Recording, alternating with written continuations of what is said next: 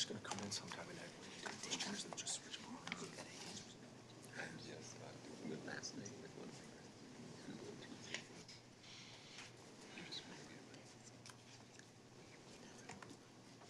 Prior. And I get it, you know, I understand the intensity, but it's. You ready? Okay. All right, we're on air, so we'll call this learning session to order. Today we are here to kind of a continuation of a three-part series that administration is coordinating for us. We had the high school, kind of an update on kind of a state of the union at the high school, and now we're gonna have the middle school featured. I'll turn it over to Superintendent Lansfeld. Hey, thank you, Chair Sherman and Board Directors. Tonight, as you stated, we do have a continuation, and we will be discussing student achievement and supports for our students. And with that, I will turn the time over to Principal Andy Fields and make introductions. Board Chair Sherman, members of the board, Superintendent Lansfeld, we're thrilled to be here tonight to give you a state of the state, so to speak, of our middle schools and how we've progressed this year. I am joined by an extremely talented team tonight, and I'm going to have them introduce themselves here in a moment, but I also want you to know that Chris Otto, principal at Stillwater Middle School, isn't able to be here tonight. So if it seems like I'm talking quite a bit during this presentation, I am taking her slides. So with that, let's start with Amber and do some introductions. All right, I'm Amber Bentley, instructional coach at the Stillwater Middle School. It's a pleasure to be here. I am Emily Rapp. I was the instructional coach at Oakland Middle School, and now I'm the student engagement specialist. I'm Tate Schoberlin. I'm district behavior specialist. I'm Josiah Hill, serving in the role of interim assistant principal at Stillwater Middle School. And I'm Kyle Kane, assistant principal at Oakland. So we have a lot of information to share with the board tonight, and we know that there are going to be questions that come up. And so we have space that is dedicated to the questions that you may have at the end of the presentation, because I do know we have a lot of information that we want to be able to get through. So with that, we're going to get started. And I think before we get started, I think what you see here tonight is a representative team of people that are part of our teachers group, people that are part of student support services and administration that supports our building. And there's going to be a common theme that you hear about collaboration and not competition. And we'll speak a little bit more about that, because when I first started at Oakland Junior High School, when I was Oakland Junior as an assistant principal, there was a lot of competition between our junior highs, between Stillwater Middle School, or Stillwater Junior at the time, and Oakland Junior High. And that has turned into collaboration. And I couldn't be more proud to work on a team of educators at the middle level, regardless of the side of 36 where the school resides. To be part of this team is pretty powerful. So I just want to start with that tonight. So in our agenda, we're going to discuss a little bit of the middle school vision and adolescent development. 2016, we started a transition into middle schools, and this board wasn't here for that. And so we thought it was important for our community and for the board to understand a little bit about this journey that we've been on and the importance and the distinction of middle school, and also what makes the middle school so unique is our adolescent learners. So we want to discuss a little of that with you. We want to share our focus for this year, and we also want to talk about a mid-year shift that we had as well. So that summarizes what our presentation will encompass. So having some fun, right? We all know the teenage years are what we call awkward. And there's a picture that isn't from our school district, and then there's a picture of a guy named Andy Fields from Chippewa Middle School that's there. And I think it's important that while we can all recognize what awkward is, and we can think back to our middle school years and what awkward is, that awkward falls into the characteristics of who teenagers and adolescents are.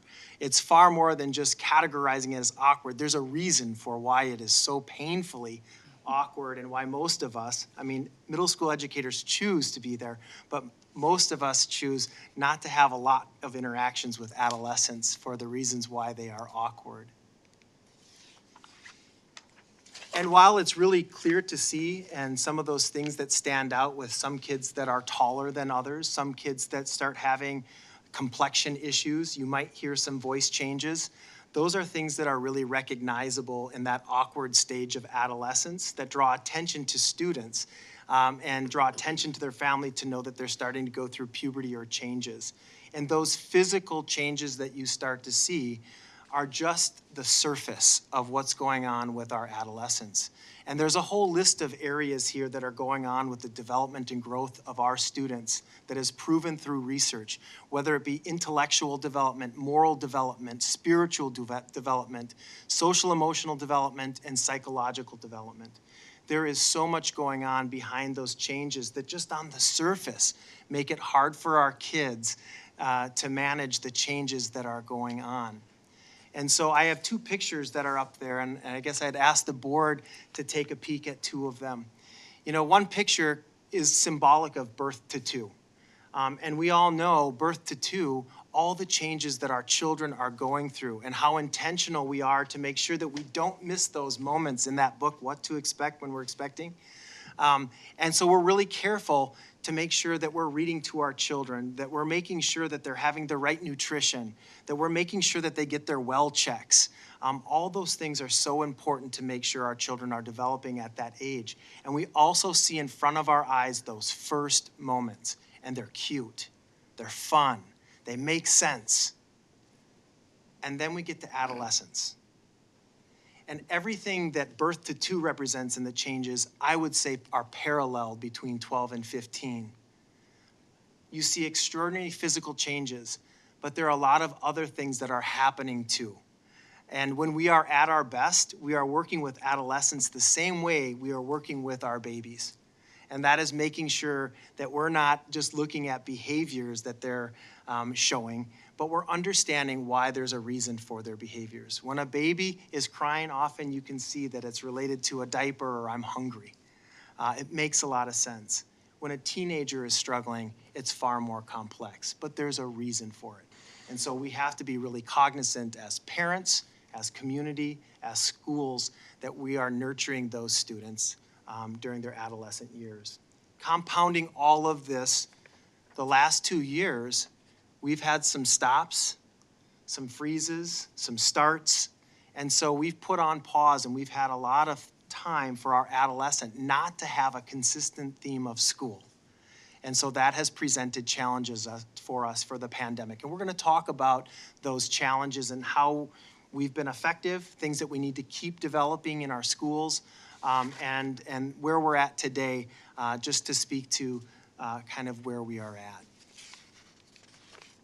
So along with looking at the development of adolescents and what's age appropriate for our students, back in 2016, a team of teachers, students, and administrators went to great length to develop a mission statement for our middle schools. And highlighted in red are some words that middle schools should be about. And this is from research, and again, this is from a lot of our experiences that we had at conferences that we came back and presented to the board at the time. And so this mission was accepted as our middle level education mission. And some of those key words were nurturing, collaborative, positive relationship, challenging, exploratory, integrative, individual growth. So those are important steps that we have taken and try our best every day to fulfill. I've highlighted a couple of the areas as we looked at this journey turning from junior high, which my friend Eric Van Scoy coined as diet high school, into middle school. We looked at a lot of areas for what our middle schools wanted to be. And so the expert area or the expert organization in this is AMLE, the Association of Middle Level Educators. And they publish a book called This We Believe. And there's 18 characteristics of schools that are successful middle schools that they follow. We're gonna share that in this presentation later today, but we looked at that as we created our mission. We also were afforded a great opportunity by our partnership plan and the school board by making sure that all of our staff were trained in developmental designs, a strategy in how to work with kids, not only in our advisory period, but also throughout the day that's age appropriate. And it follows a similar progression that we've had in responsive classroom, which our elementary staff have been trained in as well, and segues nicely into BAR and other programs that the high school has implemented. And of course, we've looked at state and local standards to make sure that the academic rigor is appropriate based on what state and local standards are. Interesting enough, at that time, we were also looking at 21st century learning and Ed Leader. And in our district was on the front end of that. And so you'll see that we have in our Portrait of a Graduate some of the same things that were part of our middle school model development, and that is being collaborators, critical thinkers, creators, communicators, and now being able to be self-advocates. And so that's something that not only was a cornerstone or a pillar in our middle school model development, but something now that you find in our Portrait of a Graduate and something we try to live by in our middle schools. Thanks, Andy. So, as Andy said, the the Association for Middle Level Learning, Middle Level Education, I should say, outlines 18 characteristics of successful middle schools. And these 18 characteristics we'll briefly go through with you, but they are the underlyings of all of the things that we do at the middle school, from our schedule to the staffing to the curriculum that is in place, and they're divided into 3 categories. So I'll talk about the first one, leadership and organization. So again, going back to that shared vision that all of our stakeholders have helped create, which we shared with you earlier, that guides all of our decision-making. Policies and practices which are student-centered, unbiased, and fairly implemented. If there's, one of the things we know about middle schoolers is that they're very keen on wanting to know and wanting to argue what's fair and what's not, and wanting their voice included. And so social contracts that we draw with students where they're part of making the expectations for their grade level they're building is an example of that. Leaders being committed to and knowledgeable about adolescents that they serve, again, equitable practices, and the research that supports the work that we do. Our leaders demonstrating the courage and collaboration to do the work each day and to support our mission. Professional learning for all of our staff that's relevant, long-term, and job embedded. And organizational structures that foster learning that's purposeful. And again, you're going to see the word relationships, collaborative, coming up as a theme through all of these. So I'm going to walk through a couple of the layers that are associated with curriculum, instruction, and assessment. And in my short time, things that I knew to be true from previous roles in the district have really begun to shine through in my day-to-day experiences. And that is exactly why I was looking forward to being a part of one of our middle school staffs. Having worked with them over time, the amount of expertise they have is not in question. But the amount of care that they put into their interactions with kids is something that's just magical to behold, and I'm so proud to be a part of that group. These layers are all associated, like I said, with the curriculum, instruction, and assessment, and our educators are specifically prepared to teach their young adolescents and possess a depth of understanding in the content areas in which they teach, and they bring that expertise into every one of our learning spaces. The curriculum is challenging, it's exploratory, integrative, and it's diverse.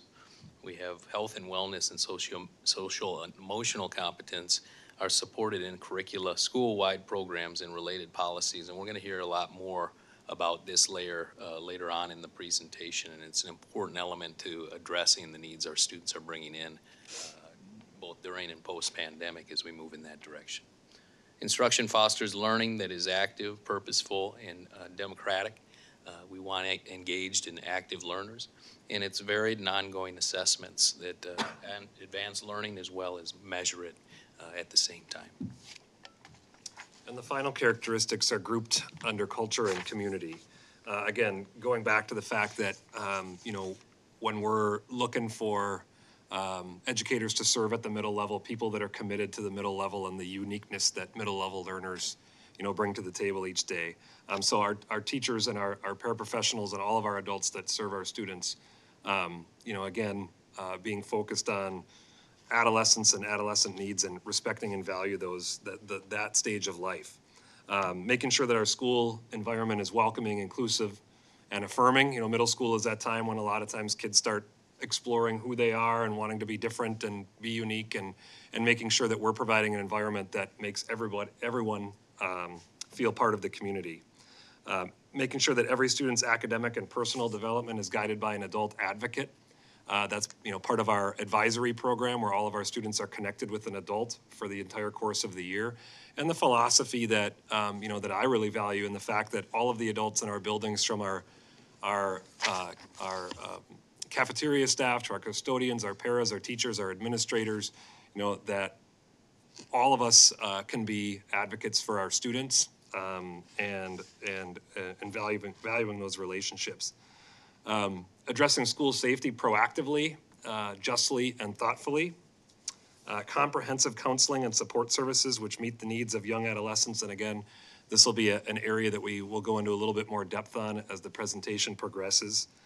Engaging families as valued partners. Oftentimes at the elementary, families are very engaged, very much a partner.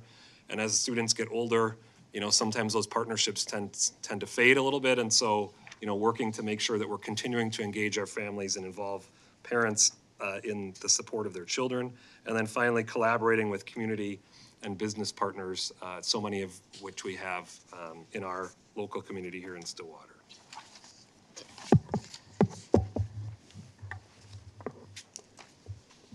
Those 18 attributes really summarize a belief that we have of what we want to aim for in being successful middle schools. And it doesn't happen without incredibly talented staff. Next week is Teacher Appreciation Week, and I think we have the best teachers in the state of Minnesota. And I've got 2 teachers that are here that are in roles that are instructional coaching roles, and now Evely is in a student engagement specialist role in our buildings, and the work that they do is extraordinary. And I want to highlight the work of this board, because we don't have one and done PD that comes in. We aren't sending our middle school staff to workshops outside of school. And even if we could, our teachers will tell you the best kind of learning they get is job embedded. It's happening from the teachers and the experts that are in our community, like Tate, their own colleagues that they're learning from, their best practices. And I think we've really followed a model that supports that at the middle level. And I know that some decisions by this board this year in the area of Q-Comp is only going to help us continue to do this quality work that we need to have done, because we don't have enough time in the day and enough professional development days in the year to accomplish all these attributes. It has to be done in job-embedded ways that make sense to our staff. So I want to thank you for your support in Q-Comp as well. So every year at the start of the year, principals sit down and they look at, well, what do we want to do for the next year? And we get really excited. Usually it happens sometime in August after not in August, sometime in, probably early July after we've had some feedback from staff and we feel refreshed.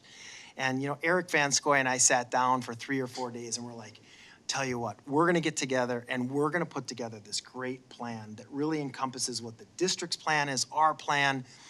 And you know what, we're going to be in a better place this year. Our kids are coming back, our staff are coming back. We have this schedule where it's not rotating every other day or an advisory bubble model. And we had a lot of enthusiasm to start the school year with what we wanted to accomplish. And our middle school journey before that was really getting the structure of middle school, social emotional learning, and all those other pieces, advisory, really put into place. And so this was the year that we wanted to highlight and tackle curriculum work. And so we set forth a plan to really do things that allowed both of our schools to work together on a weekly basis to develop some common curriculum. And our coaches are going to talk about it, but I want to highlight what this collaboration and alignment is all about. And the first question was, how will we ensure that there are similar learning experiences, not just across 36, Highway 36 in both middle schools, but even in the same school where algebra is taught? How do we make sure that one experience isn't so vastly different and still allow the teacher to have autonomy and creativity to bring to their classroom? The other question that Eric and I asked at the beginning of the school year when we were writing our school improvement plan is, how do we use student achievement data more effectively to support high engagement, student learning, and overall instruction? The student achievement data that we look at is real every year, and we take it serious. I know we met earlier this year and we talked about that. we want to see our data get better. And so we asked ourselves this question at the beginning of the year, how we could accomplish that best. The third part we asked ourselves is how do we maximize the incredible talents of our teachers and instructional best practices that we know exist in this district. And so with that, I'm going to turn it over to Evely and Amber to discuss a little bit of our plan. All right, so in meeting with the admin from both middle schools and with Amber and I, before the year began, we went back to how do we bring our staff back and how do we, come together? Andy had talked about in the beginning about, we want to collaborate. We don't want to be competitive towards each other. We want to collaborate together. And so we spent a lot of time in our first professional development day during the beginning of the workshop week talking about collective efficacy and how important that is to bring the middle schools together. And if you don't know what collective efficacy is, it's that perception of like a group of educators together, right? And they're passionately and positively collaborating together in hopes for student achievement to affect the positive growth of our students. And so we had that as our number one kind of underlying framework for as we entered into the work of taking a look if we can come together collectively, then we can then have some really bang for our buck, I guess, as you would say, when it comes to our PLCs. We really wanted to make sure that our PLCs were data-driven. And so our thought is to get data-driven, we need to be all teaching kind of that same thing. And so when you look at the PLC model, and that first question is, what do we want all students to learn? We had to really evaluate what are we doing in our classrooms and are we all learning, are all of our students learning what we want them to learn? And so by starting to have those conversations, and we kind of started it a little bit last year by kind of starting those conversations, but we really tackled it a little bit more this year with having that focus of the collective efficacy. And so that's kind of where we went, and we decided that we would follow this three-year plan with that focus so that we could have these wonderful PLCs where we could look at the data and we could evaluate our students learning what they should be learning. And if they're not, what are we doing? How are we fixing it? So I'll let you go, Amber, about our. All right, thank you. So really, that collective efficacy piece, we thought, what is this really going to look like? What does it look like in action? And so we started talking about having a guaranteed and viable curriculum really is the foundation of equity. And so how can we bring our middle schools together? We've been PLCing separately, in Stillwater School, we had been running our PLCs, and at Oakland Middle School, we've been running our PLCs. And we thought, why are we in two separate silos, right? Why are we not doing this together? We're having like conversations, but separately. So what we decided that collective efficacy would look like is let's bring our PLCs together. Let's kind of create this three-year plan where we know this is going to be a bit of a step and process, right? Because you might have teachers who've never met each other before. You might have teachers, who have very different styles of planning and looking at the process of learning and teaching. So we knew that building relationships was going to be the foundation of this work. And so right away at the beginning of the year, we wanted to bring everyone together and have kind of this kickoff. We had a very enjoyable, workshop week in August, where we kind of came together to really but really, I guess, dig into remembering why are we here and what is middle school to all of us, and just kind of on the same page, bring our teachers together and diving into what is our middle school philosophy, what are adolescents, how does our collective efficacy really, drive these philosophies and structures in our schools. So to give that some structure, we came up with a three-year plan of, originally, our two schools had started with a year at a glance kind of individually. We said, let's start diving into this work, looking at this work, but let's kind of come to the table together with something. So we knew that first year was going to kind of be, some PLCs were starting conversations together, some PLCs were kind of doing this on their own with the year at a glances, so that this year, when we came together, both sides of the table had something to offer and start as kind of a foundation of the conversation. So that year at a glance, really taking, let's look at our standards, let's break it up. What are we teaching? How long are we teaching it? Why are we teaching it? And having those conversations. So this year, that was still part of the foundational work, because these are living documents, right? These are documents that you make it once doesn't mean it's finished. You're gonna go back to it, you're gonna revise it, you're gonna reflect on it, and you're gonna continually change and add. So this year, we had a very ambitious goal of kind of finishing that curriculum mapping process. We use UBD backwards design, where what are the outcomes that we really want and how do we get there? So we structured this process, and we really wanted to finish that process this year. And as Andy and Kyle and Josiah had mentioned, we kind of came up to some hiccups this year. And I think Andy will get into this a little bit more of, we kind of had to change course a little bit. So this year, we really focused on the year at a glance, solidifying those and learning targets. What are the learning targets for each day? And so we really saw this again as that foundation of equity in our classrooms. If all the students know where we're going, that's at least our first step in getting them there, right? So they worked tirelessly this year in creating these year to glances, coming to agreements, having conversations. Again, they're still just building these relationships, and to be able to have these amazing conversations and to move forward with this work was pretty astonishing. I did bring some examples I'll pass around so you can see actually the work. I do want to emphasize these are living documents, right? And so these are still in process of being created and revised. Some of these are, right, they're right now currently working on them. And so the structure that we gave them to, knowing that time is always Achilles' heel to all of this, we dedicated professional development days to this work, but then we also dedicated Wednesday mornings before school PLCs came together, and then eventually they kind of started finding their own times to do this work.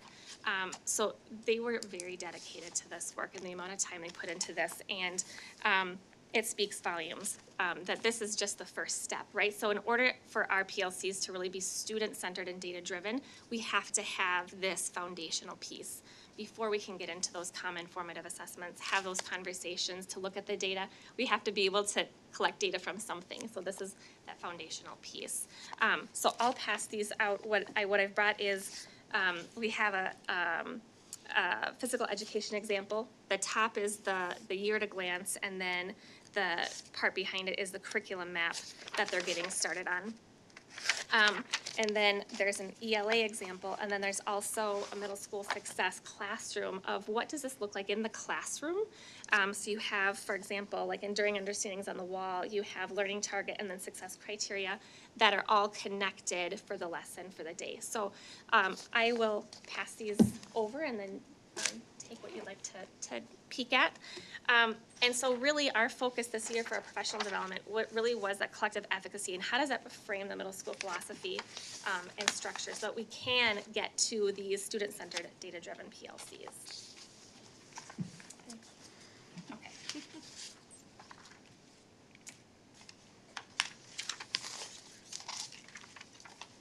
Yeah, so as that's coming around, you'll see that recently we just had our last professional development day. And so there was some data that we can had an analysis of with our teachers, with where they are in the process and where they are going. And this, we just really felt really stuck out to us, is that when it comes to collective efficacy, and this is our foundation, is that of our teachers, 96% of them agree or strongly agree that the goal of having collective efficacy is heading in the right direction, that they are seeing that this is helping us build capacity around teaching and around our students' learning. And so we take that, well, not technically still the coach, I'm still living and breathing that role still with her, is that, we take that as a success, that our teachers are seeing the power of that collective efficacy and us coming together and collaborating together with each other and moving forward with the partnerships that have begun and that are going to continue as we keep working. As Amber said, these are living, breathing documents. We're going to keep going back because we're always going to be asking ourselves, what should our students be learning, and how are we making sure that they are learning what we want them to be learning? So, yeah. And I'll just add to that, to wrap this piece of this up, is that, during this process, the teacher's voice was very important. So giving them the space to tell us, how would you like this to work? Gathering that feedback through surveys, and whatnot. And so I think this was the third or fourth survey we had sent out to staff to make decisions to move forward so that we could make this, this is really meaningful for them, because this is the work that they've been putting into this, and we're simply just giving them the structure to do amazing things. So we felt that 96% agreed, or strongly agree, that we're going in a positive direction, and that we started this year was huge. So we have to commend them for the amazing work that they've really put into this. Thank you. So I want to quote a colleague that I was with yesterday. And clearly, if we could take back the pandemic and not have the effects and the impacts that it has, we would take that away in a heartbeat. But there have been some veins of gold that have come from the pandemic. And one of those, with roughly a week or 2 weeks of time that our teachers had to go into a virtual learning environment, we learned really quickly that we had to collaborate and partner with everybody that taught the same course than us, or we weren't going to survive. And I think that collaboration that occurred here last year really segued nicely into what we wanted to do and the trust that we needed to build, and also a model or an example that said we are stronger together. And so I think that's something that from this pandemic we have come out and taken and said, let's choose to expand and explore more of working together and how that benefits our students. So I think, again, and what you just saw is the talent that we have on our staff that does job-embedded PD and that really works to help support our students who support our staff who support our students. So thank you for your efforts. All right, so the pandemic clearly has had an impact on our school year, and every now and then, leaders need to look in the mirror and reflect on things that we would do differently.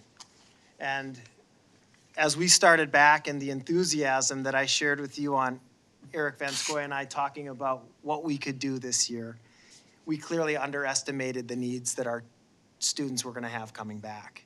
And so I think for a while, our students were able to hold things together.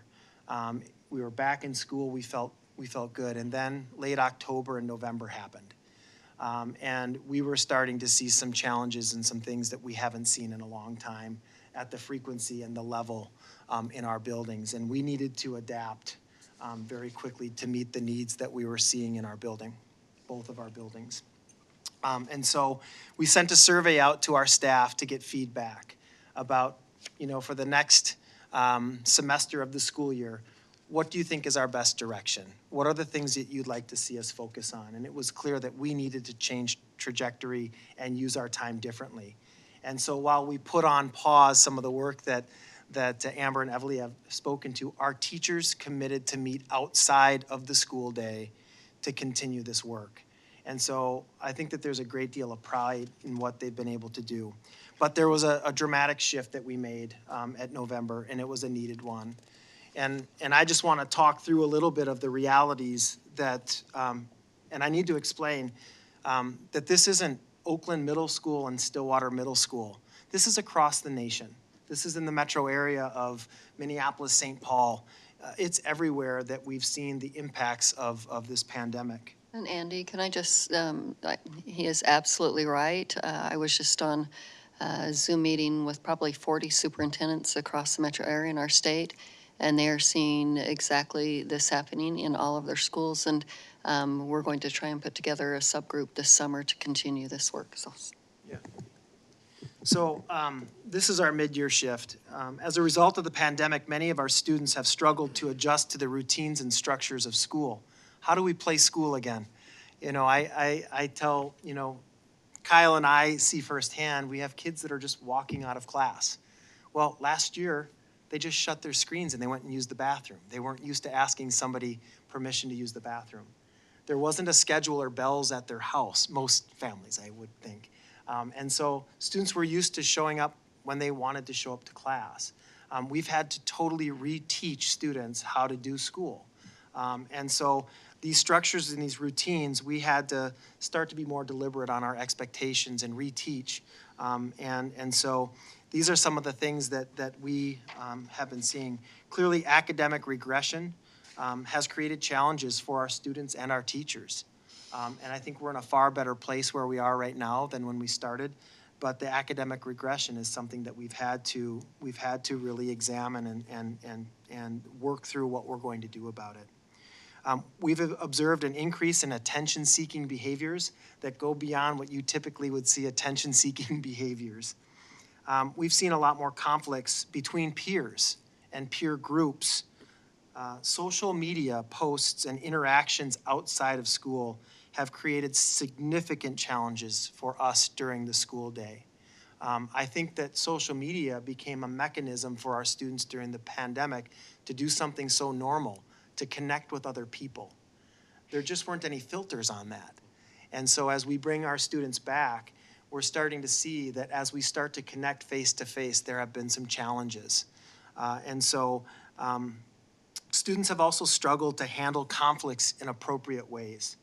And so we're reteaching students, it's normal to have conflict in life and in school, but there are strategies and methods that are appropriate, and there are strategies and methods that aren't. And we've seen an increase in the ways that aren't appropriate that we've had to reteach. And then I think some of the hardest things for us as educators, as we talk about the whole child and what middle school is all about, is our students have to feel safe in who they are before they can learn. And the trauma and difficult life experiences over the last 2 years have surfaced at levels that we have not experienced in our middle schools, and I can say as an 18-year administrator in this district that I have not seen in this community since I was hired.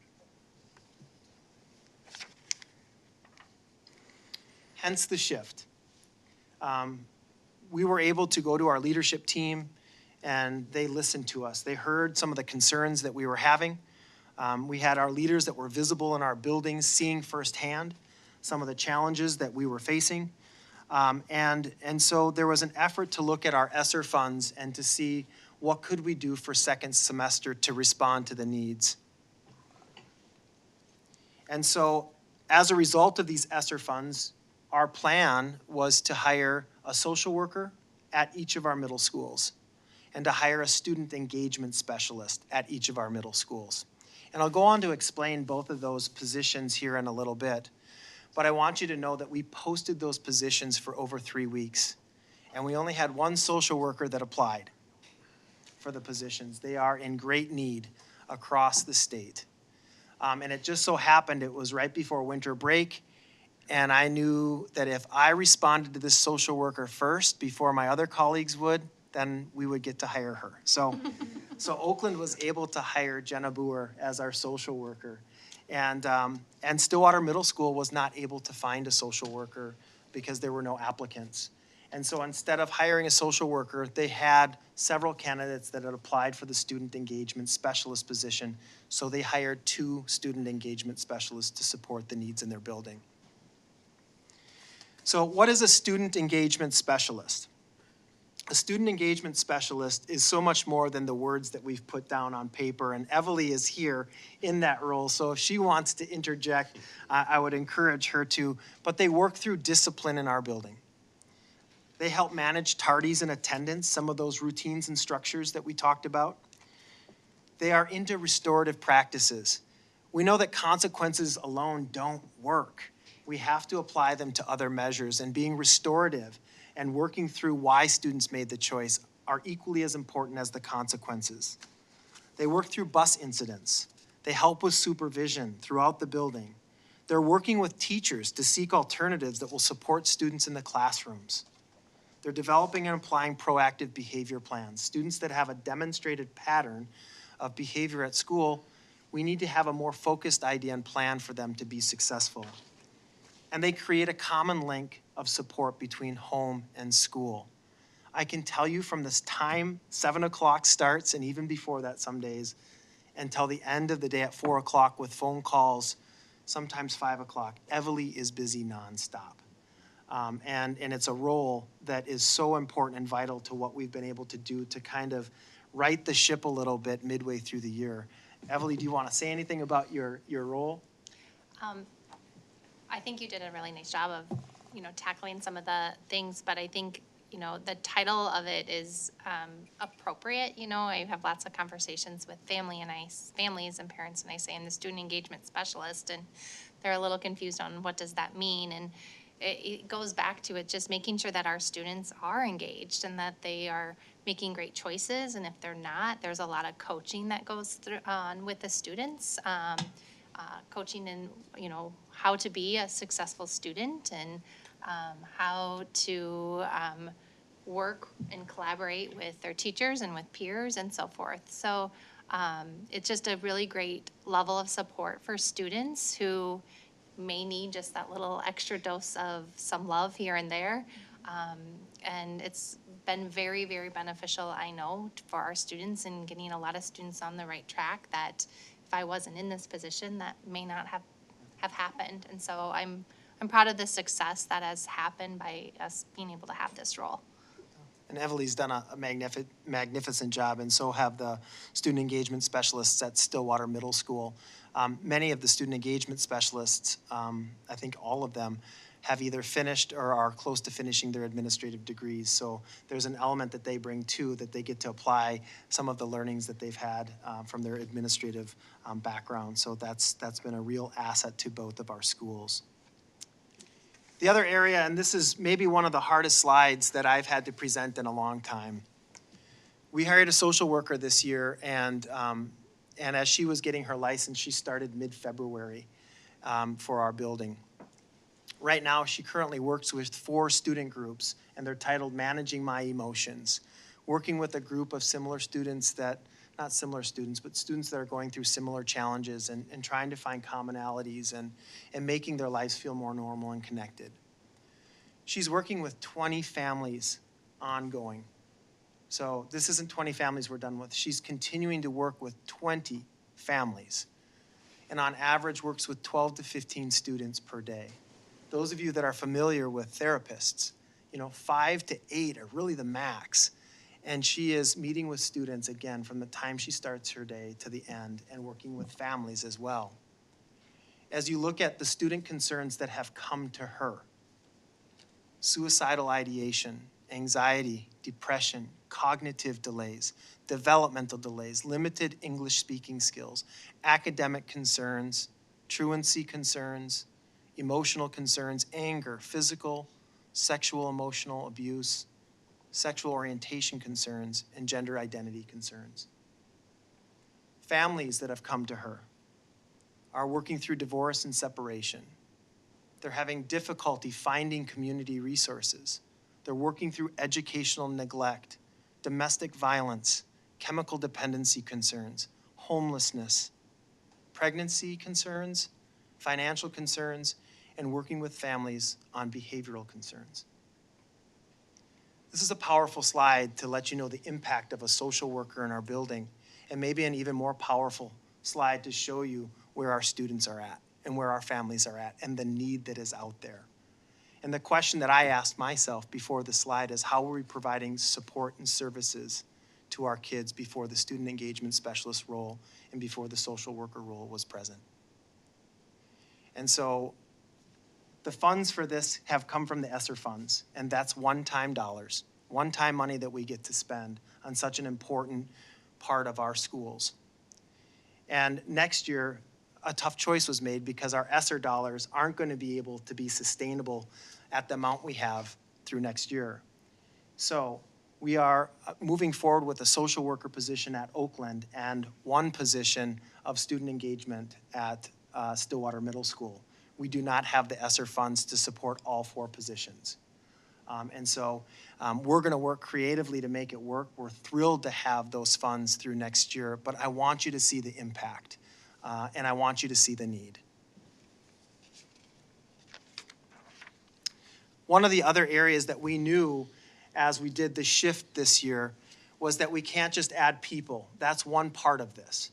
but we also have to start doing the job-embedded PD and leaning on the experts that are here to condition our teachers, to give them the training to support with the range, not just the adolescent mindset, but to support what's coming at them in the classrooms. And so we have an expert in our district, Tate Schoberlein, who's here, who did a fantastic professional development exercise with our staff and has been an ally to us in our buildings for working through complicated situations. And so that was also added as a layer of support to our staff. And so Tate's going to talk a little bit about social emotional learning. Thanks. I have the honor and privilege to speak with you guys about social emotional learning. And as I think of that, I feel like this concept is pretty new to many of us, and yet it's actually been around for 45 years, which tells me we're kind of on the back end of this social emotional learning. And the state of Minnesota has developed standards for every grade level in social emotional learning in 2015. I wanted to present you with some data. There's an organization that's most commonly known as CASEL, and that stands for the Collaborative for Academic, Social, and Emotional Learning.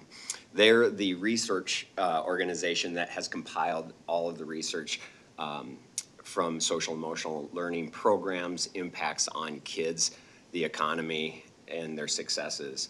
So you can see I have several up here, and what they have found is that first of all, they had a meta-analysis of 215 programs, and their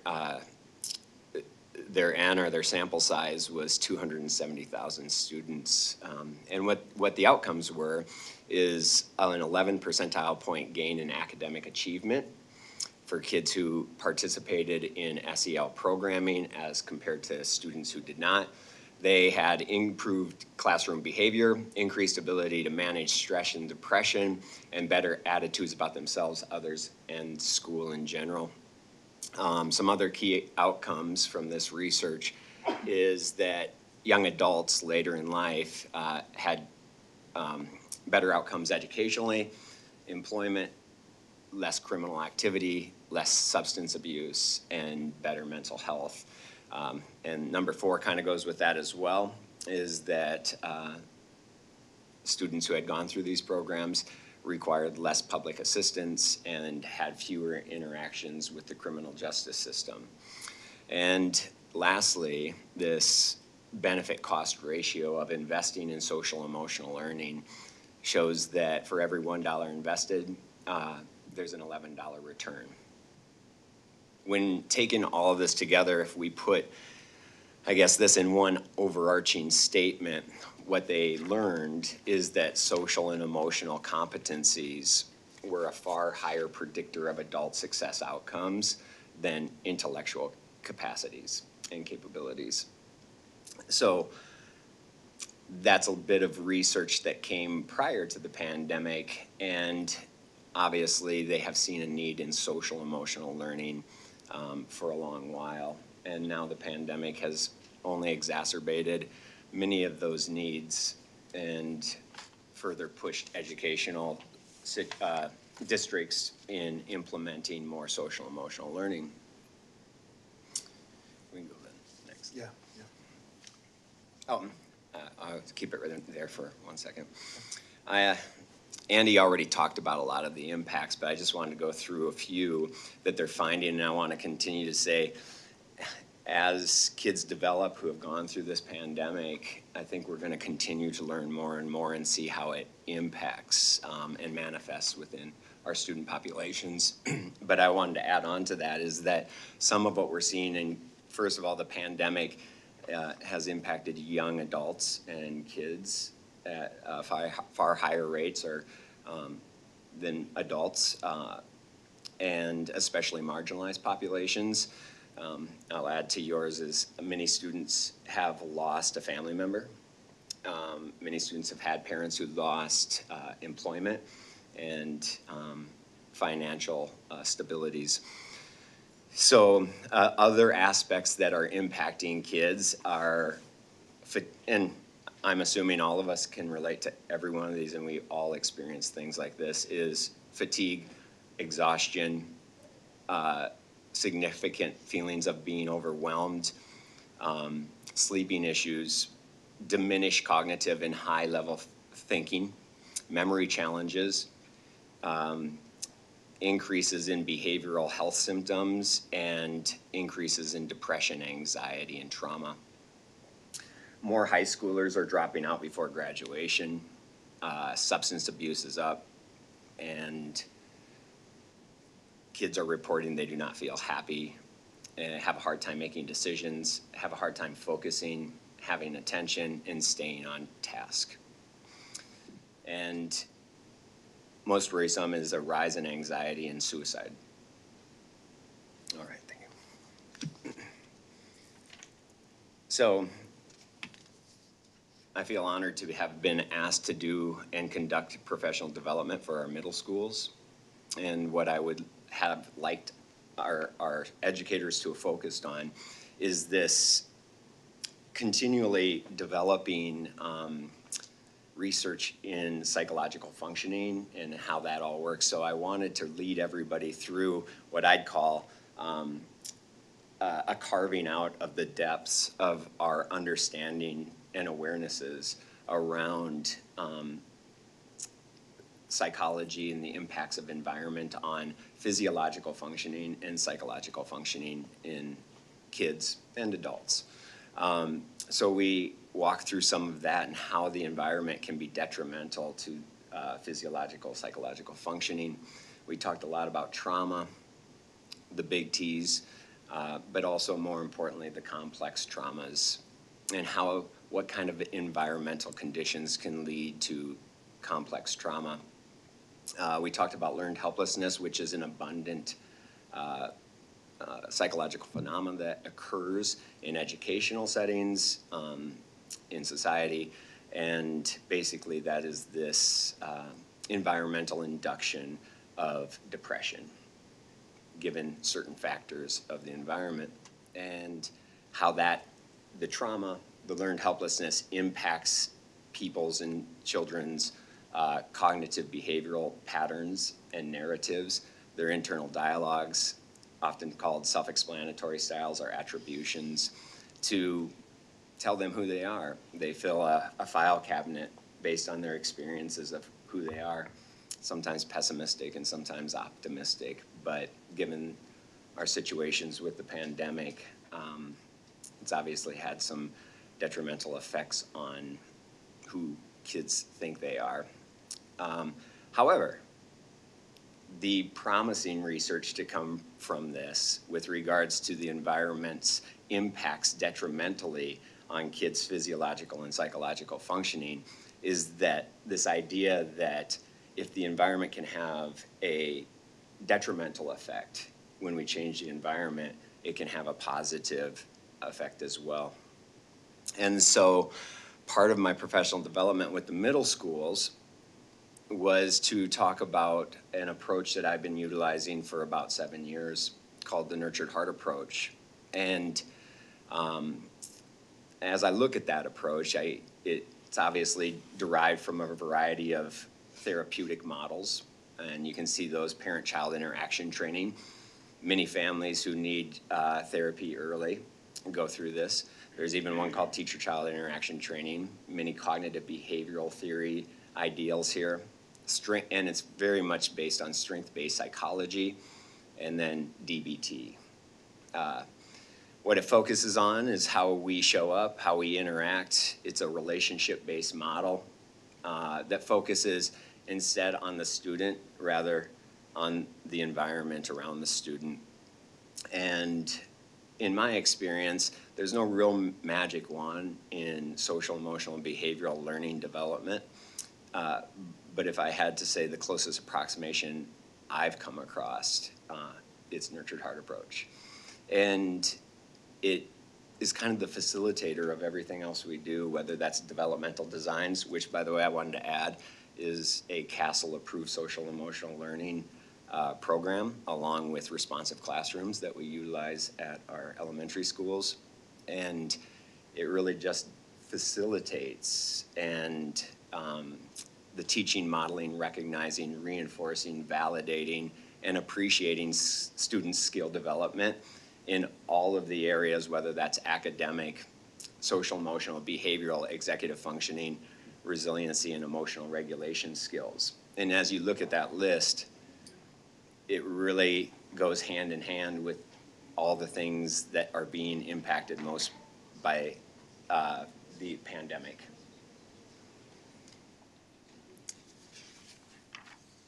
So again, a lot of information, and as we look here at having our presentation come to a close, I also want to say, Katie, who's a rep or is our liaison at Oakland, took a tour through the building.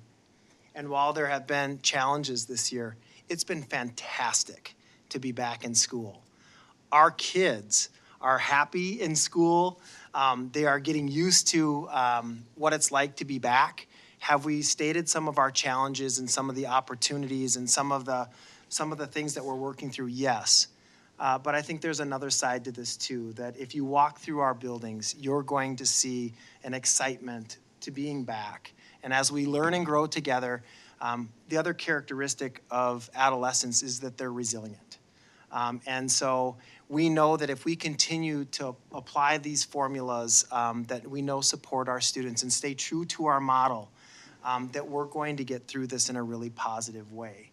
And so I just want to make sure that we highlight that, when you go to a band concert, a choir concert, you're going to see excellence. When you go into a classroom, you're going to see great things that are going on. We just want to make sure that we also are very honest about some of the challenges that we're seeing in our schools. So moving forward, as we look at, and you have already as a school board provided a lot of support for us, just making sure that the decision makers in this organization are knowledgeable and support adolescents.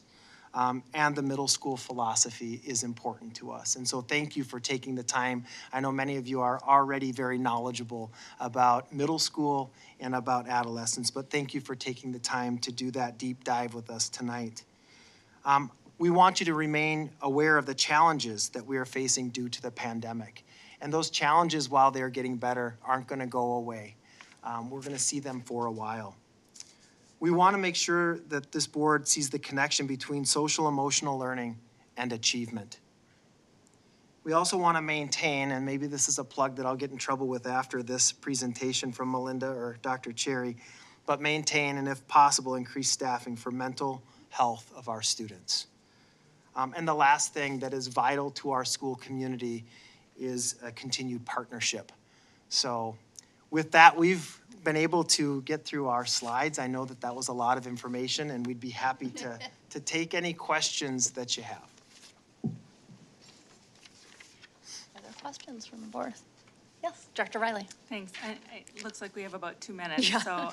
We can go a little bit longer, I suppose, but. I actually am interested in learning. You said in 2015 legislation was put into place for social emotional learning. I would actually like to see what the district is required to encompass within that legislation, whether it's statute or rule. I would like a copy of that.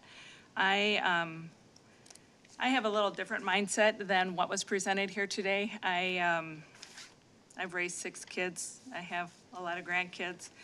Accountability is big in our home, and we are charged with, this is why I want that information, but we are charged with the academic outcomes. We are charged with reading, writing, math, science. We are not charged with psychology. We are not charged with some of these things in social work that are really a parent's role. And for obvious reasons, it's extremely expensive. Our teachers aren't professionals in this arena. And we have a fantastic community here in Stillwater, and a lot of areas and entities within this community that will partner and engage with our school district, where I believe referrals would make an appropriate adjustment. Yeah, I think we have a little bit of overreach. I'm concerned about, the politics in the schools that also create stress and anxiety. That's been going on for quite some time now. So I would like our district to focus on what the state has charged us to do. And if I could get that information, I feel like I need a researcher around here, but Melinda, I guess that's you. I wrote it down. Thank you. And I would just like to quickly say that this is being seen across the state and across the nation. And like I mentioned earlier, there were over 40 superintendents in a meeting today, and we're seeing this, and it's such a barrier that needs to be removed. Social emotional learning needs to be there in order for the kids to do that. I to learn disagree. with the We've achievement. experienced it too in our home. I have a middle schooler, one that actually pulled from the district. We are in a private school now. But we have had to adjust, and in that school, they've had to adjust to coming back just the same as the public school district has. And it's been a challenge, but it's been about accountability, and it's not comfortable and it's not enjoyable. But that accountability and the expectations have to be there for these kids to get back on track. Director Hocker. One quick comment. While I very much respect your opinion, Director Riley, I think this presentation tonight really did a fabulous job of explaining just how intense the needs are of our students right now. And one thing that I definitely learned from the pandemic as a parent is once the schools shut down, the kids came home and they lost so many of those services. And while, yes, if you do go to private schools, hopefully you would have the resources to provide the mental health supports that are necessary, but a lot of kids don't have those resources. And it is extremely difficult to get those resources, particularly now, because they are in such short supply, and they have been for a long time. So unfortunately, these responsibilities have fallen on schools, and it is our responsibility to help our kids get to a point where they can learn academically, because as we have heard tonight, once we do get these social emotional supports in place, then we do see the academic gains that come with them. So I do disagree with your opinion, and I am very pleased to hear about the incredible supports from the devastating needs, unfortunately, that our students are facing every day when they come into our classroom. So I thank you so much for the work that you are doing, and I really, really appreciate it. Thank you. I will say too, I had the pleasure, and Director Kelsenberg was there too, at the resource fair. I forget the name of it, I'm sorry, that was. The Stillwater Family Resource Fair. Yeah, and it was phenomenal. And I think that it's an example of how our schools are, I think it was 122 families that attended, and the resources, to Director Riley's point, that we were providing our families and families in other districts, to be quite honest, with access to was phenomenal. So I do think it's kind of a both and. I'm sure there are referrals going on. I'm sure there are resources that you're tapping into for families that just may not know what's available. And boy, was that resource fair amazing. I hope that we continue, just a side note, to continue to do that. And then this semester, one of my schools is the liaison for Lily Lake, and they had their own trauma-centered learning training, and I had the pleasure of being able to just sit in and observe.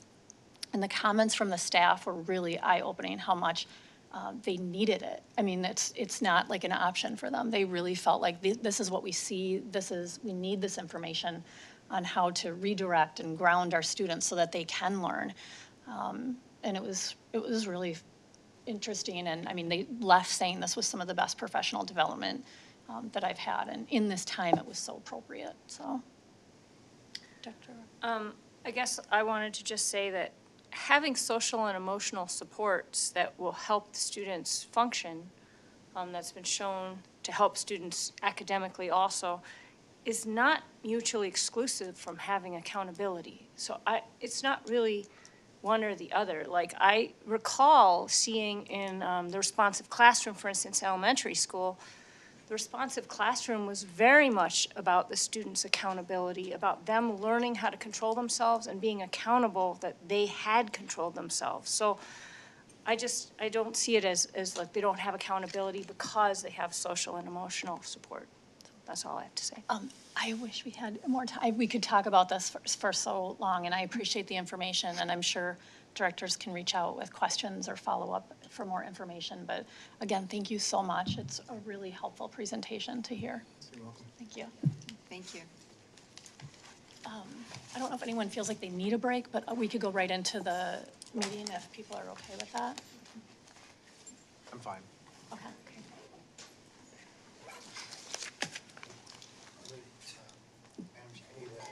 Oh, okay, great. Does that mean we have a break? Just a minute. Just a minute. I think he's gonna change something.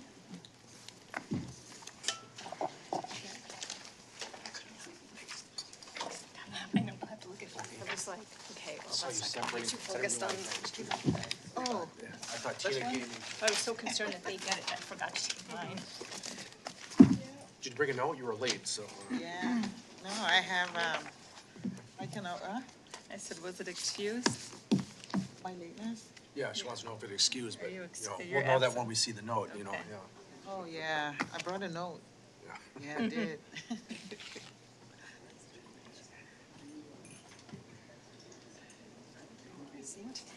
I'm trying to think where my notes are. The speeches. The next section. I was in a training at work. Yeah, so I had to run. Just the general, Hi, guys. agenda. I know, There's a printed one too. Oh. There should be one in your folder. so many Yeah, but I'm adding some. be and have to do and. It's May. School's almost done.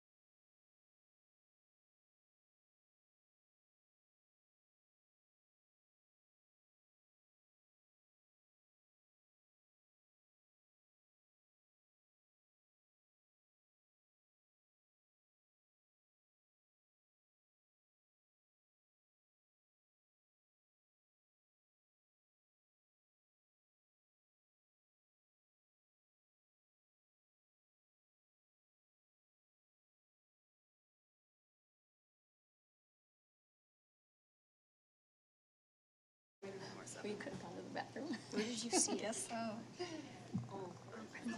I thought we did too, but I couldn't find it. It's like I read stuff and then it disappears. Thank you. All right, we are rolling on the camera, and we're going to start tonight with our recognition.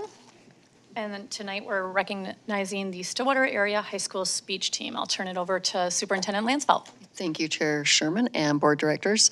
I would like to invite our Stillwater Area High School speech team up to the podium, please.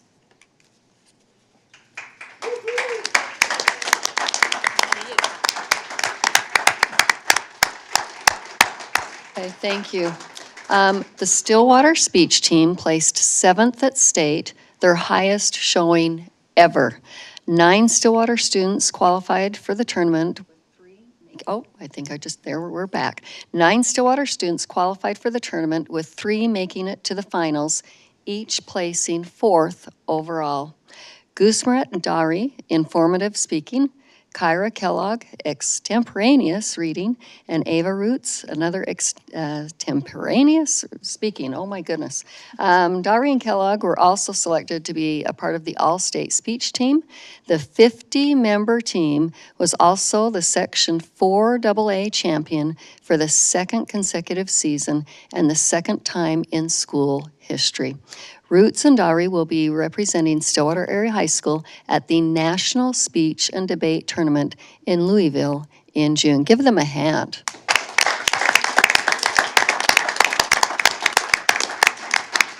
I will let you go ahead and introduce yourself, and students can introduce themselves as well, and maybe share just a couple of things about what they've been doing to achieve this. Yeah, wonderful. Well, my name is Joe Kelka. I'm the head speech coach, have been for the last 3 years. It has been absolutely wonderful working with these young people. Minnesota is by far the most competitive state for speech in the country. 7 of the best 20 teams in the state are in Minnesota, and this year at Nationals, we're hoping to be one of those teams. So again, thank you for having us. Thank you so much, and I will turn it over to our students. Thank you so much for this opportunity. I'm a senior, so this is my 4th and final year on the debate and speech teams. And this is the first time that we've gotten to do something like this, so thank you for recognizing us. My name is Gursimrat Dari, and I'll just tell you a little bit about my speech that I'm bringing to Louisville, Kentucky this year. It's an informative speech, so for 10 minutes, I inform the audience. And my topic this year is on the word American. Okay, thank you. Hi, my name is Brendan. My category in speech is humor. I'm doing The Sandlot, and I'm in 9th grade, freshman. This is my first year doing speech. It's very different. I came from a background of a lot of acting, so the switch was interesting, but it was fun. It's an experience. Great. I'm Tommy White. I'm a senior this year. My category is great speeches, where essentially you just take a speech of rhetorical merit and analyze the language used and why it was impactful and what impact it had on the world or on a specific region. My topic this year is on the military and kind of the policy surrounding that. So yeah, this is just a really great community, and getting to work with these people every day has been a pleasure being in school for 4 years. So thank you so much for this opportunity. Hi, my name's Kira Kellogg. I'm a senior at the high school. I'm one of the captains of the speech team. I compete in extemporaneous reading, which is a dramatic interpretation event where I read short stories extemporaneously. And what's fun about that is it allows me to see different perspectives and tie it back to our everyday lives while getting to interpret them in a way that makes sense for me and the judge.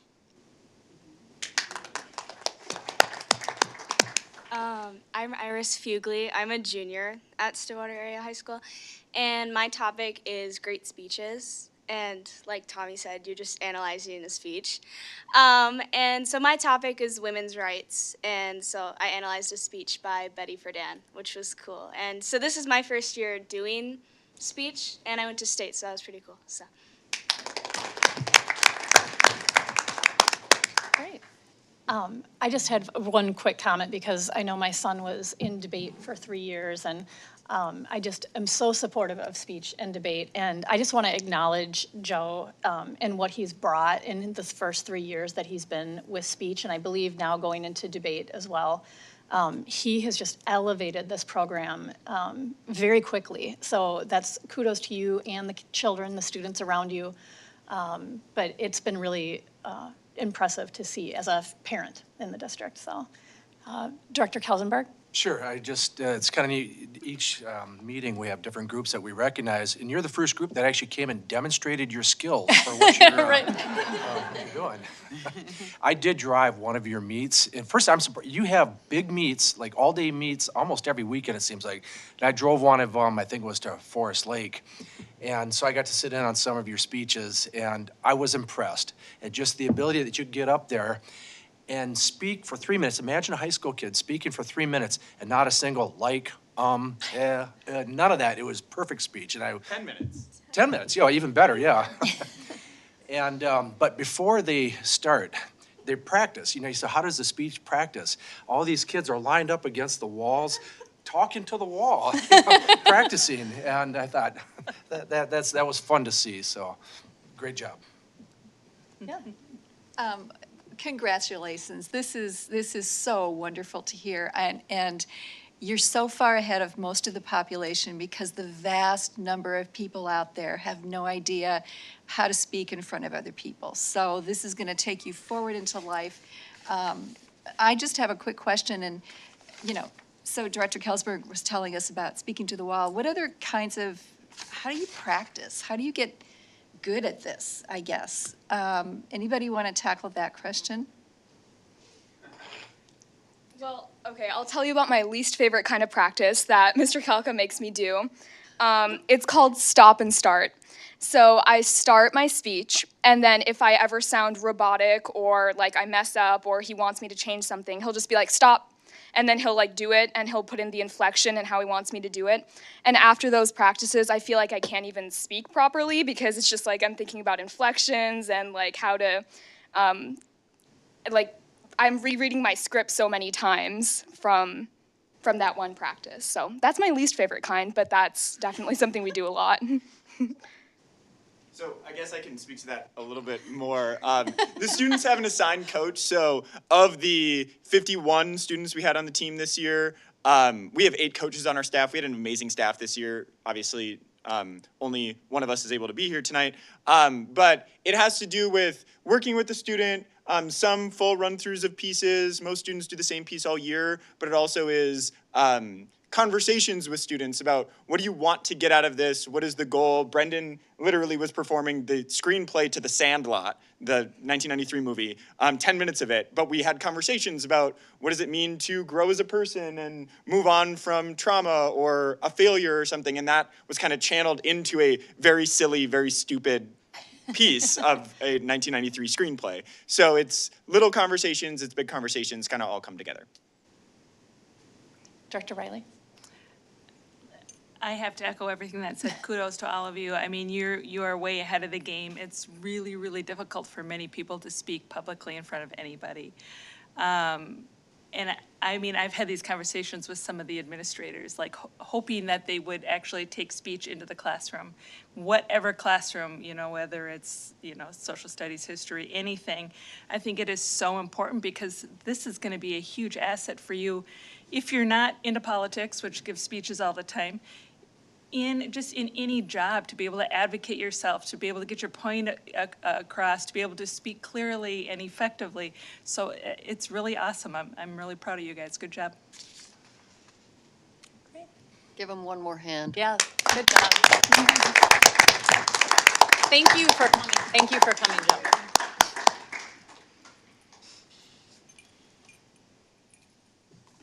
All right, we're going to move on to public comment. I'll just read a small expectation statement. The school board encourages community input. While comments and questions are welcome, law prohibits the board from discussing concerns about individual employees or students in a public meeting. The board will not deliberate, discuss, or engage in conversation with speakers. However, the board may ask administration to review the concerns presented. Speakers must present their testimony in a respectful manner. Vulgarity, character attacks, malice, or specific complaints identifying staff or students by name or implication will not be permitted. We will stop the proceedings immediately if employee or student privacy issues are raised and direct the speaker to forward comments regarding individual employees or students to the superintendent. Okay, we've got some speakers tonight. We're going to start with Addie Foote, and you can just come and sit right at the table.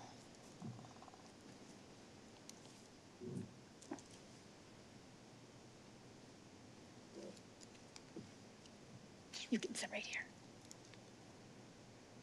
Claire's here with me, but we're going to be short, so I hope that's okay. Hi, my name is Claire. And I'm Addie. We're both seniors at Stillwater Area High School. We are presidents of the Environmental Club, and we support the solar initiative at Stillwater. As students, we want to see our school be a leader in the community, and there's no better time to add solar. We have student support, community support, and support from some of you guys on the school board, I know.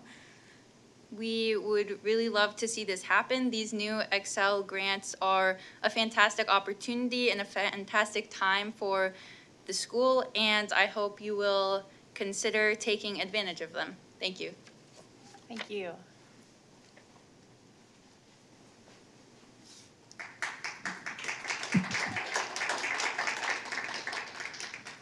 Okay, our second speaker for this evening is Martha Winslow.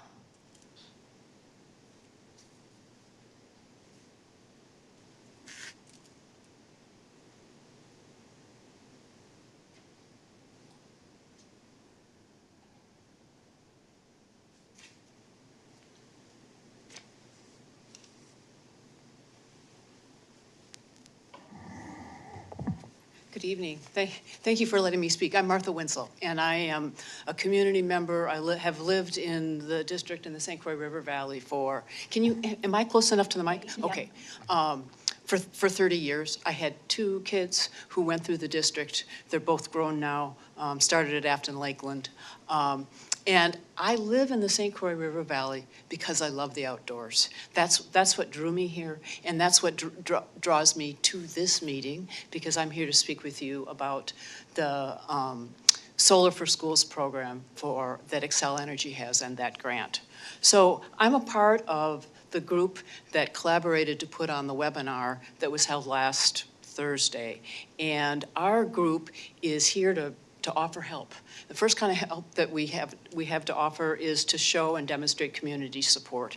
And we've done that by the letter that we sent to all of you in the administration at the end of March, and we had a number of organizations signing that. And I'd like to read those names just to be very specific to show the kind of breadth of organizations that support this idea.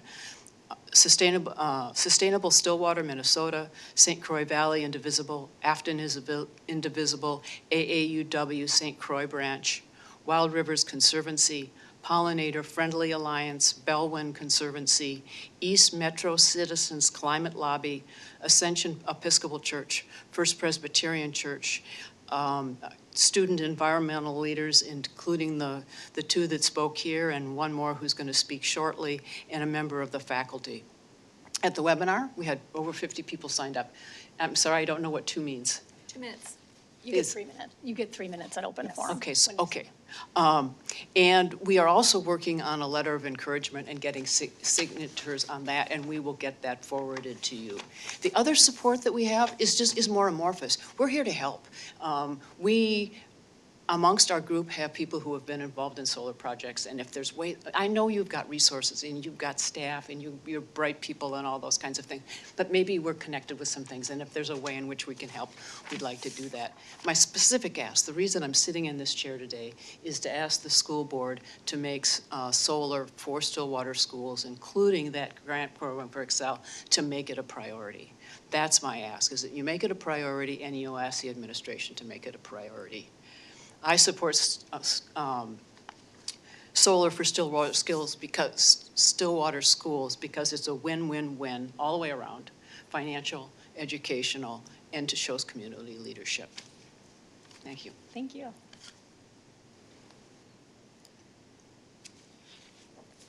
All right, our next speaker is Eden, is it Rigel or Regal?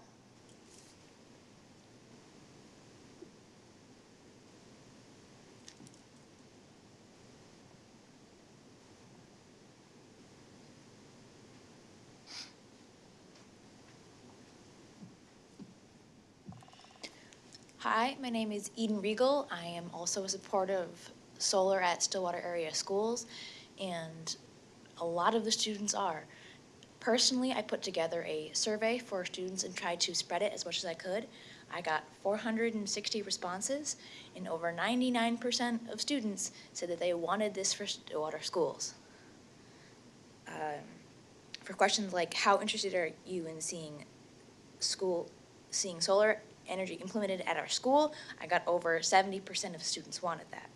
I got dozens of answers, dozens of emails from this survey alone, and we're over 7,300 schools nationwide are implementing solar at their schools, and I'm hoping that Stillwater can become one of those schools. For how concerned are you about climate change, we got also over 70%. We have dozens of students who signed up and dozens of students who sent our emails and dozens of students who submitted their names so they can get follow-up questions or follow-up emails for this program. That's why and I'm hoping that this can really follow through. Thank you, Eden.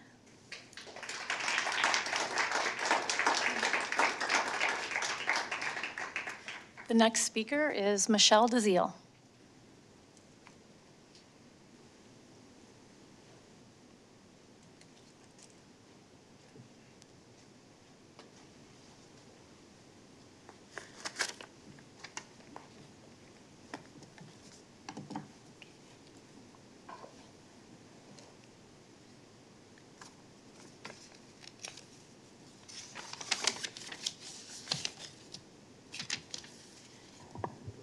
Okay. Good evening, Chair Sherman, Superintendent Lansfield, and directors. I'm Michelle DeZiel, as you announced, and I'm a parent of 2 alumni from Stillwater area schools. A little over a year ago, I sent an email about my concern about the lack of BIPOC educators. One of the school board members wrote, "I am very grateful to you for taking the trouble to write this letter and remind us of the work that is in front of us." That has been a typical response for many years. Kind words, but it seems like the district is stuck in a rut of fear. It needs to show the courage to implement policies that get the results. I'm upset that Dr. Rogers is losing his position as the principal of Brookview Elementary School. We can't mention staff by name or implication. Dr. Rogers has been Michelle, I need you- amazing. So I'm giving positive. Okay, I'm right. not saying negative. Right, but we can't mention by name or implication. Okay, well, I'm talking about the principal of Brookview Elementary School. And according to the greatschools.org, Brookview's overall test ranking is in the top 30% in Minnesota. So the principal of Brookview Elementary School in the Stillwater District is getting the results. After the school board, or here's the question I have. Are the school board leadership in the union improving the retention of BIPOC educators? The school board, leadership, and the union each have their own domain. The consequence is incoherence. Like usual, BIPOC educators hear all the excuses of why they can't be hired or retained. The district's only African American principal is losing his job. Lack of seniority makes retention of BIPOC educators a challenge. Is it possible for the school board to collaborate with leadership and the union to create policy that would address this issue? So my ask is for the school board to make this a priority so that I don't have to keep doing this every year. Thank you.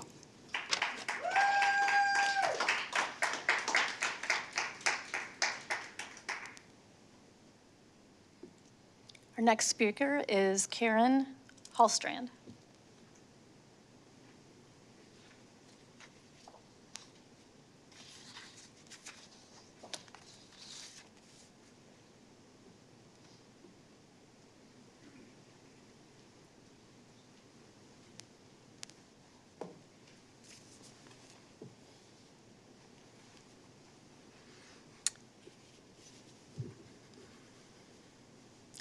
I am Dr. Karen Holstrand.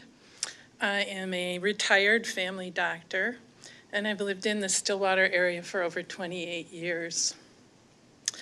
As a physician, I respect science, and particularly climate change science, and I'm here to urge the school board to act on the opportunity in front of them from the state of Minnesota for decreasing the cost of putting solar panels on the school. Climate change is going to have a lot of health effects. We know that as the air warms, it creates opportunity for more particulate pollution, which increases asthma, respiratory infections, allergies. We know that heat exhaustion and heat stroke will increase. We know that vector illness with Lyme's disease, wet Nile, and Zika will increase. We know there may be food issues due to climate change. And we know that there are mental health issues. And it's so opportune that you just got done talking about mental health. They just did a very big study that showed that teenagers have climate anxiety issues. And it makes sense if you think about it. There's this huge climate problem. And then people see the people in power, kids that cannot have power, not either delaying, minimizing, or actually being very dysfunctional about making the changes we need in the timely fashion we need for climate change. So with anxiety, one of the cures for anxiety is to take action. When you're twirling around in your brain with anxiety issues, and I'm seeing a patient, if you make a plan, if you take action, that actually makes anxiety better. So I think it's important for the adults who have the power to actually make plans and take action and be a role model for our children. And this is an opportunity to do that. It's a very tight timeline because Excel is opening up their grant program on May 2nd, and it's first come, first serve. And this is an opportunity to have the state pay part of the cost. Even without paying the state part of the cost, the district would save money by putting solar panels up over the life of the panel. So it's win-win. It's like you save money by being proactive, acting for their kids, helping to alleviate climate anxiety by seeing that the school is taking action. And it's science-based. Kids can learn more about science. So it's win-win-win. So I encourage you to ask the administration and to be proactive in taking advantage of this opportunity. So thank you. Thank you. Our next speaker is Julie Jacobs.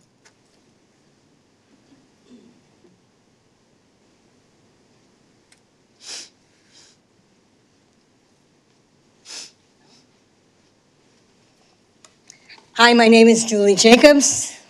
I'm a resident in Stillwater. We have 5 children that have gone through District 834 since 1985, over 2 generations. And I have 2 questions for the board tonight, and I look forward to your responses because I know you can't talk to me. So my first question has to do with health. I'm a registered nurse, and I have a concern. My question is this. What process does a minor child take to request assistance with a medical procedure in District 834? And will the child's parent or legal guardian be involved in any medical decisions prior to the administration of treatment? And the points that I'd like to make about that, I'm going to email to you. So whoever the administrative assistant is, I think it's you. And I'll look forward to a response. The points that I do have a minute to tell you about are that parents, right, have legal and financial responsibility for their children. And the points that I'll send to you have to do with supporting that fact. The second question that I have is, what is the board's position in adopting the curriculum of ethnic studies into the history, geography, and social studies curriculum? And I have many points, which I won't have time to say because I only have 3 minutes. So again, I'll submit this question and look forward to a response. But just a few points that I'd like to make is that ethnic studies is like a Trojan horse. I really hope you'll look into it. If you haven't adopted it already, look into it. This is out of the a student movement in 1968 that I was actually part of in the Los Angeles Public School District. And this California initiated, thank you, program is will have a very detrimental effect in the long term towards students' achievement scores. And I did look at achievement scores from your report and the MCA scores for 2021. I know that you're, explaining to us that COVID, the pandemic, had a lot to do with the drop in scores. But I've been watching this over a period of years. And honestly, the district, as well-intentioned as you are have failed to meet most of your goals, right? And there's a reason for that. And we talked a little bit, some speakers spoke about that earlier when you were having your social emotional learning discussion. That is going to be a repeating reality every single time that you implement this type of program. So thank you. I'll look forward to your response to my questions.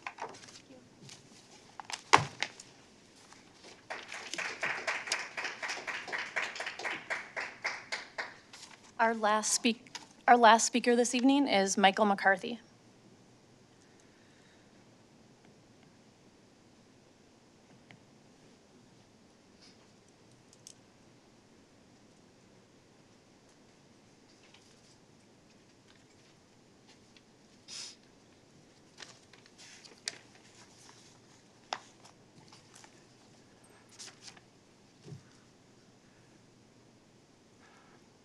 My name is Mike McCarthy. This is the first time I've been before the school board.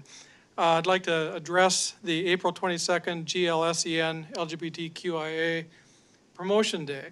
I'm the fellow who's written you 3 times and who got the nice form letter back saying, it's legal, we've been doing it for 15 years, everybody else is doing it, so there you have it. I know if my teenager gave me excuses like that, I'd think, okay, you know better than that.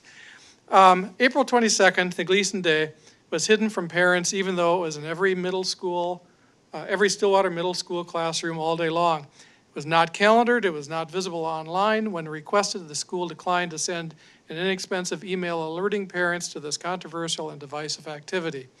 Parents favoring it certainly would have been happy to have seen this note. But then the parents who didn't favor it would have been notified and alert to it, and it would have let them talk to their kids. So I understand the conflict with not needing or wanting to notify parents. The school-wide Day of Silence promotion has been described as Just Be Nice Day. It's not, look it up. School-wide, the officials described it as student-free speech. It wasn't. It's run by adults. It was administered by the principal's office and teachers. on school time, taxpayer-paid materials in a school public facility. When asked 3 times in writing to simply state that LGBTQIA multi-gender fluidity belief system is not fostered in the school district to the exclusion of other beliefs, nobody had anything to say. So silence sounds a lot like affirmation, which is actually what we are, as an affirming school district. Now, an affirming school district runs on a philosophy like this. LGBTQIA multi-gender fluidity believers say they don't feel safe in the presence of unbelievers. They assert all unbelievers want to hurt them. Therefore, to have a safe school, everyone must be taught to believe in and affirm LGBTQIA multi-gender fluidity as a belief system, therefore justifying the indoctrination of everyone's kids, even those with parents who might see things otherwise. When we had our protests the 2 days before, I noticed the parents driving by who were in favor of this program loudly and vehemently hung out their windows and yelled vile names at us and told us that nobody else's opinions had any right to be heard. The parents who supported us and were concerned about this program were timid, very careful not to be seen affirming us from the car, and that tells me a lot about what the lay of the land is here. This is a culture at school that is dominated by the LGBTQIA multi-gender fluidity believers, and the non-believers are intimidated. And if the parents know this, the kids know it. And that is all I have to say tonight. I would just like to briefly acknowledge Tina did send a note to the superintendent sharing my concern, and I would like to acknowledge Beverly did write back affirming how she differed and met with me. And I would like to say I hoped better from the rest of you. But thank you very much for your time tonight. Okay. All right, public comment is is done. We're gonna call the meeting to order. Joan, roll call, please. Director Hockert? Here. Director Kelsenberg? Here. Director Petrie? Here. Director Porbeni? Yep. Director Riley? Here. Director Fatava? Here. Chair Sherman? Here. You have a quorum. Great. Okay, we'll stand for the Pledge of Allegiance. I pledge allegiance to the flag of the United States of America and to the republic for which it stands, one nation, under God, indivisible, with liberty and justice for all.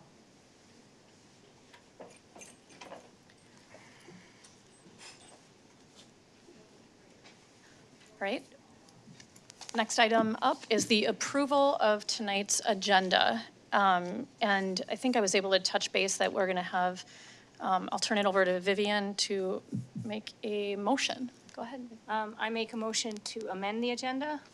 I would like to include a agenda item for a request for board approval for myself, for me to collaborate with John Tyne and Linda Moncrief to receive utility bill data over the last 3-year time period. And this is primarily for some exploratory work on understanding our utility costs to help in better understanding of feasible possibilities for future board goal setting and future district inflationary cost measures. And also, it's quite timely because it's also useful information for if we're going to have an installation of solar, where it would make most sense. Great. And just a little bit of background, well, is there a second? There's a second right here. Great. Director Porbeni seconds. And then just a little bit of background. I did not feel comfortable as board chair to authorize the investment of staff time in this without first seeking counsel from the board, because our power is with all 7 of us. And I just had some concerns over the priorities that we have and the work that is coming up that needs to be done related to our board goals. So I wanted to have that discussion here and see where the board felt this could go and go from there. I speak to what I have asked for, or do we want to wait? Oh, okay. So I think, first of all, it's very timely to be thinking about this now. And we want community engagement. We say that's one of our priorities. And we want engaged and educated governance. And I've been told, like, I shouldn't be thinking about the data. I should just wait until the administration tells me the data or thinks about it themselves. And I don't agree with that. I think it really helps to have engaged, educated governance rather than just detached governance, which is what I view, just waiting for people to come to the table with some ideas. I think our district has to start having more proactive behavior rather than reactive behavior. And I think if we look ahead, I mean, I don't have a crystal ball, but I can predict that we're going to have a lot of inflation in the next few years, and energy costs will go up, and energy costs are a huge part of our district budget. It's one of the biggest disbursements that we sign off on. And I think we need to start looking at it. And I don't think, I think just looking at it and being able to look at the data, it will help me learn and become educated about what our school district is dealing with. And then getting that data and being able to present it will help people like become more educated, and that will help in turn the administration and the board and the community have some priorities on what really will need to happen. And I think we just have to be more careful with our dollars, because there's a lot of people who are going to be stretched. They're stretched from the levy, and we need to find ways to increase our ability to pay for stuff and not levy it necessarily. And the energy bill is one way to do it, to be able to look at what we're actually spending, what buildings are actually using, and then think about both how to improve our energy efficiency and also what kind of renewable systems we can put into place. Great, thanks. So we have a motion and a second. I have a clarification. Yep, and we can have some, I was going to say, we can kind of have a little bit of discussion here before we vote. I'm just curious Just brief. where it fits on the It'll- agenda. It'll be, I'm assuming it would be a report that we would then discuss in more, because there's no action per se. It would be a straw poll, more or less. There's not an official vote that we would take on this. I'm wanting to gauge the board's position as a collective, where we're at, and, you know, versus where we are with our priorities and the time it would take, and, yeah, so. Director Porbeni. Thank you, Chair Sherman. I think for me, what Director Vadover is actually asking for is reasonable. I'm not saying using staff time, but at least we want to be informed as a board to be able to make decisions. If somebody speaks to us about solar energy and we don't understand just the premise itself within the work that's been done by the administration, it'll be difficult for us to speak. And I don't think she's asking that our staff do the work for her. All she's asking for is to be informed. I just want to see what's in there, what we've been doing, what the costs are. And I'm sure we've all had increases in our electricity bills. I have, and I'm sure from what was presented, we have as well in the school system. So I don't think this is about staff time. This is about her just asking to have that information so she can, on her own, do the work. We've got students and members of our community talking about solar. There's no crime, there's no harm in having a board member wanting to look into that. And again, like I said, I don't think she's asking to use staff time to work with her on actually putting the data together, but just wanting to have the information. I believe that it's something she should be given, so she can go out on her own, do the work, learn, who knows, something good might come out of it.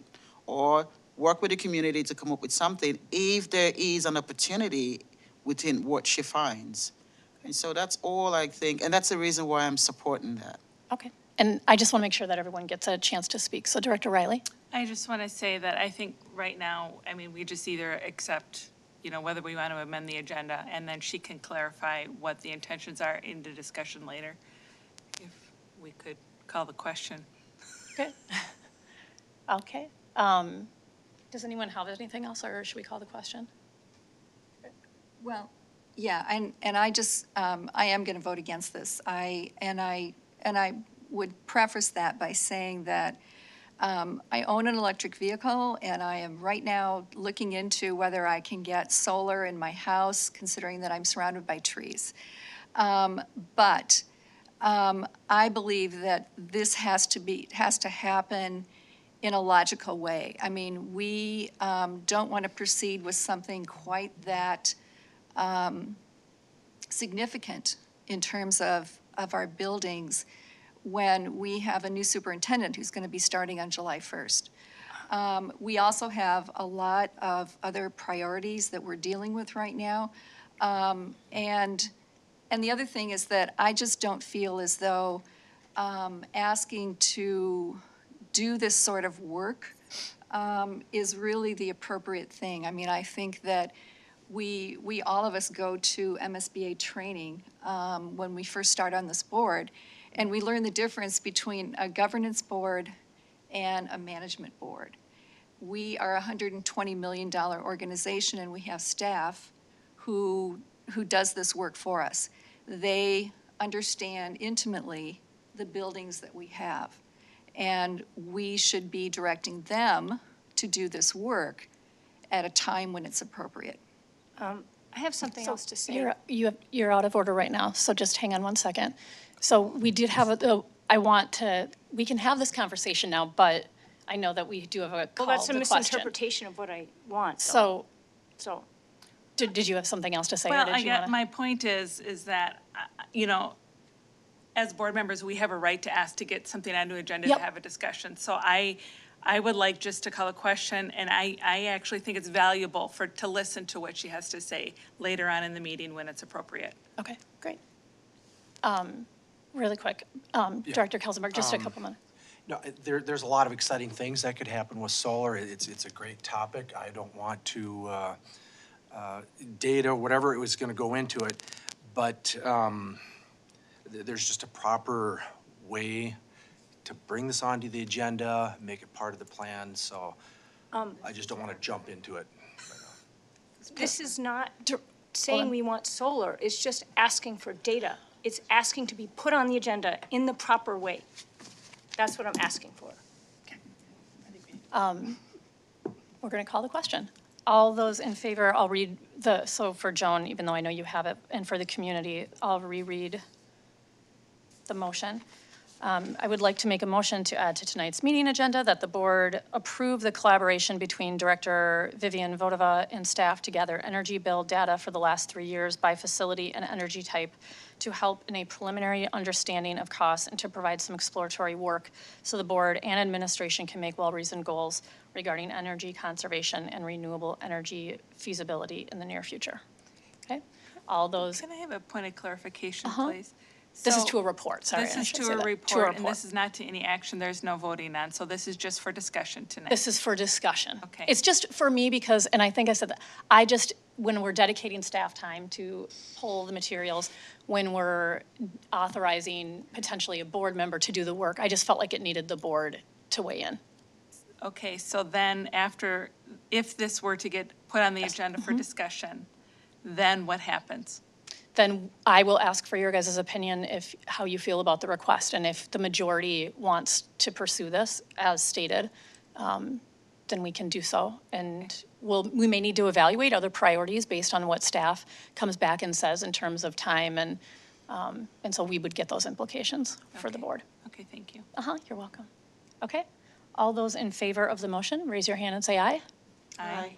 Opposed? Nay. Nay? Okay, the amendment fails. Okay, so now we still need to approve tonight's agenda. Okay, Director Hocker moves to approve tonight's agenda, and Director Petrie will second. All right, student report. Oh, all those in favor, sorry, raise your hand and say aye. Aye. Aye. And those opposed. Okay, now student report. Okay. I had academics. Like you guys mentioned earlier, the speech team won 7th at state. AP testing starts next week, so a lot of classes are preparing for that. Lots of students are preparing to hear back from scholarships within the community. The top choir just returned from a 4-day trip to San Diego, called the Southern California Tour. And then they had their final concert last Tuesday. The band had their final concert last week, I think. And then MCA testing has been happening for the past couple weeks in the main forum with some sophomores. Oops. Our baseball team is having an amazing season so far with a 8-1 record and a recent defeat 7-1 over Cretin-Dermott Hall. They'll be playing Mounds View tomorrow at home. Yesterday, our softball team had their first loss of the season against White Bear Lake. Their season record is now 5-1, and they'll be playing Irondale tomorrow. Boys lacrosse beat Eastridge 16-1 last night, putting them at a 3-1 record, and they play Mounds View tomorrow. Stillwater girls lacrosse beat Eastridge 15-0 last night at home and faces Mounds View tomorrow night as well. They currently have a 2-1 record. Boys golf took second place in a home tournament this week, and boys tennis won 6-1 against White Bear Lake on Tuesday and 7-0 today against Irondale. And Stillwater track and field hosted their Stillwater Pony Classic meet this Friday and took first place. Our girls track team competed in the Lakeville Mega Meet the following morning and took fourth place. Both teams are currently at the Cougar Invitational Meet right now. Thank you. All right, we'll move on to the superintendent report. Superintendent Lansfeld. Thank you, Chair Sherman and board directors. I've been able to attend a couple of community solar energy events the past couple of weeks. Solar energy has a lot of potential, and we'll be looking into possibilities in the future as we review the needs of our district in the upcoming months. We do have some solar panels already at our Early Childhood and Family Center, and we will continue to learn more about this energy-saving resource.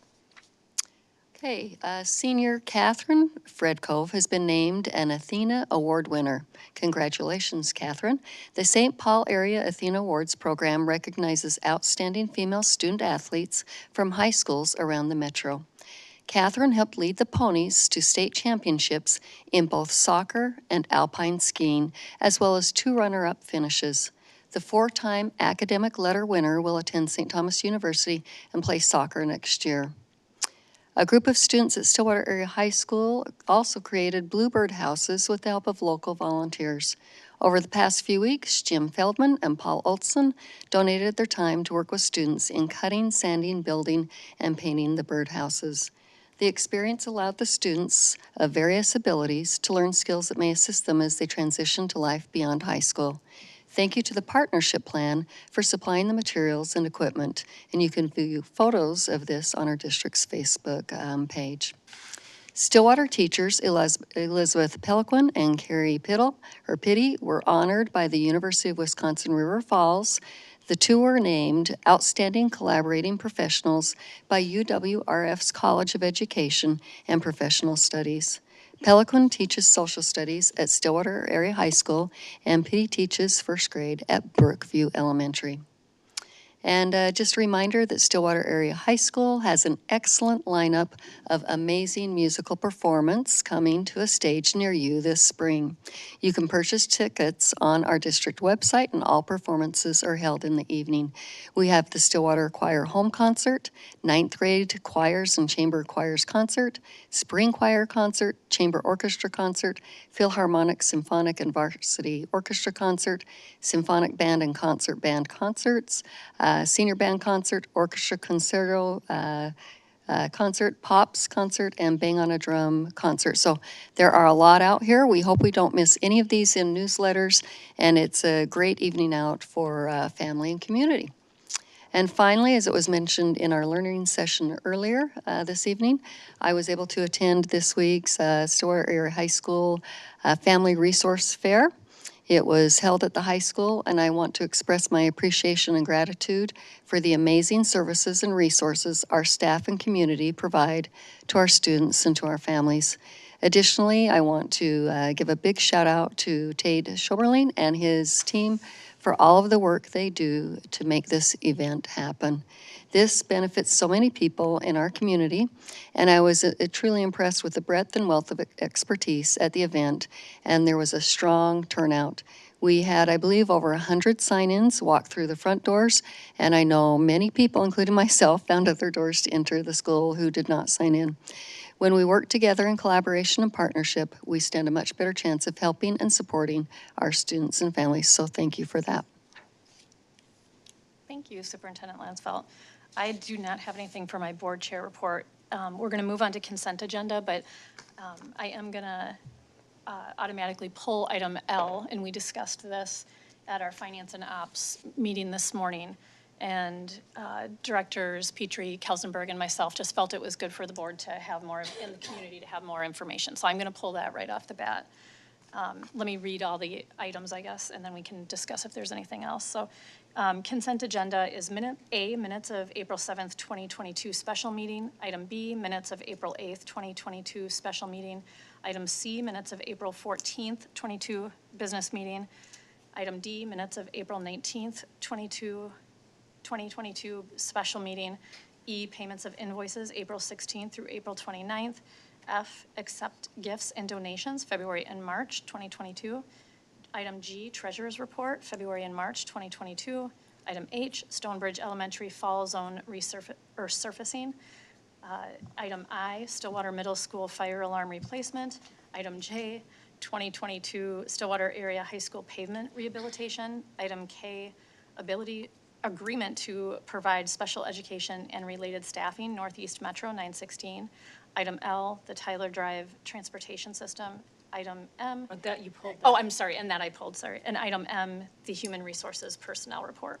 So other than item L that I'm pulling, is there anyone else that would like to? Is there a motion to approve items A through K and M? Motion to approve consent agenda. Okay, so we will, and so Director Petrie, and then Director Kelsenberg. Yeah, and then everything but L, Joan. Okay, all those in favor of approving A through K and M, raise your hand and say aye. Aye. Opposed? Motion carries unanimously. Okay, item L.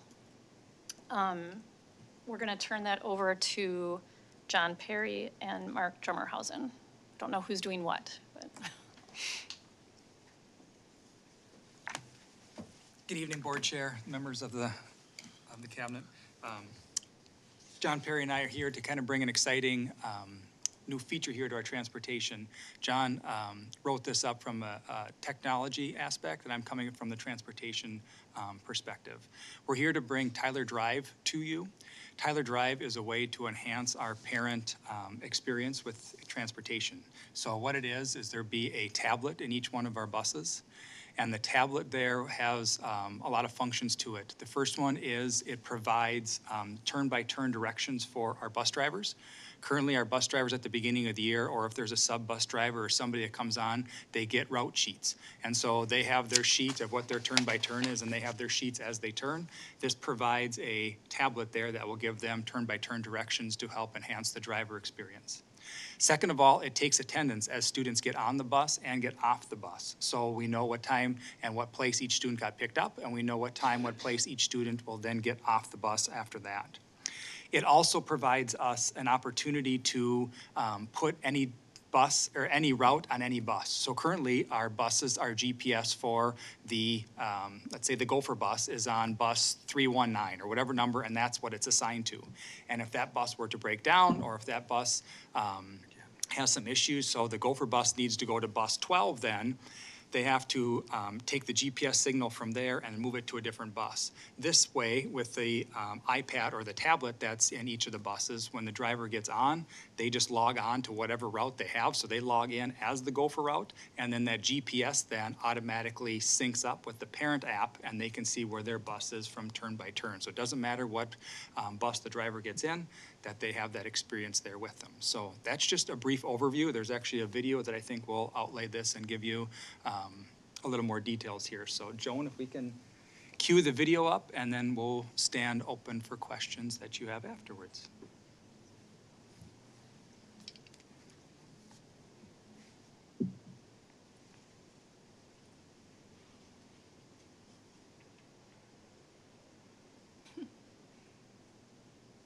You enhance safety, improve communication, increase efficiency, and provide oversight of your operation? One solution does all this. Tyler Drive.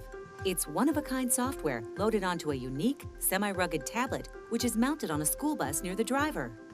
Fully integrated with Tyler Student Transportation software, Tyler Drive provides turn-by-turn directions to each scheduled stop, manages student ridership, records pre- and post-trip vehicle inspections, and electronically logs employee hours. First, your transportation team develops routes for your district using your Tyler Student Transportation Solution, Traversa or Versatrans, designating the safest, most efficient way for your students to be picked up and dropped off each day.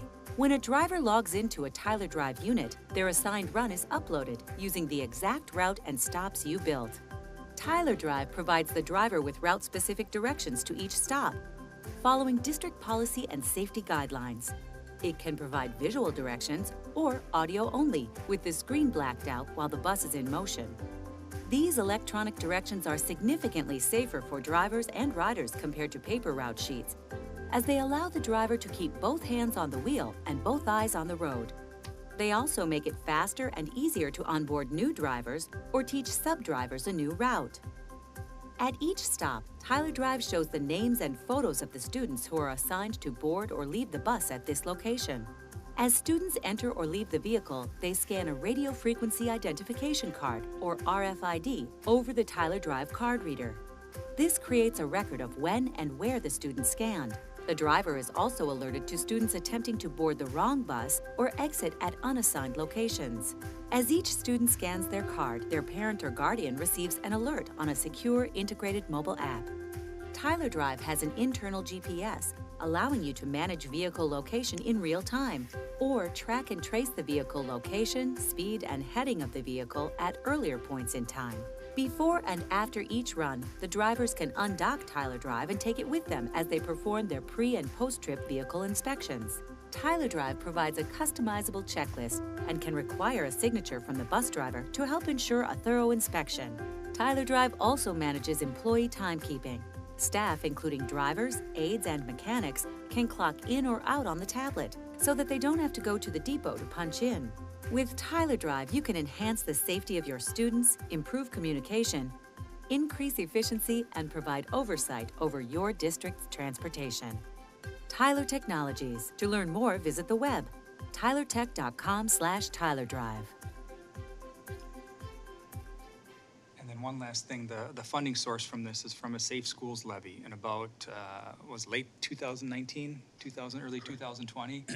We received some funds for our Safe Schools, and at that time, we did not spend it. COVID hit, and we had a couple other ideas on the mind at that time, and COVID hit, and the money wasn't spent. And so it's just been rolled over year after year after year.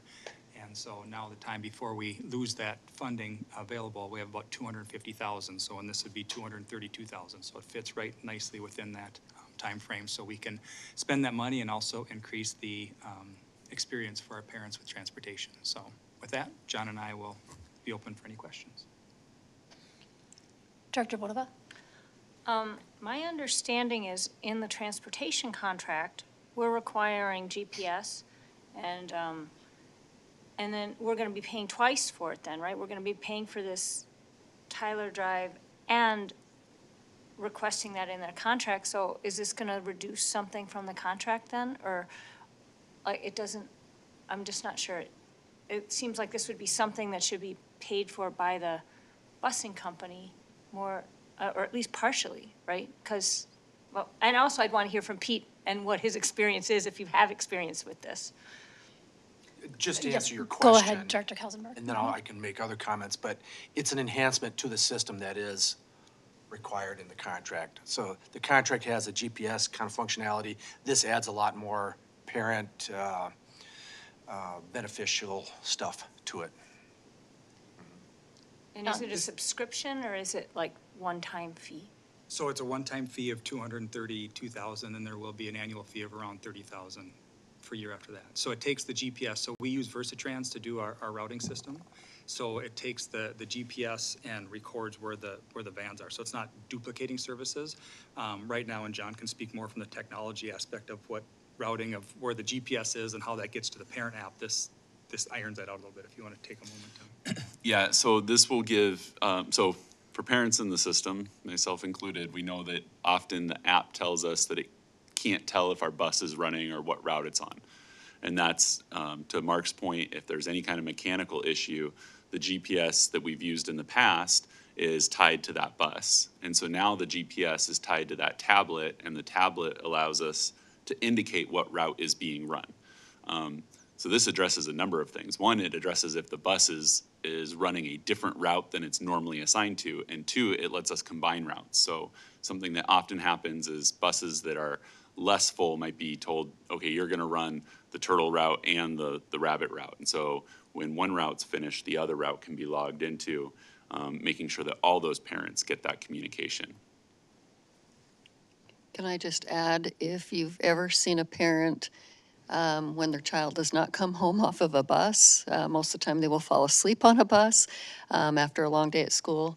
It is just such a panicked, awful feeling. And with that student tracking, that is such a nice safety feature to have too. Director Riley?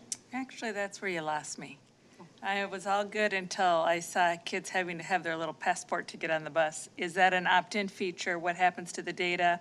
I'm concerned about it being a gateway to more data, more tracking, more information, and can parents opt out? Because we haven't discussed it, I don't see any issue with parents opting out. Our intention was really to focus that feature on the younger students. I don't see necessarily our middle or high school students badging in and out, but I do see more parents wanting to know that their little ones made it on and off the bus at the right stops. It's certainly not a requirement. I think in this package, we ordered 4,000 IDs for those younger students, and we're intending on covering the older students unless they opted in. So then would a notice go out to parents to opt in is my question. I just don't want the district to assume the role that it's okay with everybody. I mean, in my perspective as a parent, I would want to be asked if that was something we want to participate in. I think that would be great. We haven't discussed it, so providing a proactive opt-in, opt-out, I think is something that we can do. I might be more inclined to provide it as an opt-out and assume that the elementary student families are gonna want it, and then allow a parent to opt out, but maybe that's a false assumption. I think based on what I've heard from parents, they wanna know where their kids are getting on and off the buses. And so this fills that need. But we haven't had it the other way to hear feedback from a different direction. So. Okay, any other comments or questions? Great, so we have item L, the Tyler Drive Transportation System approval. All those in favor, raise your hand. Motion. Oh, we need a motion to approve. I'm sorry, Director Vodova. And second? Director Porbeni. Okay, all those in favor of approving item L, raise your hand and say aye. Aye. Opposed? Nay. Okay, great, motion passes. All right, we're gonna move on to action items, and we're gonna turn it back over to Mark Drummerhausen for the approval of transportation contract. Good evening again. I'm here to bring forth the transportation contract with Schmitty's and Sons for a 6-year contract for our transportation services. Our CISO team, who we outsource our transportation service to, is coming up to the microphone here as we speak and provide more details about this contract and be able to stand for any questions that we have. So I'd just like to take a moment to introduce them real quick. Here to my left is Derek Agate. Derek is our Director of Transportation here for Stillwater Schools, working for our CISO team. And then we have 2 other people here working with CISO, Jason Schoolmeisters, and then Amanda Whelan, who will be also here to answer questions as well. So please welcome Derek, and I'll turn it over to you. Well, thank you very much for having us here. It was a great discussion.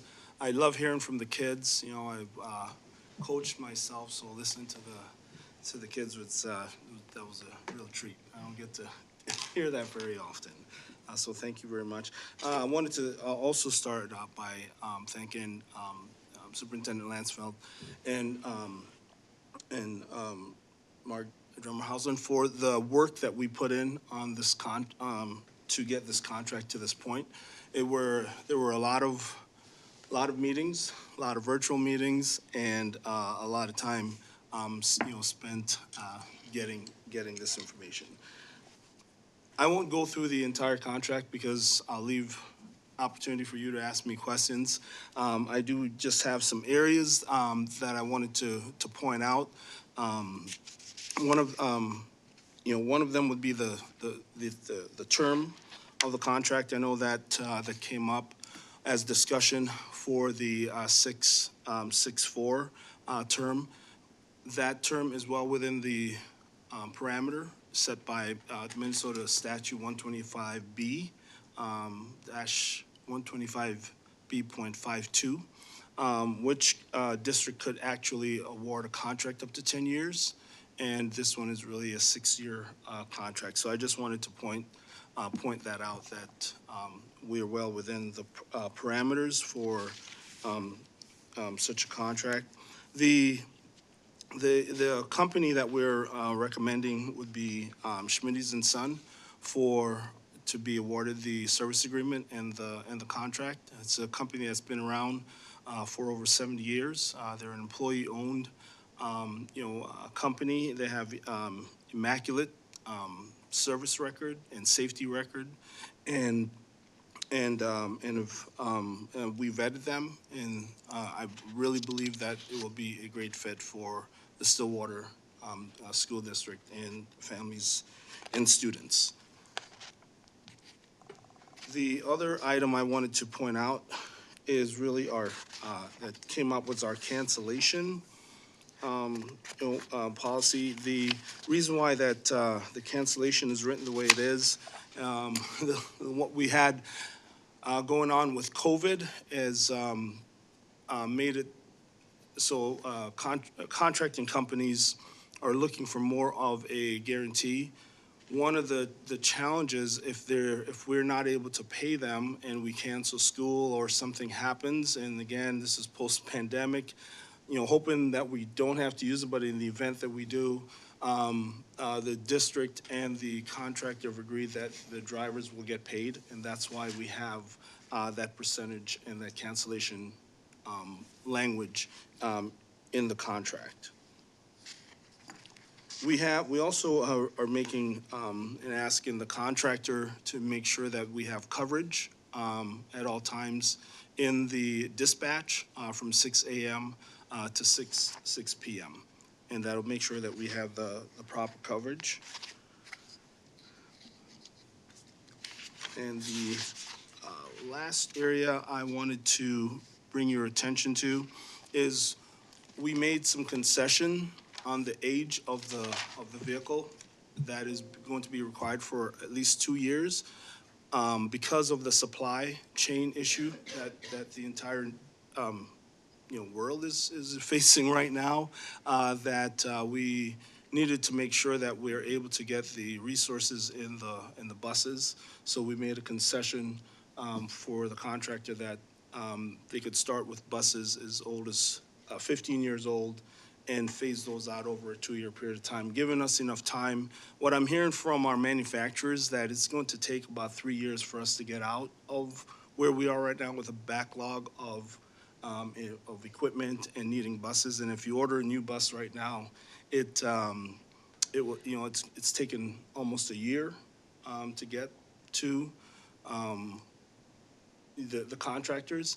And for type A buses or small buses, right now, the contractors can't even purchase a brand new type A buses. A district can, but you'd have to use the district funds and district name on there. So I'm just using that as an example for how bad the situation is, that the manufacturers themselves are saying, we're not shipping any of those. We'll ship them to a district, but we won't ship them to a contractor. So that's why we looked at that, made those accommodation, so our contractor is able to get the equipment that they need, for that.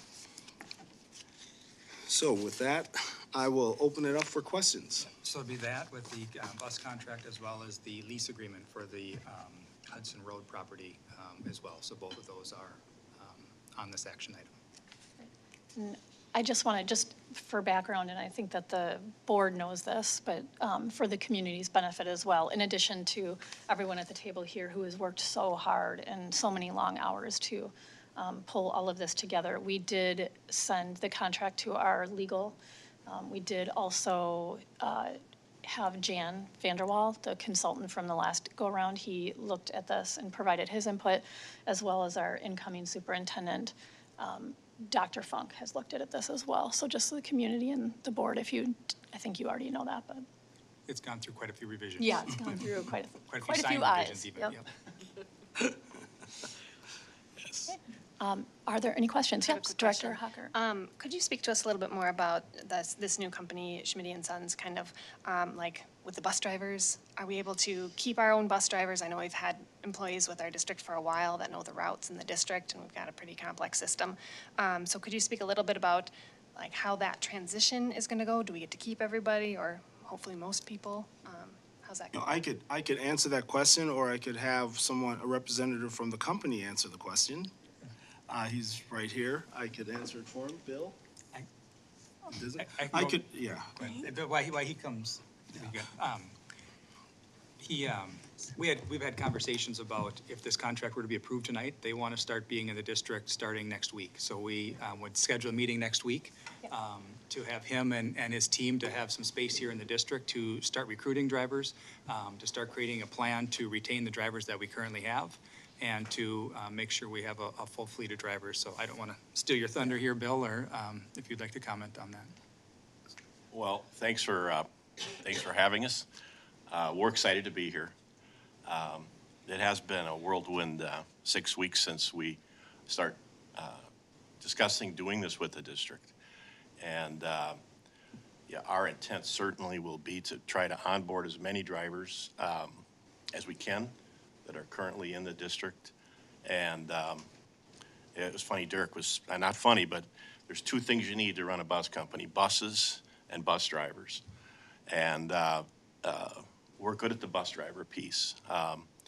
We're an employee-owned company. Schmidt and Sons has been in business for 70 years. I've known the Schmidt family myself for 40 years. And Dan and Sue Schmidt, in 2015, decided to sell the company to the employees. And that's kind of when I took over as Chief Operating Officer. And since that time, we've had basically 3 startups like this, not as big and then not coming out of COVID. And usually the equipment part is a little easier, but we got the equipment lined up to do the work. We've got a super strong management team and leadership team. And through COVID, we never missed a single route for any of our customers. And we operate about 450 buses a day. And I'll admit there's days was driving bus. That's one of our company policies. Everyone in the company has a bus license. We're proud of that. But if we wouldn't have had that bench, we wouldn't have been able to handle all the staff that was out. But I found that our team, our employee owners, are really proud of what we do. And people like to work for us. They feel the energy when they walk in the door. They're proud to work for our company. They take care of the equipment. And more importantly, they care about the kids and the customers that we transport. And you see a lot of me walking around in management by being in the community, and we're going to be here. We're going to hire local management, and we'll be involved. You're going to see us. And I was, Derek mentioned that we'll be open from 6 to 6. We're 24 hours. If you need to get a hold of somebody from Schmidt and Sons, there'll be numbers to call, and you'll have my cell number. You can always call me. And if we're not doing something right, you let us know, and we'll do our best to correct it. And you know, you're hiring us to do this job, but I'm not going to ask you to help us, but we're going to need your help. We're going to need to get the word out we're here, and that we're a good company to work for, and we're going to treat our employees right and provide great service to the district. That's our intent. So there, we discussed a very aggressive recruiting plan, and the companies agreed to all the drivers that want to stay will come over to Schmidt's. They'll have a meet and greet and talk to all the drivers, and the drivers will retain the seniority in how they come over to the company, if that answers your question. Yes, thank you. Okay. Any other questions? Director Riley? Yes, I have quite a few concerns. One of them is that it's $1 million more than our current contract. It's very, very expensive. You know, we've got $6 million coming in revenue, and with everything that we have in the docket, it's gone. So we'll have no more extra money at this table for anything. I am concerned about a 6-year contract. I know it's in statute, as you said, 10, but by law, our superintendent contract, is only 3 years.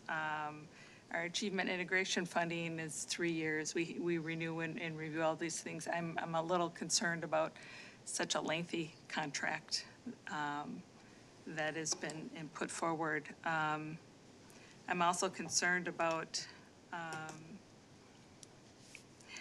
we have a meeting after this to discuss moving the boundaries.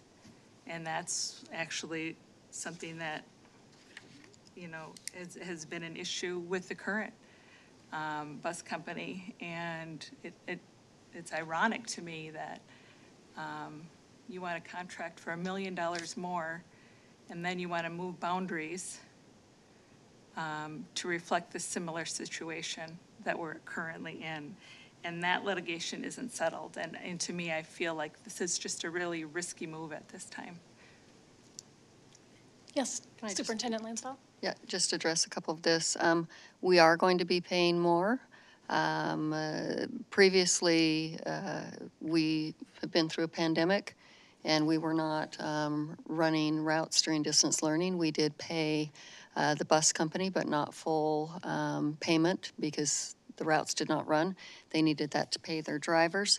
So that was artificially depressed during that time, the costs. But with the pandemic, we needed to pay the drivers.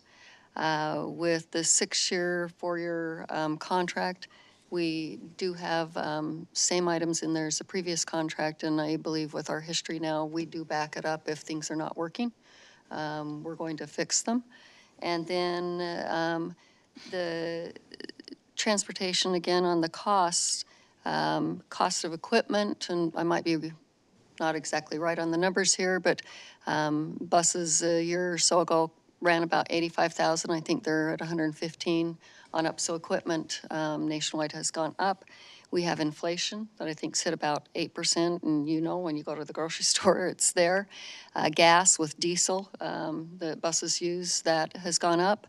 And then driver's wages as well as other employee group wages we need to look at from this pandemic. So my concern is that I have the responses from, last time we did this.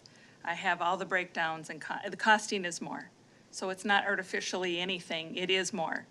But that is my concern going into the future here, is that now we're at $100 million more, or $1 million more, excuse me. And we're coming upon a time that is, you don't know what's going to happen. You get the 3% for the inflation factor, and then we can't vary from that. Not even knowing, that's the minimum we can pay, not even knowing what is going to happen with the economy. So I am concerned, and I think, we just taxed our community. We have now the $6 million, and now we spent it. So we have now reflected just a basic tax and spend board. Director Petrie? I don't know that anyone on this board is happy about the fact that we are being asked to pay more for transportation.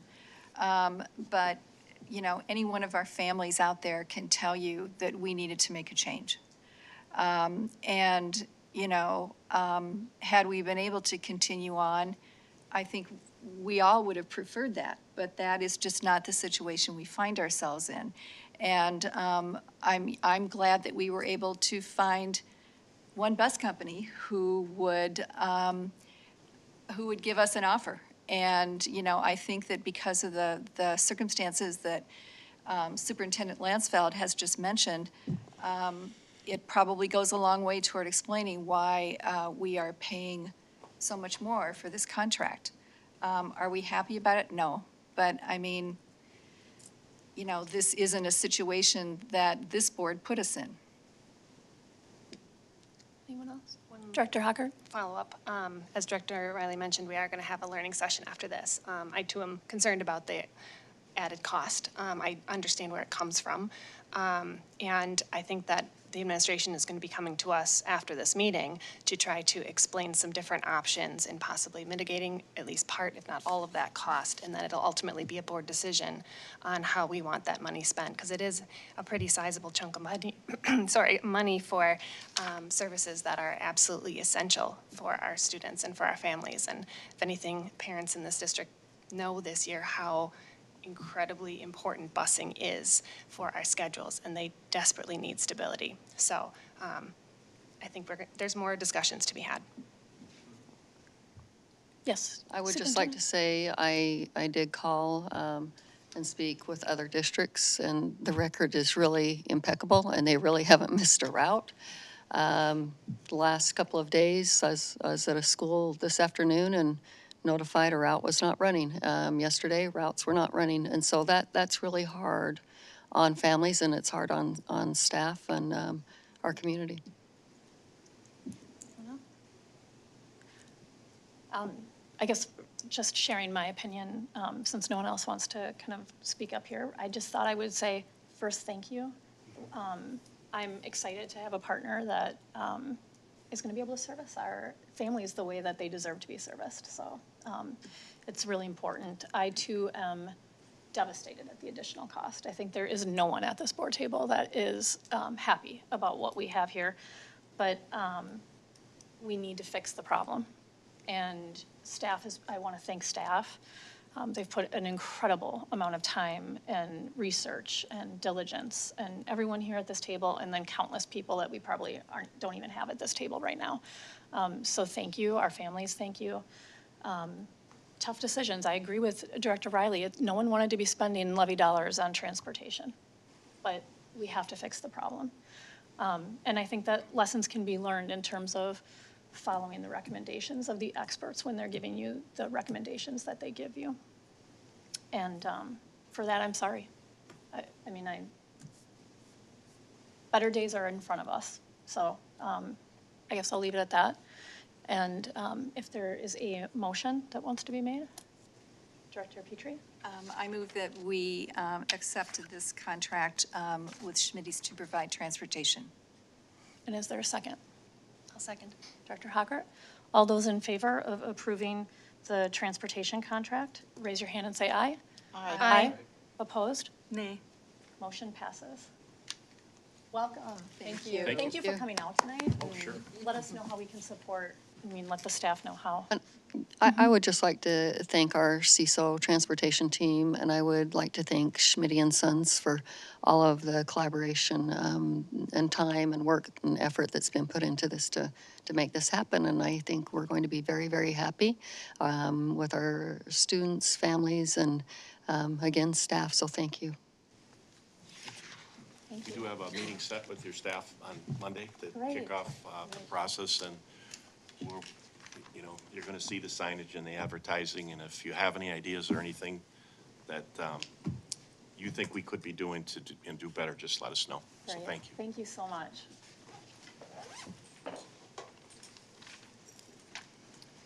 Okay, we're going to move on to action item B. Did you vote? The 2021-2023 SCEA master contract is bringing up Cindy. Thank you for joining us. Thank you very much, Chair Sherman and Board Directors. Good evening. I am happy to be here tonight. I'm here tonight to seek approval of a new teacher contract. This has been over a year in the works. We've met 11 times, countless hours in terms of both those meetings and then the prep meetings that everyone participated in. So I have a lot of thank yous that I need to give out as we come to the end of this process, hopefully this evening. Representing our teachers on their negotiation teams, Brandon Auger, Aaron Danielson, Josiah Hill, who was replaced by Tony Clare partway through the process, Todd Kapsner, Kim Schneider, Jason Taverna, and Darby Whitehill. And on the district team, Jennifer Cherry, Katie Hockert, Melinda Lansfeld, Bev Petrie, and John Tyne. I want to thank all of you for the time that you put in and all of the great work. The learning that took place as a part of this process is something that's going to serve our district really well for years to come. That was one of the best parts about this process. I learned a lot, I think we all did on the district team, from the teachers, where they're at, where their members are at. But I also am sure that they learned as well a little bit more about kind of where we're at and what our situation is. And the openness to just coming together to have an understanding was really, really positive in this process. And so I'm happy tonight to be bringing forward a proposal that has been approved by the teachers. It's on the third slide. Or go down. I know, I'm like, there we go, next one, woohoo. Perfect, one more slide. There we go, thank you. So our tentative agreement that we have reached, again, this was approved by teachers on April 22nd, just last week. Step and lane movement for each year of the contract. Medical insurance district contribution caps continue to be 85% district paid, 15% teacher pay. Fully paid dental insurance. Salary schedule increases of 1.5% in year 1 and 2.75% in year 2. An increase to the 403B district match, which is our retirement savings plan that employees can sign up for. We would increase that to 3.5% in the second year of the contract. We would also allow all teachers to be eligible for the match. Previously, they had to wait 3 years. They will now be eligible for the match from day 1 if they sign up to do so. We would be adding a PhD lane starting for this current school year and then into the future. We would also be adding contract language. Right now, practice is that lane changes, which is when a teacher has more education, we have a salary matrix. So you're paid more if you have more education, including master's degrees, graduate courses beyond that. And then the other part of salary is your years of experience. So in terms of your education, as you continue to take courses and move across those lanes on our salary matrix, right now, in a year that a contract is being negotiated, we would hold all of those and not process them right away. So there would be a delay in that payment for teachers. And this would change that. We would just follow the current contract language we have. Teachers would submit that, and then they would be paid out a couple of times a year, as we would anyways. And so this will be important as we have teachers that are spending money to take these courses all on their own and then are looking for that increase in salary to often help offset those costs, particularly if they have taken student loans to do so. And then beyond that, there are always just minor language changes that we would make as part of any contract. So that is a summary of the tentative agreement. This is the same information that was shared with the board a couple of Thursdays ago during a closed session. We had some great conversation at that time. And so now that the teachers have had an opportunity to put their approval on it, I come to all of you to ask for your approval tonight so that we can move forward and have a settled teacher contract. Are there any questions? Director Porbeni? Thank you, Chair Sherman. I think we might be leaving out one of the biggest educational doctorate, which is EDD. Correct. I apologize. It's a PhD EDD lane. Okay. Yes. Yep. Thank you. Absolutely. Other comments? Director Hockert? Being part of this negotiation team was really quite an honor and a pleasure to be part of. It was a lot of work, a lot of meetings, but I definitely feel like I learned a lot about the teachers that we have in this district, how caring they are and how dedicated they are and how willing they are to, we talked a lot about kind of working together on the same team, working with the district, that was a definite theme that came through. And one of the ways that they are working with us was through accepting that 1.5 for that first year. That was something that we felt was important since our levy dollars come in the second year of the contract. So we really appreciate that the SEA members did hear us and understood that was helping us as a district out even more. And one thing I just wanted to note is we did this a little longer schedule than ideal, but we didn't end up in mediation this time. So I so We weren't appreciate the last that. in the state like last And time. we weren't the last in the state. So I felt Not like even this, close. yes, that this process was a very smooth process. And I'm hoping going forward that we can make this an even shorter process so that our teachers are not working without or under an expired contract this far into the year going forward, because I think that is an important goal And then one just kind of last piece, I really appreciated the addition of the PhD lane, and I understood the lanes, that's going to be regularly paid out, that teachers are investing in their own educations, and that's money out of their own pocket. So that was something that they very much felt they wanted to have that, that payment, since they're already paying for those bills from the very beginning. So encouraging our teachers to get and expand their education will ultimately benefit our district in so many ways. So I understood that request. So that being said, I'm very happy with where this landed, and it was a pleasure to be part of the process. Thank you for serving. Director Vodova, did you have your hand up? I thought, no. Oh, you didn't, okay. Director, Go ahead. Director Riley? So we had our presentation, our board work session prior to this, and we talked a lot about mental health and the inability to meet students' needs, which is reflected in support staff, not having enough support staff, maybe class size, teacher, student ratio. And when we initially met to kind of gauge parameters, it was lower than this by $250,000. $250,000 is approximately 1920 FTE. And that, to me, is way more beneficial than, going above and beyond on the results of your negotiations process. At some point, we have to make a difference inside the buildings and inside our rooms and inside our classrooms. And we are one of the highest paid, in the area, in the state. It's very competitive here, and we are lacking in academic outcomes. And I think if we have the extra $250,000 to throw into salaries, to me, it would have been more beneficial to actually had 20 more FTEs working in those classrooms with those teachers. How would a $250,000 fit into 20 people? Hold on one second, because you can ask a follow-up. I'm sorry, Director Riley. You have the floor. And that's at $115,000. A $250,000's $250,000. Oh, how did I do that? I don't know. I just was very confused by what you said. Okay, well then we've got less, but it's still FTEs that are left. Boy, that was a rounding error, holy moly. But I would rather see that money in the classroom than have to be without that, because at some point we can't catch up. We can't have those extra supports in there if we have extravagant packages. Thank you. Oh, I'm going to go Director Kelsenberg first. You had your hand up after. Sure. So, it's been a long process, and previously I compared it to a real estate transaction.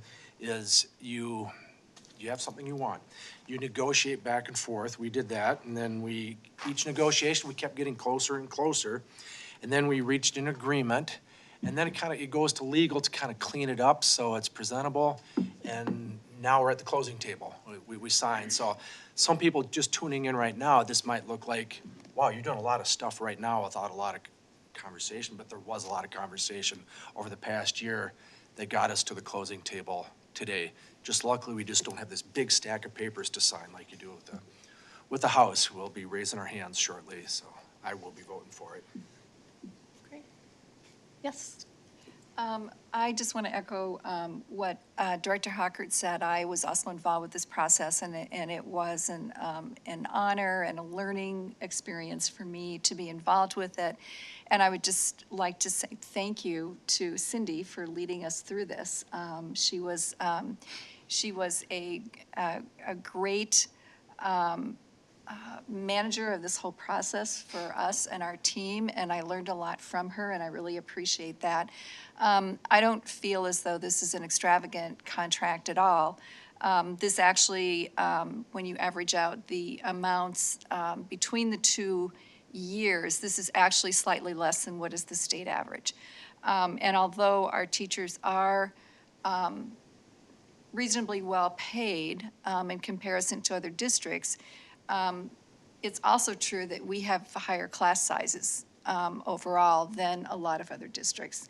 And so they are managing more students. And so we do expect, you know, they are well paid. We do expect more of them perhaps. I don't think that this contract is excessive also, just considering what our teachers have done over the last 2 years with COVID. They have really gone the extra mile. And so the fact that we did pay a little bit more than what our original parameter was, I guess I feel as though that's not out of line. There are a lot of districts that got more in ESSER one-time COVID funds than we did, and quite a few of them actually gave one-time bonuses to their teachers to thank them for going above and beyond during COVID. We just were not able to do that with our teachers. All we can really do is say thank you. Thank you very much for everything that you've done for our students. And I wish that we could have done what some of those other districts did as well, but that just wasn't in the cards for us. So at any rate, I think that this is a fair contract, and I will be voting for it. Anyone else? Before we vote, does anyone else have a comment? Okay. So I'm just going to make a comment that, again, echoing the gratitude I have for the negotiations team, just being on the outside and seeing all the work and the time and the hours. It's a huge commitment. And so thank you to both the board and to the staff who work so hard. And specifically, Cindy, I know you've stepped up and just done so much to try to kind of make the culture of these negotiations more constructive and productive. And I think that you're making great progress on that. So on a personal level, thank you very much. It's a team effort, total team effort on both sides. And so thank you to everyone involved. It's a fair contract. And I mean, we would all like to be doing more.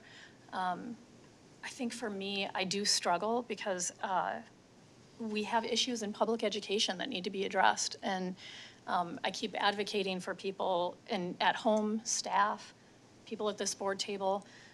The cross-subsidy is killing us. We are at $10 million annually in cross-subsidies between special ed services and ELL services. $10 million of services that we pay for from our general fund every year that is not reimbursed at a state or federal level. And for us to be able to do everything we want to do, we need to, as a community and as a board and as a staff group, we really need to start advocating through legislation, through our legislators, to really address that issue, which would hopefully maybe permanently solve some of the issues we have on funding. So I will be supporting this. I think we always have work to do, and I think it's a fair contract. And I am so grateful to the work that our staff does each and every day for our students and our families. So, Director Riley? I have a question, and thanks for catching my rounding error. I was just confused. I was like, Just what? So much. But, so we're looking at 2 or 3 support staff maybe, or it depends, FTEs or whatever. But anyway, when we look now into the other groups, with the benefits package, do they normally reflect the SCA's benefit package? That has been the historical practice. We will be returning to a closed session as parameters have not been set for the other groups. Okay, all right. So I guess, I mean, my concern with all of this is that we got $6 million, we're eating it up left and right, and now we have to finish the rest of our negotiations. And I think we need to be very careful moving forward. I agree. Great. I am forgetting, do we have a motion in a second, correct? Or no? I don't think so. Okay, Director Petrie. Yeah, I move that we accept the contract with SCEA. Great. Is there a second? Director Kelsenberg? All those in favor of approving the SCEA master contract for the years 2021 to 2023, raise your hand and say aye. Aye. Opposed? Nay. Motion passes. Thank you you again, all. Cindy. And thank you for coming on your vacation even for one of these. We got it done. That was what was important. Thank you all. Right. Right, now we're going to move on to reports. We have a second, it's all policy related. A second reading, 201.8, board organization and officer roles, and policy 202, school board officers. And we'll start with Superintendent Lansfeld. Thank you, Chair Sherman and Board Directors. Normally, Dr. Cherry addresses these and reports out on these, and she had a family commitment tonight, so I am going to graciously turn it over to Director Hawkert. Thank you. So I'll be taking the report tonight for both of these policy readings. So the first one up, we are looking at the 2022 Policy Working Group is presenting School Board Officer Policy 202 and Board Organization Policy 201.8 for a second reading. Policy 202 has been revised since its first reading, and a newly developed document of responsibilities of school board officers has been included with this policy. Policy 201.8 is redundant with Policy 202 and will be asking to revoke that when Policy 202 is revised. So these two policies will be moving forward together. So just a little bit of background. We had our first reading on 202, and during that discussion, we had some feedback that we were recommending to pull a bunch of information out of the original policy in an attempt to make it kind of skinny it up a little bit and make it more timeless, and bring it in alignment with our with the MSBA model policy. In doing so, we ended up removing a bunch of information, particularly under the chair duties, and we had a request to save that information somewhere, not necessarily put it back in the policy, but have it go somewhere. So we have developed a new document sheet, which originally I had said this would be a procedural manual, but in really kind of digging into the information that would be included, it's really not so much a procedure, but more of an orientation, kind of alerting everybody to the roles of a school board chair and then where that is in alignment with policy. So under the chair duties, we did end up moving over everything except for 4 points. And if you look back at the original, those were E, K, M, and N. If anyone needs me to email that to you, I certainly can. The reason we ended up removing those 4 points was because it didn't align with other mentions in our own policy. Everything else, according to Minnesota state statute, is in the policy already. So Can you state those again? Yep, EM? it's E, K, M, and N. Thank you. Those are the 4 that we ended up pulling. And everything else is here, and we did end up adding some C policy 201 or 203 so that somebody becoming a new chair could look at this document, get a brief overview of responsibilities and the policies that align with them. So that's kind of how we digested those chair duties. The vice chair duties, we kept pretty much the same. The information from the policy, I think we removed one line, we put it in this document as well. Treasurer duties, we also cited the statutes, the Minnesota statutes that align with each of these roles. Vice chair does not appear in statute. That is something that our district opts to do according to our policy. So there's no statute for vice chair, but like treasurer has a bunch of statutes. And for us, we just decided on doing one line. The board delegates all duties of a treasurer that a treasurer normally performs to the director of finance. If you look at all these statutes, it does go into a lot of detail about what a treasurer should be doing, like depositing funds in our bank and creating the reports for the board. So these are all things that our director of finance in this district does, and according to policy and statute, that is perfectly normal for us to delegate the responsibilities of both the treasurer and the clerk to staff in a district as large as ours. That makes the most sense. So then our clerk duties, we have the state statute, and then we just added one little phrase that came up in policy 204 about minutes and kind of keeping track of those minutes, although, again, we do delegate the creation of those minutes, but it is the clerk's responsibility to look them over. Final point here is that statement that persons who perform these duties don't need to be part of the board, that we can delegate. And then one extra bonus, we added a link at the bottom, the historical chart of Stillwater officers. This was a document that we've had on file. It goes back to, I think, 1996. And everybody who has been in those officer roles all the way back into the 90s, so that new board officers could come in and see who had previously served in those roles to ask questions. So that is our new document. It will be part of an orientation manual, not necessarily a procedural piece, and the actual policy itself has stayed the same. We have not made any changes to it. And same with 201.8, that one we're revoking. We haven't touched that one because we're planning on recommending that to be revoked as well. So with all that said, I wanted to open up the floor for questions, comments, before we bring this back for our third and final reading, where we would be taking action. So, Director Riley, she had her hand up first. Director Riley? On your responsibilities document, if you go down to chair duties, the very bottom, is careful not to act as an individual to supervise or direct. I really don't prefer is careful.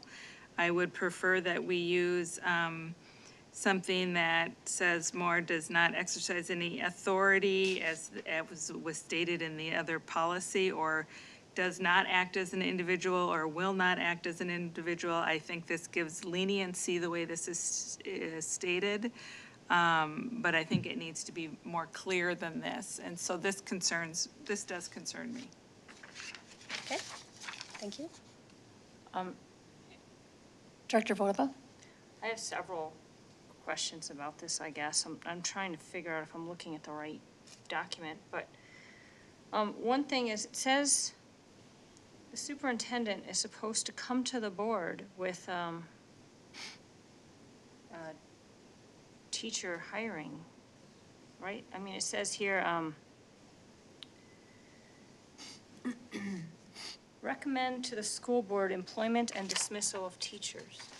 Is that accurate? Does that include the principals?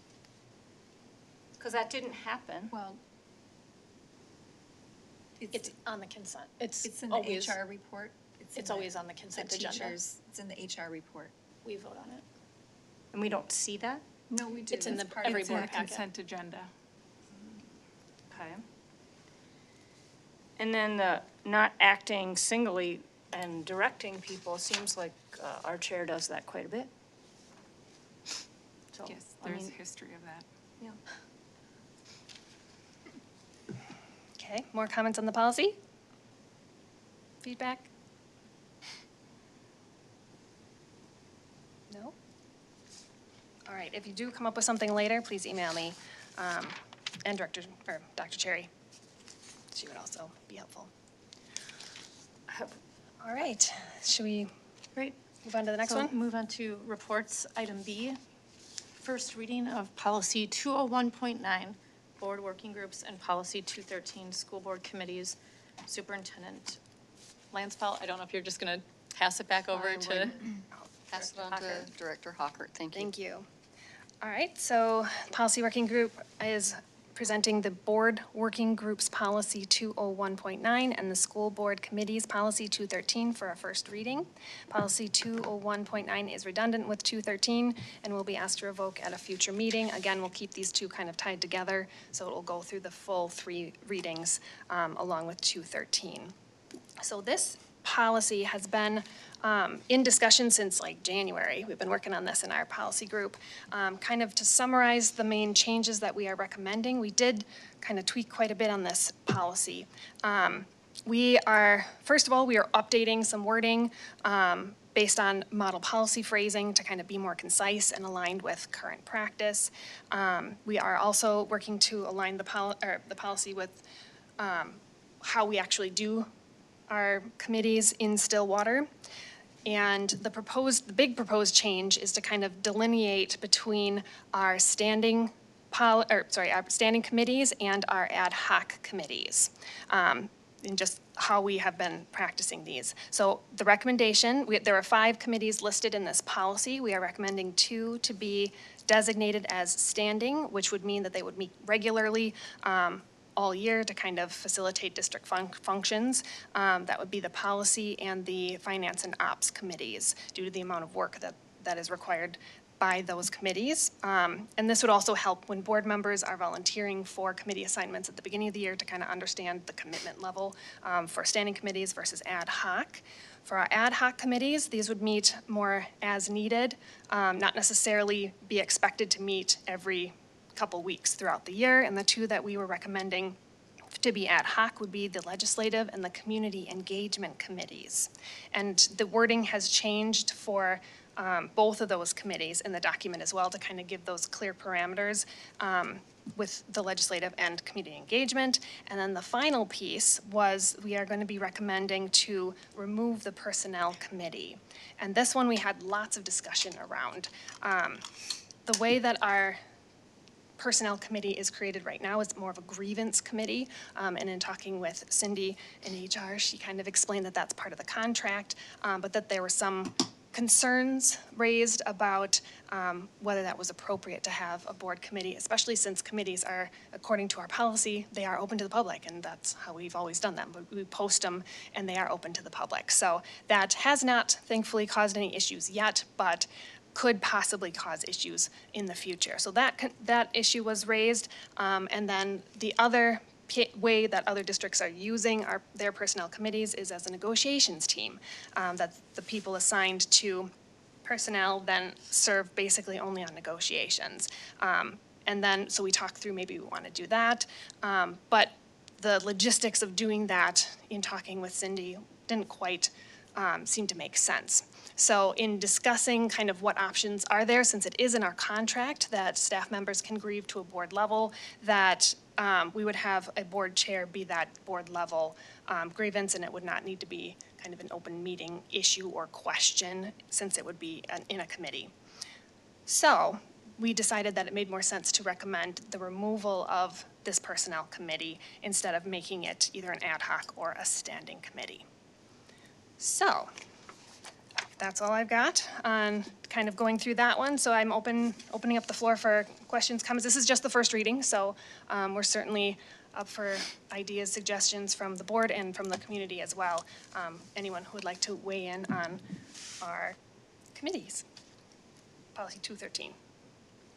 And certainly if you don't have any questions here, you can always Yes. email Director Hockert and Jennifer Cherry as well. Director Riley? I've got a couple questions. I am in complete disagreement with your personnel committee and your removal of that.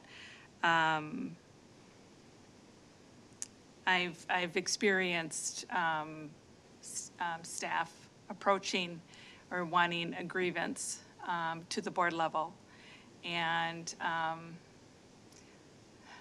having a chair be the sole representative at the board level grievance, I don't think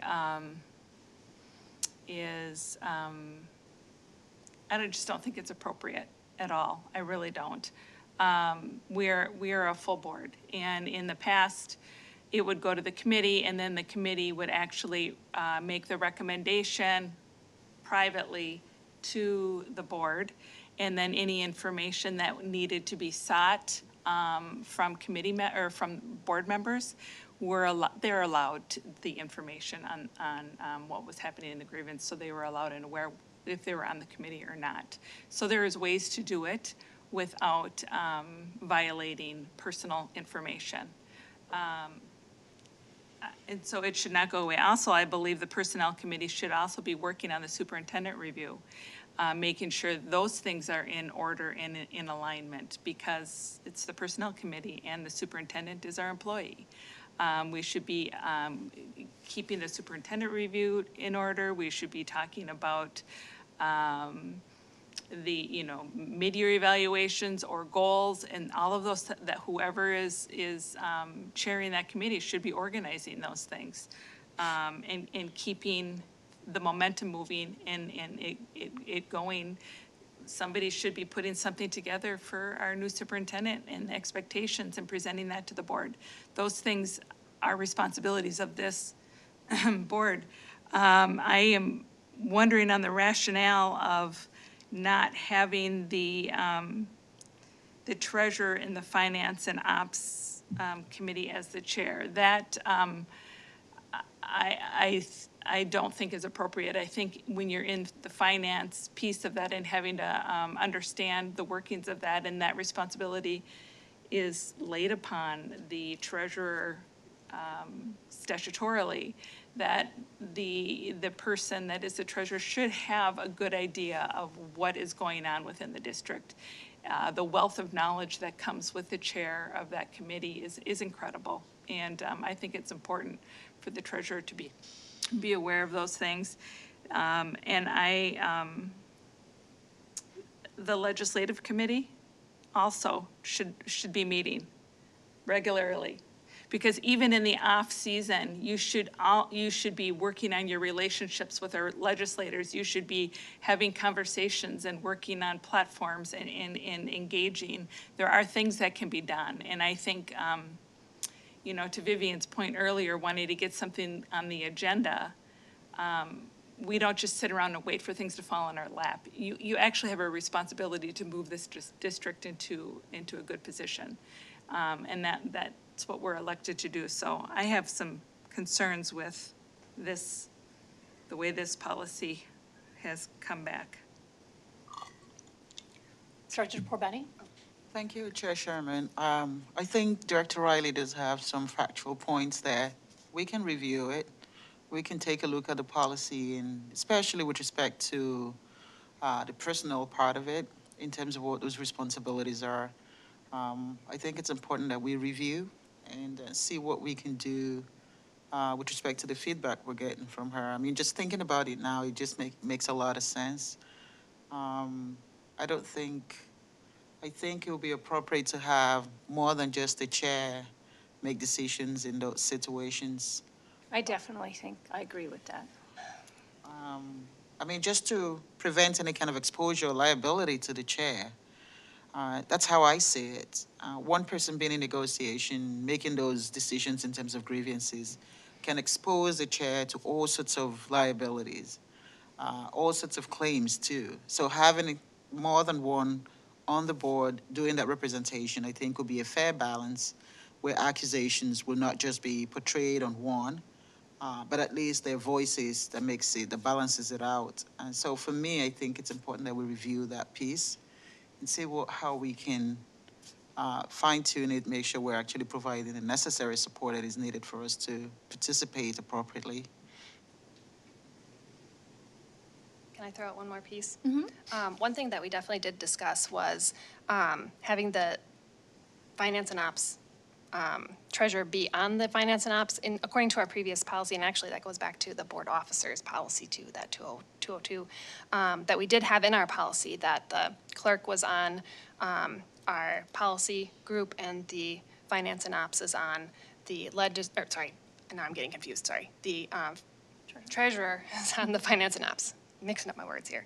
And that was something that we weren't sure kind of what the rationale was for that, if that was totally necessary, if that was kind of just a habit that we have in this district, and if it would be something that the board would be interested in keeping or moving on. So now that we brought up the treasurer piece, does anyone have any thoughts about the clerk being still part of being required in policy to be part of the policy committee?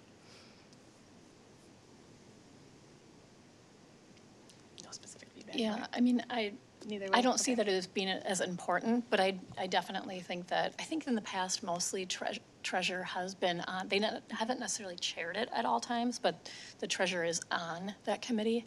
So I don't think it needs to be in policy that they are necessarily the chair, but I would like to see the treasurer on the committee. And for me, legislatively, I do think that the legislative committee should be meeting, because I do think with the cross-subsidy, I just think that there's work that we need to do in terms of advocating, and not just the committee. Every single board director here needs to be legislatively involved. I know we have 2 representatives that are going to AMSD and listening to that information, and one is on finance and ops, and one I put intentionally, Vivian, on AMSD to report back to the legislative group, so that it's kind of both, it impacts both working groups. And so I do think that there would be information to report back to those committees, and And I know that I've mentioned this to you, Pete, that, putting together campaigns where maybe we can do something creative to get our staff, our community members, in addition to the board, involved in dealing with the platforms that we adopt, so. So just to clarify, you would be in favor of moving legislative back to being a standing committee then, to meet regularly all year long? I'm open, if we can make it a productive use of time where, like I said, I did it with intention to have Vivian kind of serve on AMSD in addition to Bev, so that, we could have both of that information funneling into both committees. I don't think it needs to meet as often as finance and ops and policy. But I do think that there are times to talk about legislatively, what can we be doing, like right now with the surplus. Maybe there's an opportunity for the committee to meet and have kind of a campaign or tips, advice for community members, for staff members. And that's kind of what I was talking to Director Kelsenberg about. So, yeah. Dr. Bobini? Oh, yes. Okay. Sorry, I have no power. Yeah. Thank you, Chair Sherman. Director Herkert, can you clarify, I'm just trying to give some response there, the question about the clerk and the policy committee, what's that? So in policy 202, it specifically, our old policy, without the edits, said that the clerk needs to be on the policy committee and that the treasurer needs to be on finance and ops. So in our edits, we had removed those requirements from policy. So that's the feedback I was getting, was to put the treasurer back in, at least, to be on finance and ops. And I was just curious if we feel like we need to do the same for the clerk, or is that not as necessary to have specifically in policy? It certainly can be a practice that we do, It needs to. but does it need to be written in our policy that that person has to be on these committees? I think, I agree with you. I don't think it has to be very specific, that the clerk has to be in the policy committee or the treasurer has to be in that. Any one of us can be anywhere, based on our interest and the board chair's directive. So I really do agree with the changes. I agree with the changes. And I do think, really quick on the personnel, because that was the one thing I didn't get feedback on. On Yeah, the the personnel. personnel one was the one that I am conflicted on that one, because I know I've looked at what other districts do, and they're getting away from personnel working groups. I'd be curious maybe if Superintendent Lansfeld could reach out to other superintendents. How are those kind of grievances handled?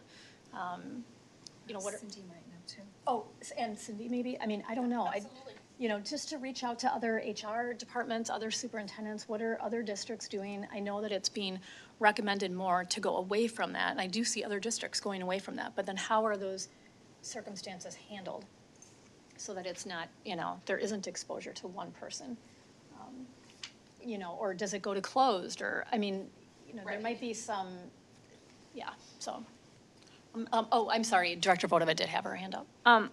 I guess I would think that the treasurer should be on the finance committee, right? Treasurer, I'm fine, but I don't see why the clerk has to be on the policy committee. Like, the clerk is not really related to policies, but the treasurer is related to finances. So I think the treasurer should be on the finance committee. Director Porbeni? I think that's where, thank you, Chair Sherman. I think that's where the issue is. You don't have to have any specific specialty for you to be anywhere. As a clerk, the clerk is a clerk. Right. The clerk can be in the finance committee as well. Right. So you don't have to have any specific specialty, and that's what I'm saying. I don't think because the treasurer is a treasurer that the treasurer is a financial guru. So that's just what I'm saying. But for personnel, we don't have to call it a personnel committee. It's just actually identifying a way where we can respond to grievances. It doesn't have to be specifically you having a personnel committee and say, oh, this particular group of people have, no. It's just, it could be you and somebody else. It could be two representation, because that way nothing gets lost in translation.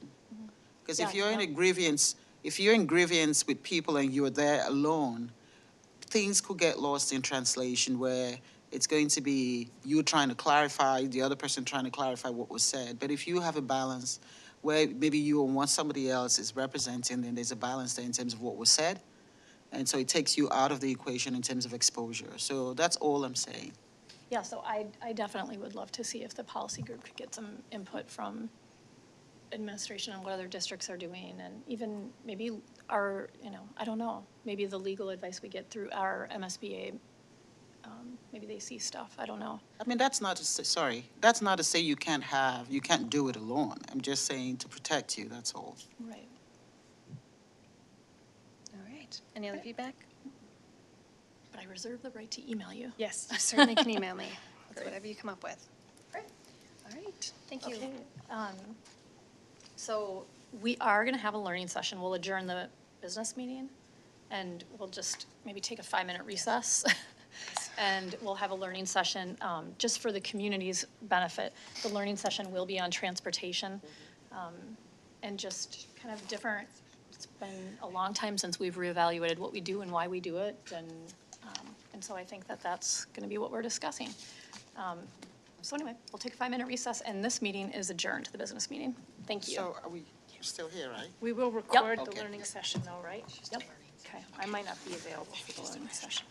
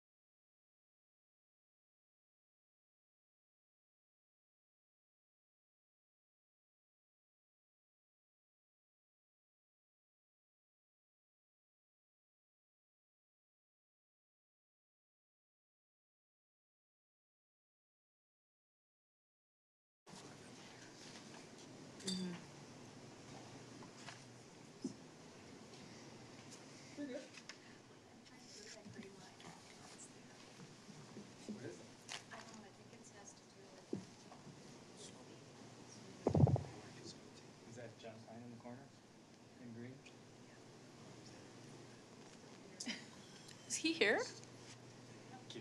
Oh, okay, we are on air. Today we are here to talk some more transportation. I think that staff just thought they wanted to evaluate what other districts do, how other districts operate, and provide the board with information and options to consider as we embark on a new transportation contract. So I will turn it over to Mark. Yes. Perfect, thank you, Chair Sherman, members of the board.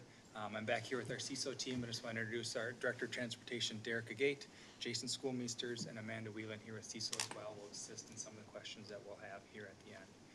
Tonight at the work session, we're taking a look at our transportation zones.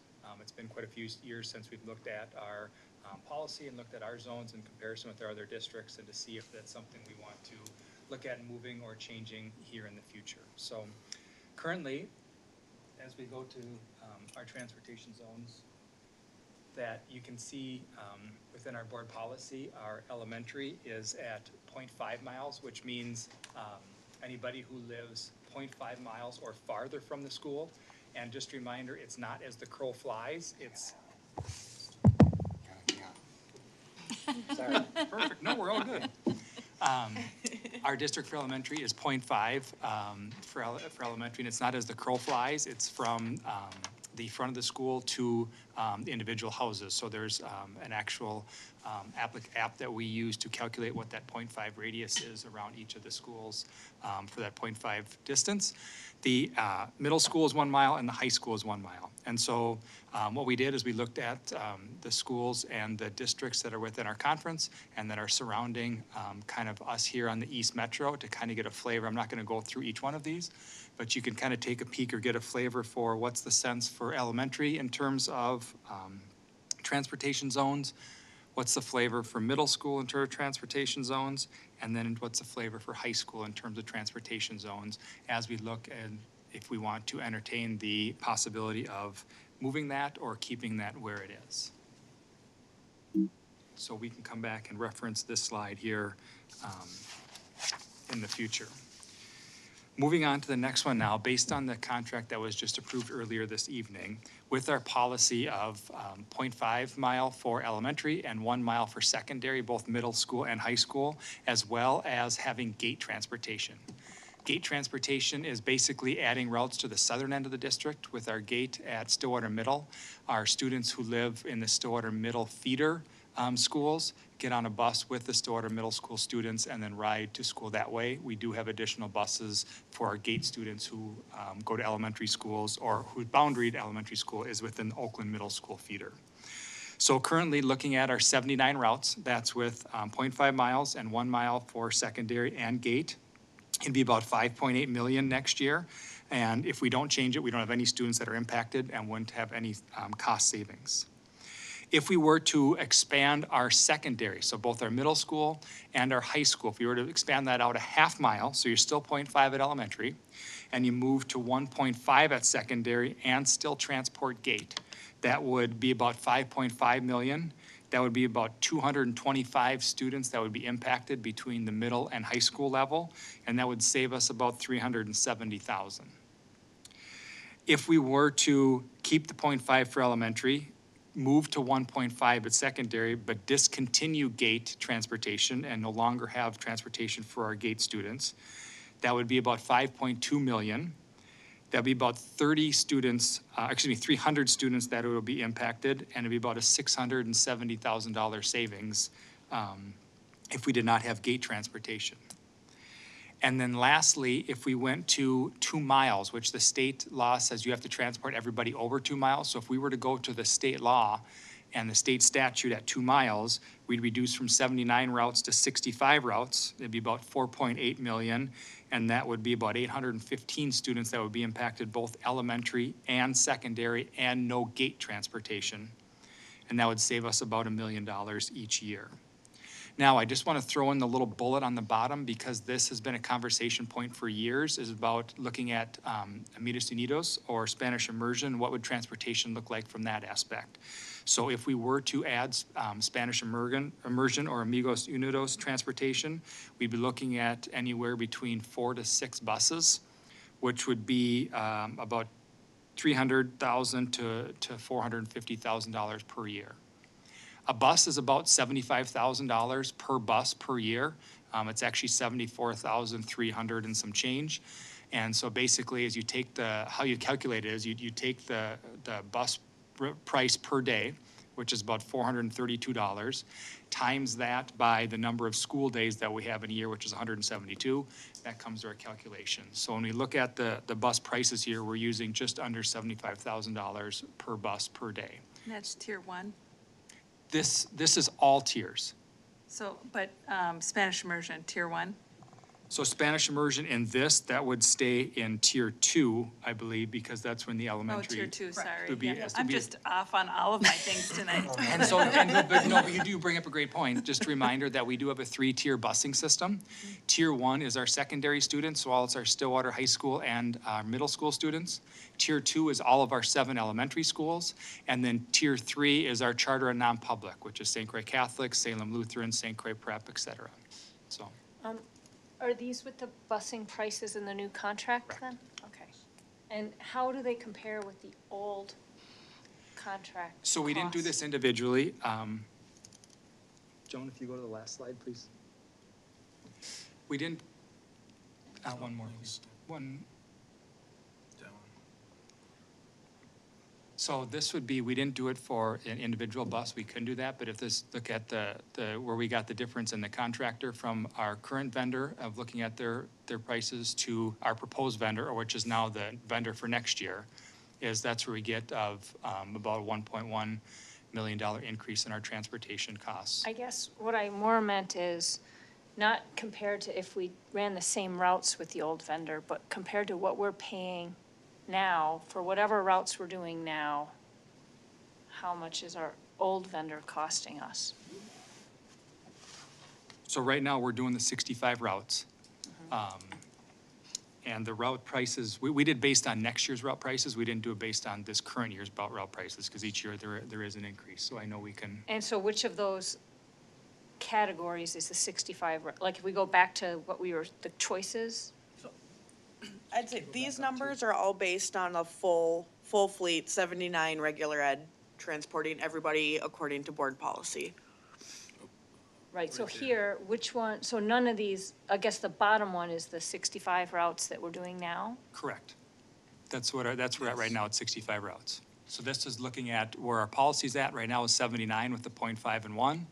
The 65 is where we are now, and the 2 options in the middle are kind of options to consider of kind of a halfway point if there's an appetite for it. Can I ask a quick question? The pre-pandemic routes, do we have it here? The pre-pandemic was 79 routes. That's what we should. That's the first one? Correct. Yes. Okay. So we don't But we don't know how save much any- that one costs. Like, we don't have the cost of the old one, but I guess it doesn't matter because it's not. We're looking at cost savings, so with that pre-pandemic, we don't have any cost savings, but we don't lose anything either, right? Right, and pre-pandemic was 3 school years ago. Yeah. Yeah. Can I ask a quick clarification? So under, I guess, option 3 with the 70 routes, it impacts 300 students if we take out the gate? According to the chart? It's or the how? 1.5. It's gate 4-8. So 4th through 8th grade students attending. 4th through 8th grade, got it. How many Okay. gate students do we There must be have? 75 of It them. would be the number above it plus 75 more. Right. So we have 75 gate students? There's 125 current students in the 21-22 school year. Oakland Middle School area.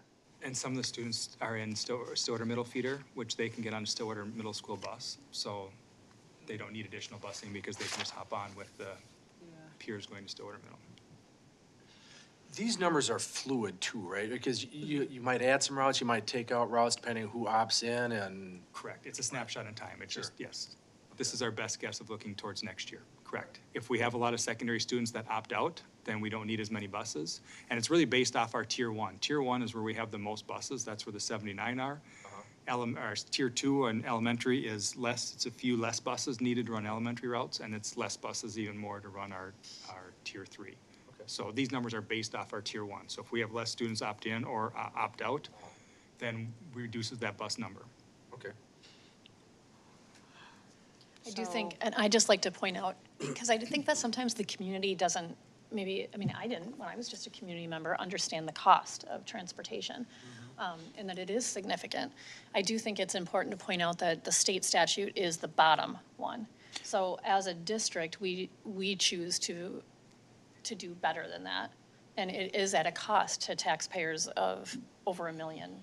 So I just want to point that out to people that if we don't make changes, or if we do make changes, that's one conversation. But I think it's just a good education point for the community to understand we do more for our families, but it does come at a cost to the general fund, so.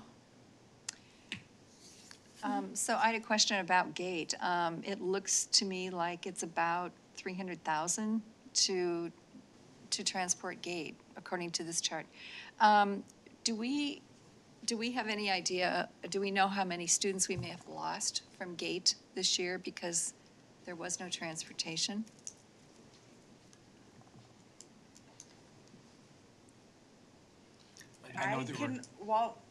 Based on our numbers of what we have in our system, we have currently this year 125 students listed as GATE program students. The list for next year currently has 135. So. But I'm just wondering, did we lose students this year because they just couldn't get to, parents just didn't have the wherewithal to get them to gate? That's what I was wondering. We did lose a couple that I know of. I don't know how big the number is, but I do, there were a couple instances where that happened, yes. We could find out the Yeah, exact that would number. be- Yeah, I'm just wondering if, I know that this year, everybody just sort of pulled together, if you will, because of the pandemic.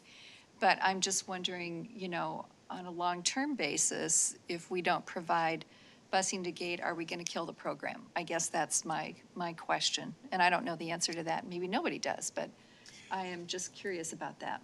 Just contextually, before we moved to Stillwater Middle here, when it was at Oak Park, we did not provide busing to Oak Park when the gate program was here. Yeah, it was an all-drive. That was correct. And And I believe, Amanda, correct me obviously- if I'm wrong, but I believe when we moved to Stillwater Middle is when transportation was provided. That was pre-me. Okay. Yep, that was, I started the last year that those buildings were open, at Oak Park, and so, a little bit before my time. Right, and based on the information you just gave, there's actually an increase in the program even without transportation. Yes. So, it looks good even without transportation, so I don't think it's deterring anyone from attending it because there's no transportations. So that's my observation and based on her feedback. I think for me, the hard part is always why GATE and not Amigos Unidos? Why one program and not the other? And it feels like we're picking a winner. I don't know. It seems like we should do both or we should do neither. But that's just my initial thought. Director Hocker? One more weigh in on the gate conversation. I do know there are lots of families from the South who did choose to send their kids to gate based on the expectation of transportation. And once that was pulled this year, it has been very challenging to organize carpools and figure out how to get kids to and from.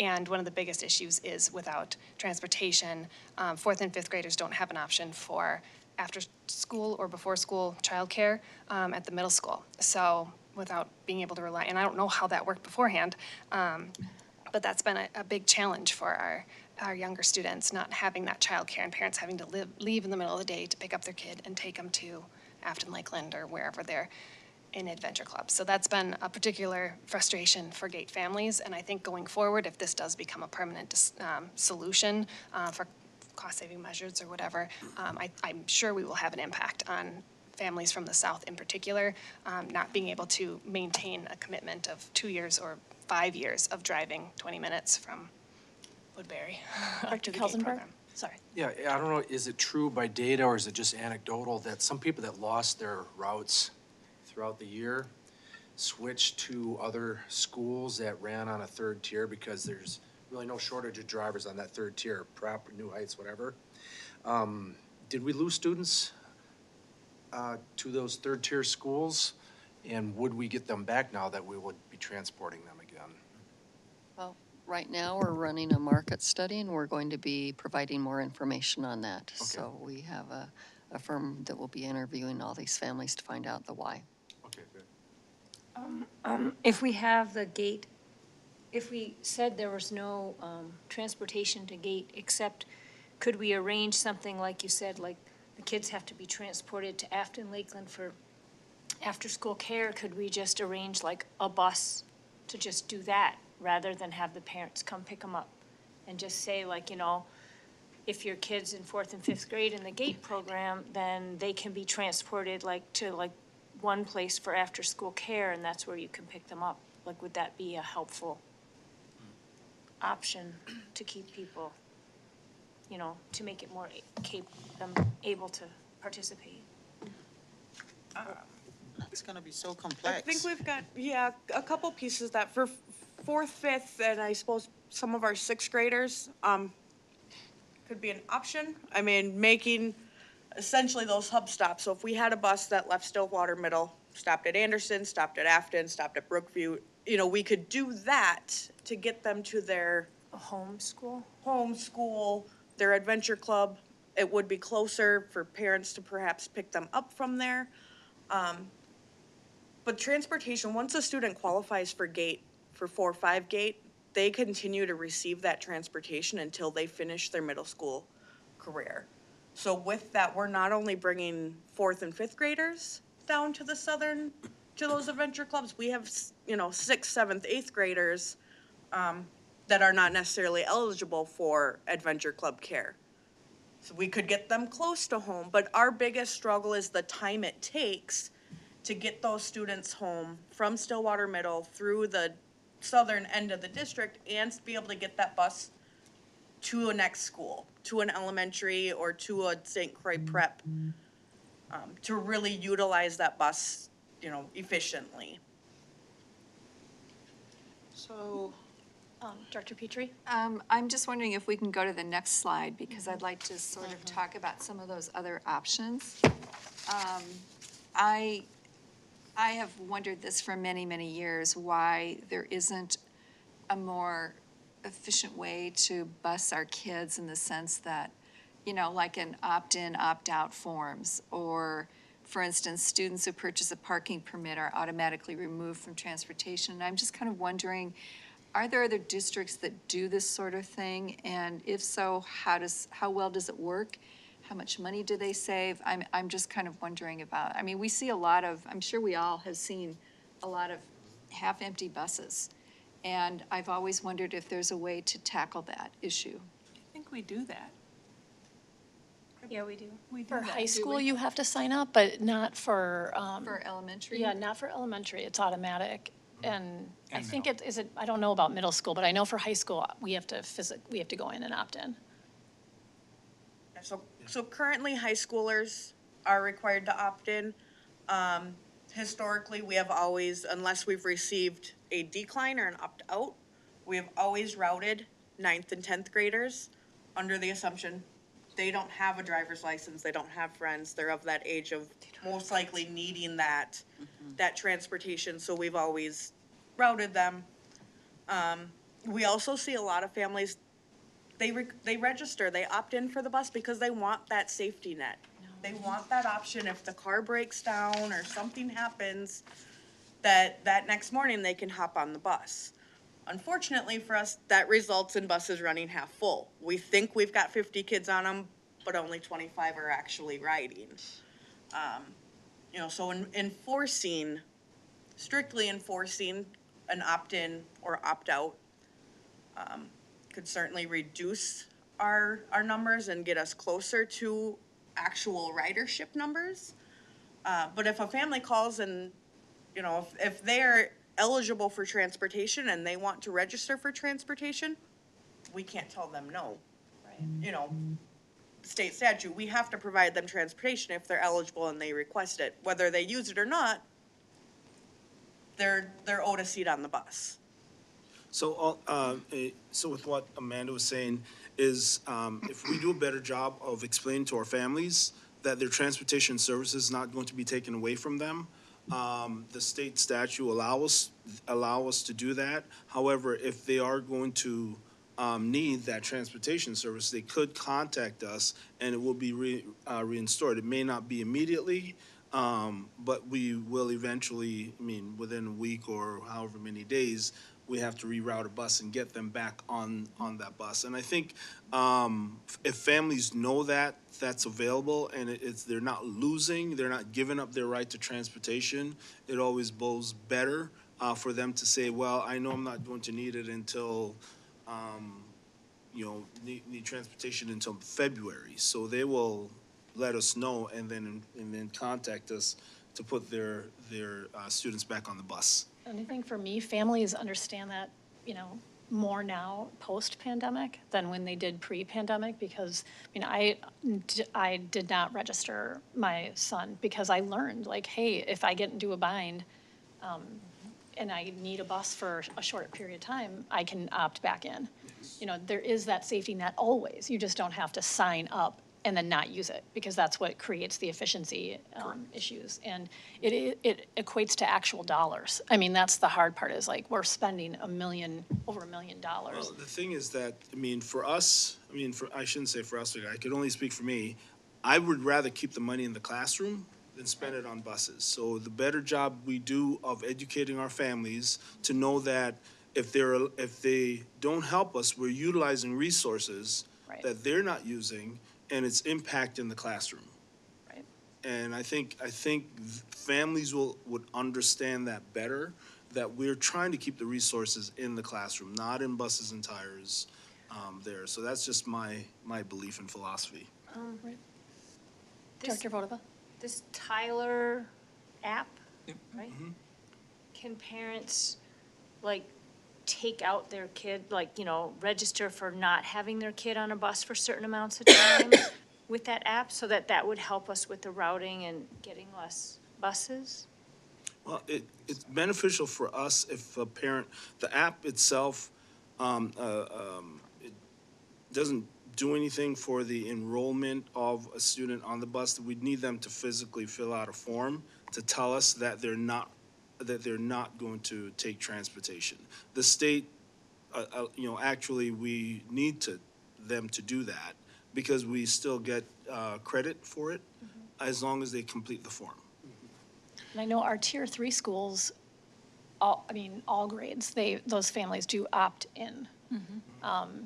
So it's not new for a lot of families to say, yes, I want it, no, I don't. And so I think, it might be the first year, it might be an education to get people to know, hey, I now have to opt in. But I think it could be an efficiency that would be worth considering personally. I think one additional point, Director Vodova, is with that Tyler Drive, and you saw the video where the kids are going to be swiping in and swiping off of their school bus. That's another data point and data collection point that we as analysts can use as we disseminate that information, especially over a period of time. So what we're going to actually see is, okay, Johnny may sign up for the bus, and then we can analyze that he has not been swiping in, swiping out, and therefore he is no longer needing or using that bus service. And we can analyze and see those trends over time. And what that will allow us to do then is to be able to take really accurate, good data information of students who are actually riding the bus versus those who said, yep, I need the bus, but now we're not going to really actually use it and not need that seat. What we're going to find are the students who actually really do need those seats. And that data point and that data collection is key for us as analysts as we put these routes together to find those efficiencies. Director? So if people opt in and opt out during the course of a school year because of their particular circumstances, how often do you reroute buses during the course of the year to capture that efficiency or not? What we'd normally ask for is 2 weeks to do so. Depending on the neighborhood, how many stops are already there. It may be faster than that, probably within 3 days we could get that bus. It's very rare that we have to tear apart, multiple routes in order to accomplish that, but it has happened. So that's why we asked for that 2-week period of time. So we would communicate to families that, they need to give us a lead time for that. And families are very understanding of that. Yeah. So Superintendent? Well, I have 5 children, and we had to opt in, and we would opt in and opt out depending on my individual child and activities, and it took no more than 3 days in their district. So it was really convenient, and it was really quick to do.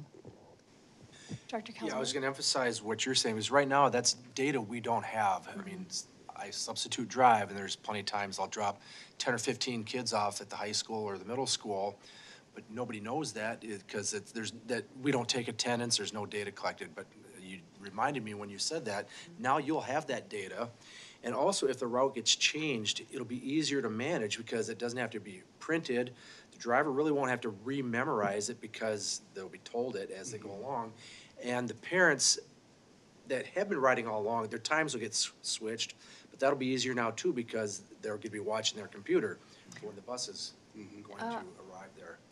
And it will affect, any route changes will probably affect people up north more because if you change the route up north of 36, you're talking 4 or 5 miles to get that bus around to pick them up on the right side. But if you're down in Woodbury, usually the added kid is already at a stop that already exists. Except the data collection, you said you're only planning on giving badges to the elementary students. And so you're gonna miss all the data from the middle school students and the high school students because you won't actually get that data. Well, they'll be able to buy, did you say, a card? I mean, I guess you haven't thought through that, Right, we haven't, decided that, but it might not be mandatory that they would have a card. And so Then you're not gonna know. you would know better, but you wouldn't know precise unless Well, everyone had. Sorry. Additionally, on the tablet, the driver, even if the student doesn't swipe, okay, there is an override for the bus driver to say Sally's at the bus stop, Sally's getting on the bus. I can punch her onto the bus, and when she gets off, I can punch her off the bus. Okay, so then the there bus is- drivers do that, like they punch how many kids get on their bus each stop. And specific to the student as well, yes. And I want to just add that we would never just remove a family or a student from a bus without contacting that family first. So there's still a fail-safe. If we see that they're not riding, we'll actually reach out and put a call to them or email and ask them if they plan on taking the bus.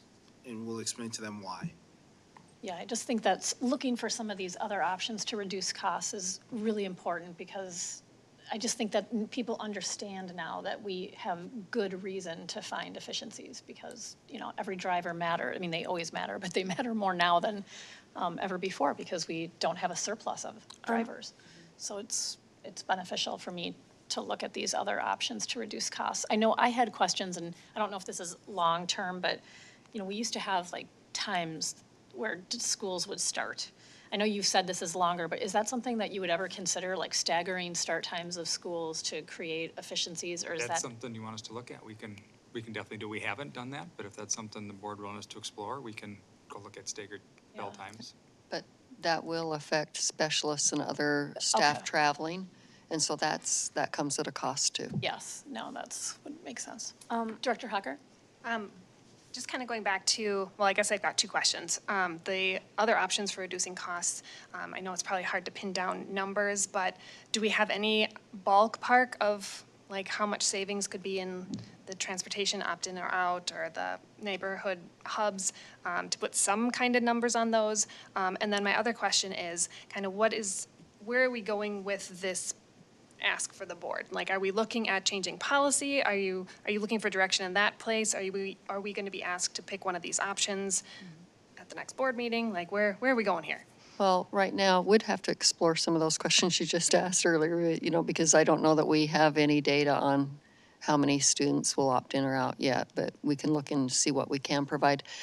We wanted to present this tonight because if this contract went through, and it did, because they will be out purchasing buses, they will be out hiring bus drivers, and it would be nice to know if you, as a board, want to consider changing the zones, or do you want to keep it back to where we originally had it at 0.5 and 1? And so we just need some kind of an indication because they will be out fast and furiously purchasing equipment and hiring bus drivers. Director Porbeni? I have another question, yeah.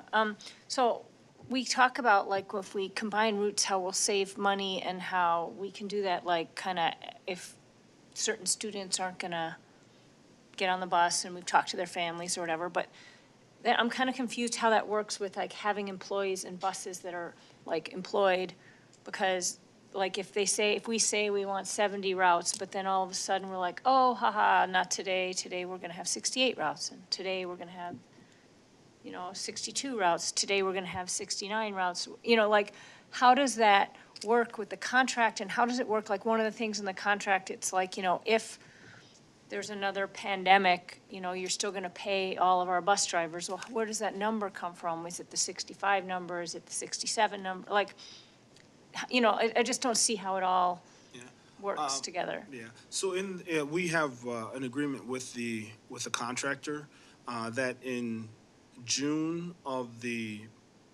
for example, if we're looking at next school year, we would need to let them know by this coming June how many routes and buses that we're going to need for school year 23-24.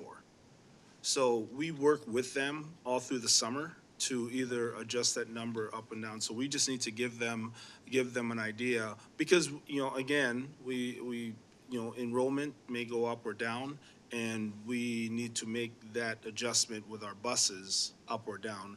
The contractor is just asking us to let them know ahead of time so they can plan for that. So that's how we handle that. So it wouldn't be changing every day per se. I mean, it might for different things, but we're making a commitment to say we're going to use 65 routes. For that, they're going to staff for that amount. If we come back to them later on and say, well, we need 68, then we need to give them time to again adjust for that. Director Porbeni? Thank you, Chair Sherman. Quick question here. So what if we have it less than 65 with the adjustments that you're talking about, and it goes down below 65? What happens with the contract? That's my first question. The second one is, it looks like there are lots of questions that have been asked today that we would need more information to be able to make any kind of decision.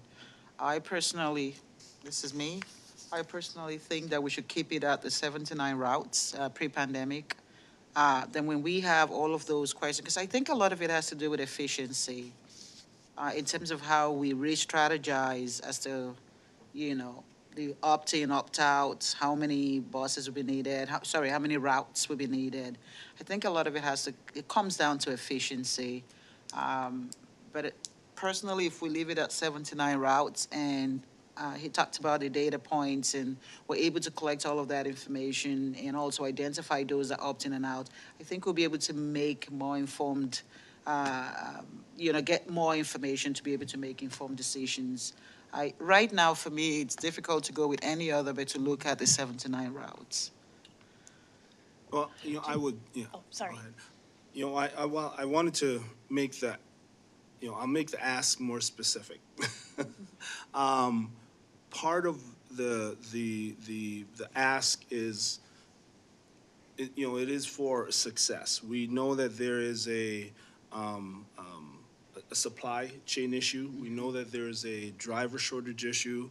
It takes an average about 6 weeks to train a new driver to be in the seat of a bus.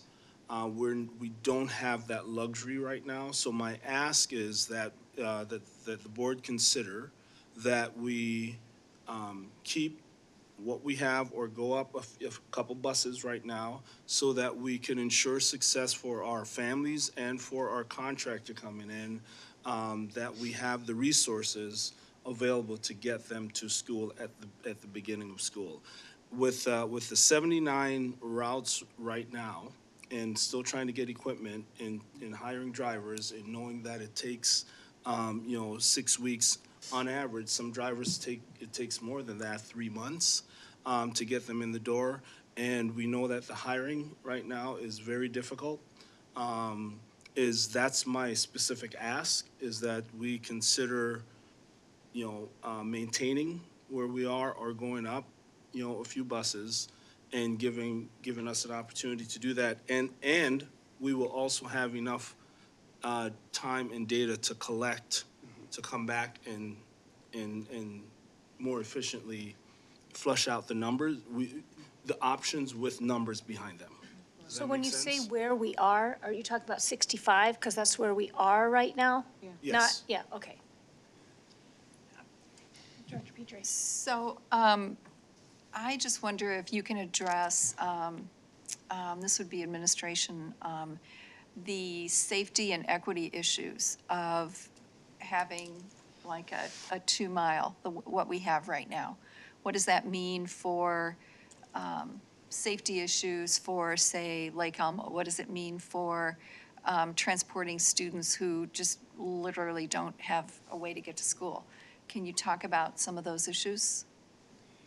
That's kind of where we are right now in terms of our 2 mile. It's what we've had to do because of where we are with our busing this year, that we had to create the 2 mile zone for the no transportation zone. So, you know, in the past, we did have, you know, a hazardous road around Lake Elmo. So they had all transportation because they weren't crossing County Road 5 in years past. So the 79 routes would be putting that back into play.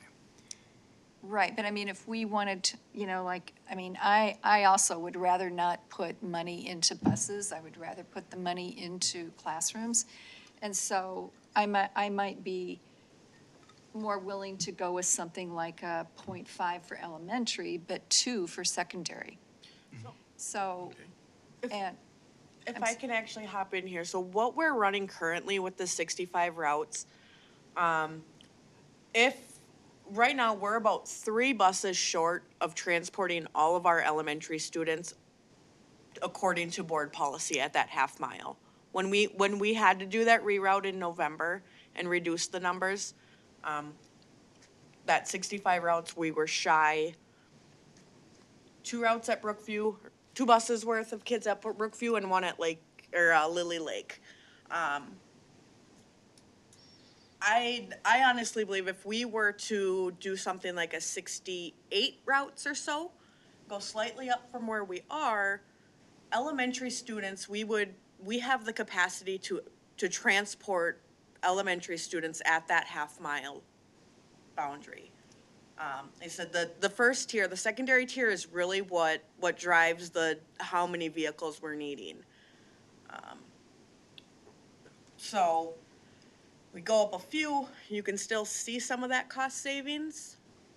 And it's our secondary students that are gonna see more of an impact than our younger learners. Yeah. Yes, Director Kelsenberg. Sure. I think if you started as a base with the 65 routes, then as drivers become available, not only just the drivers available, but you're also identifying where the bigger need is. There might be a certain neighborhood where they just have less ability to transport the kids themselves. That's when you start adding them in. It's kind of a triage. You get more drivers, and the next route in line gets to go.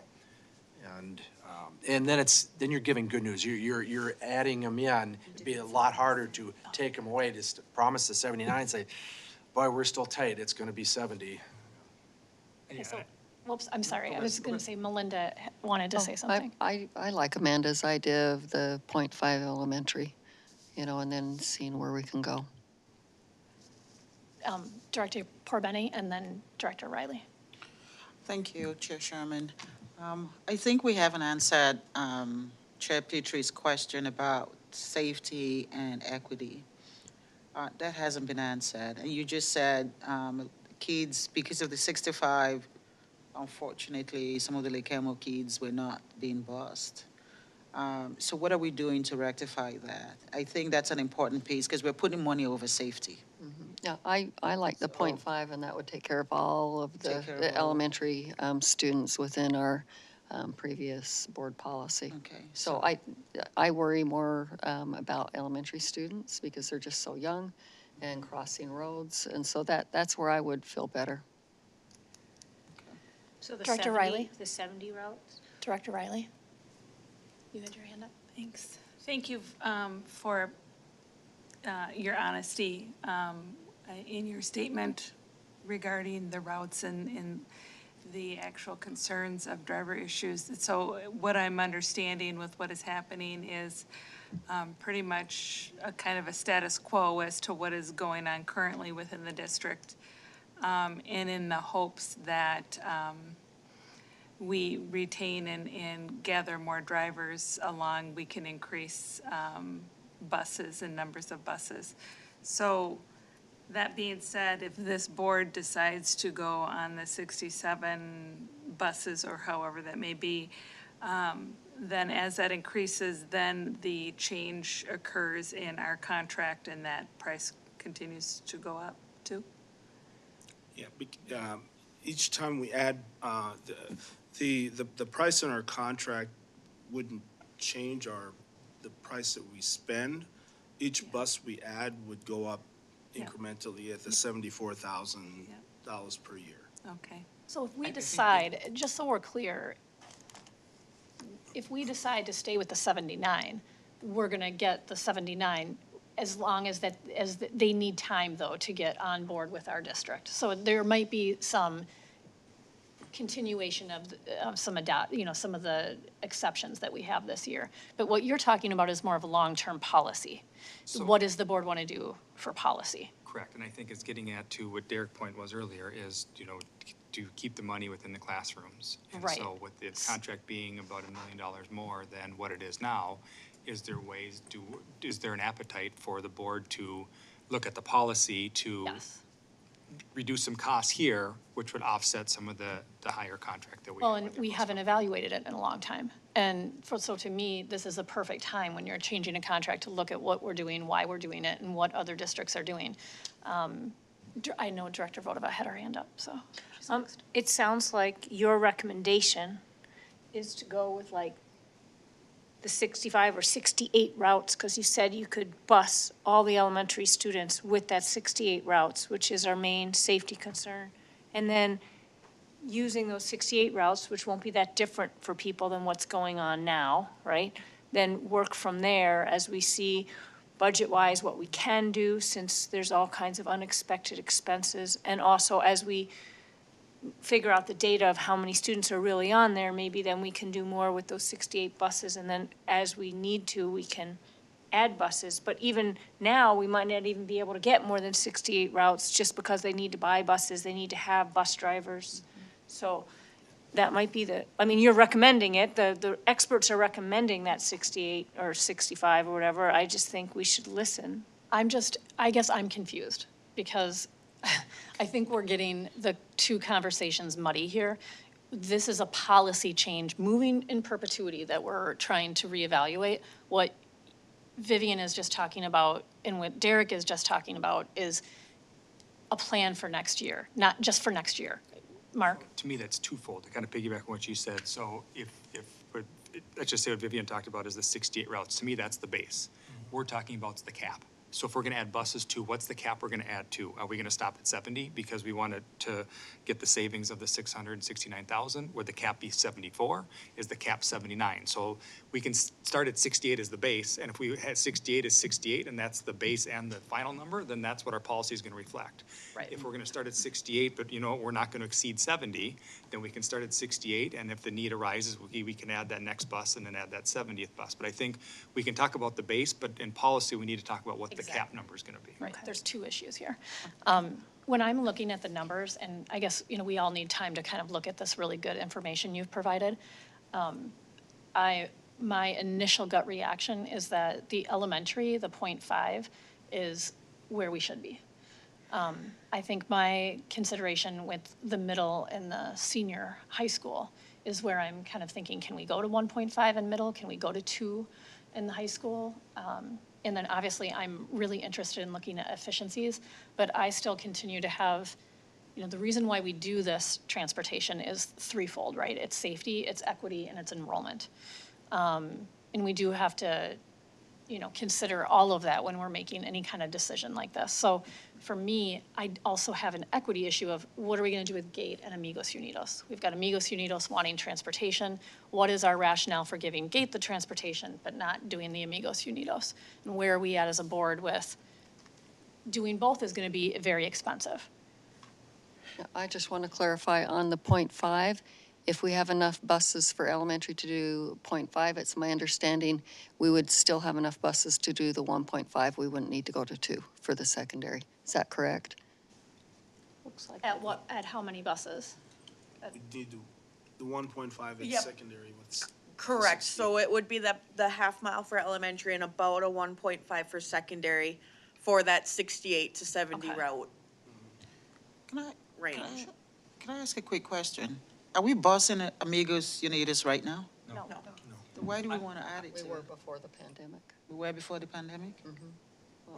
No, we've never bused Amigos Unitas. Bused Gate. But we, Just Now, gate. with that being said, if the students live within the Lake Elmo boundary, they're getting transportation because Yeah, it's their. that's it's because their- they're there. right. I personally think we shouldn't. We should take it back to pre-pandemic and also take Gate out. Yeah, I agree.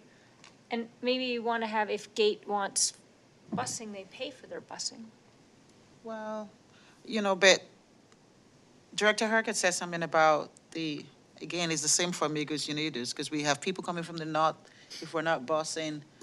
It's the same with the GATE program. We have people from the south, and they're not busing. So I agree. I mean, if we're not busing for that, then we shouldn't bus for the other one as well. I think it's fair.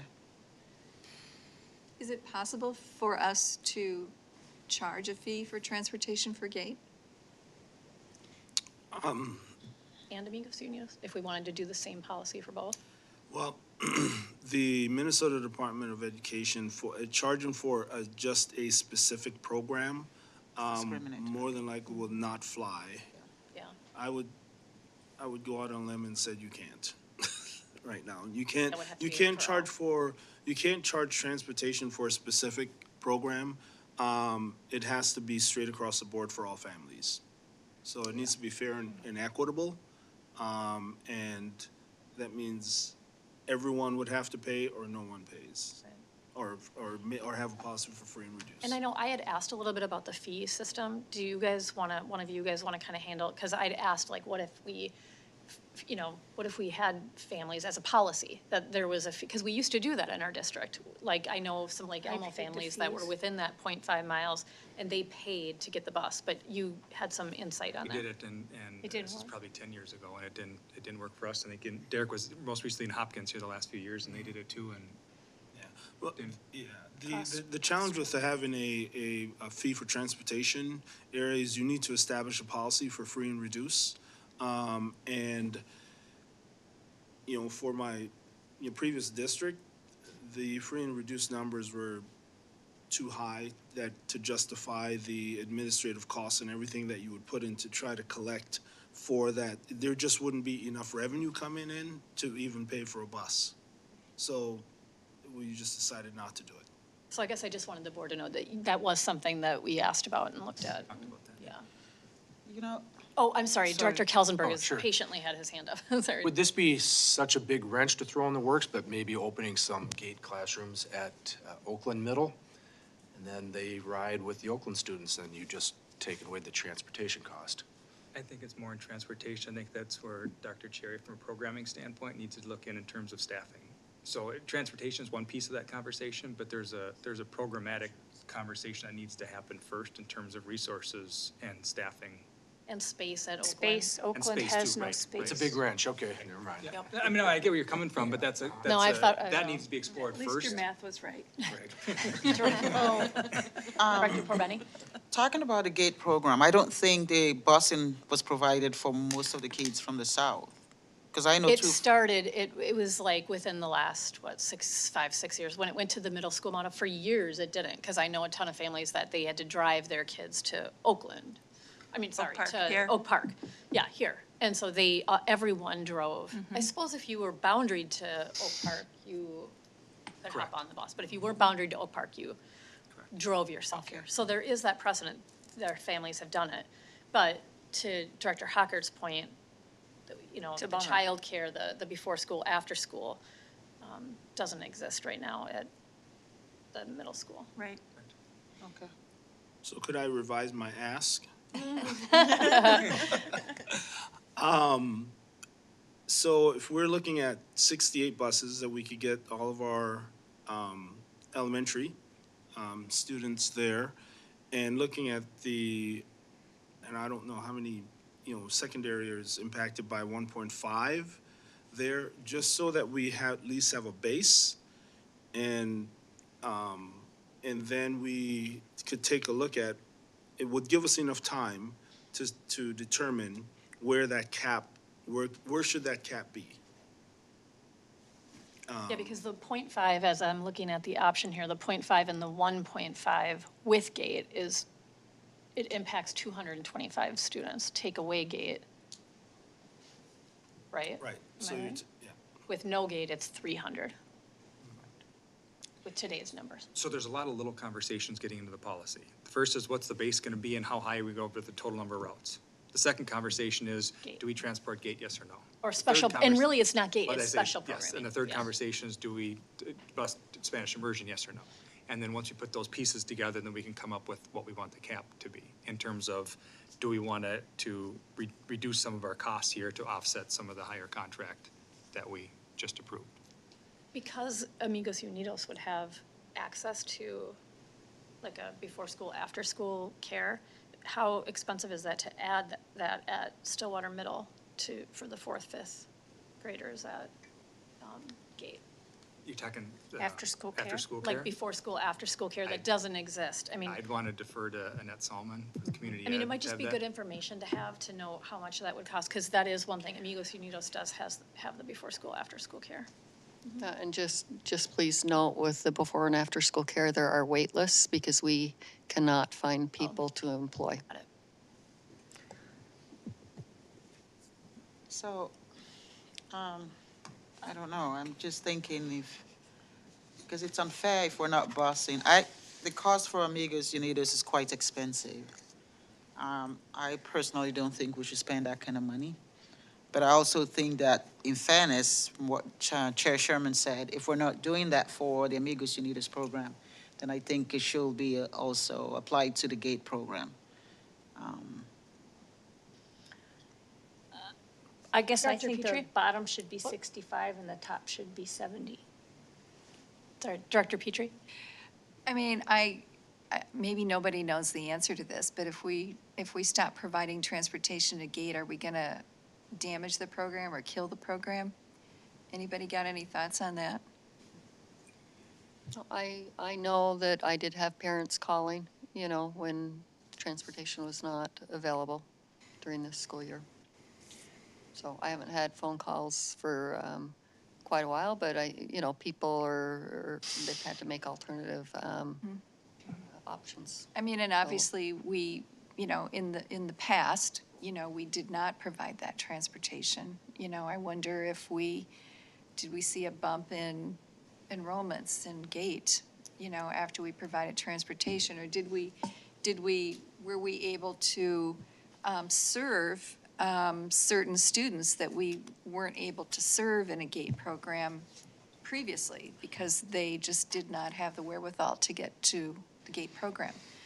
I'm just wondering about that. I'm not sure that we can dig that out and figure it out or not.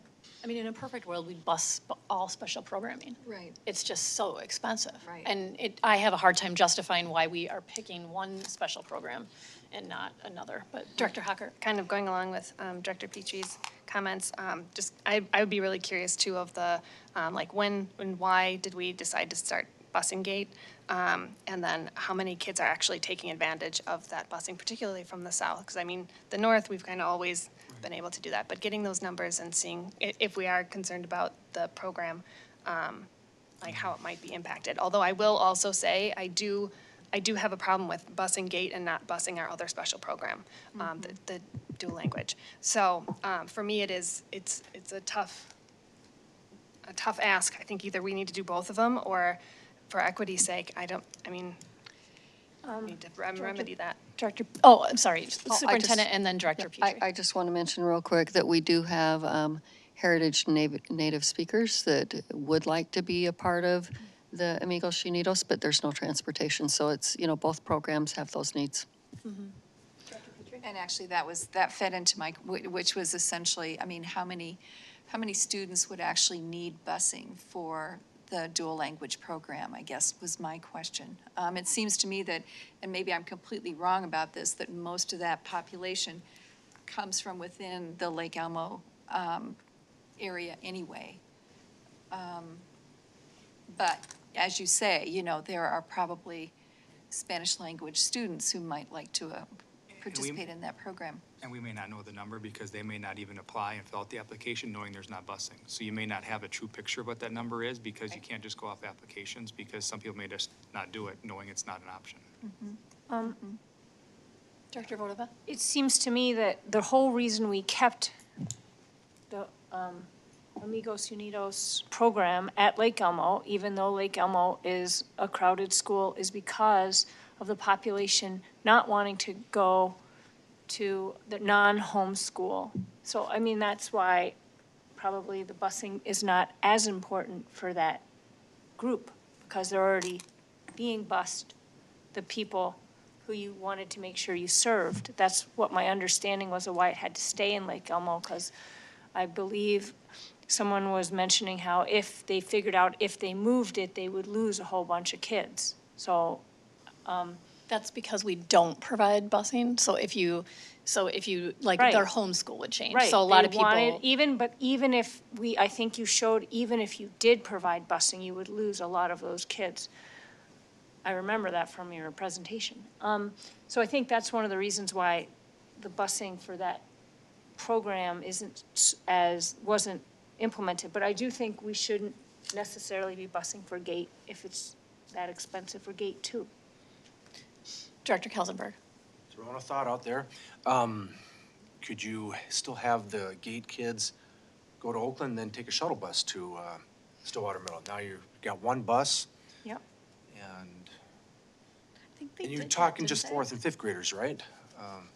For gate? It is 4 through 8. I'm sorry. Yep. I should know. Once they qualify for GATE in 4th, 5th grade, they continue to receive that transportation through 8th grade. Okay. I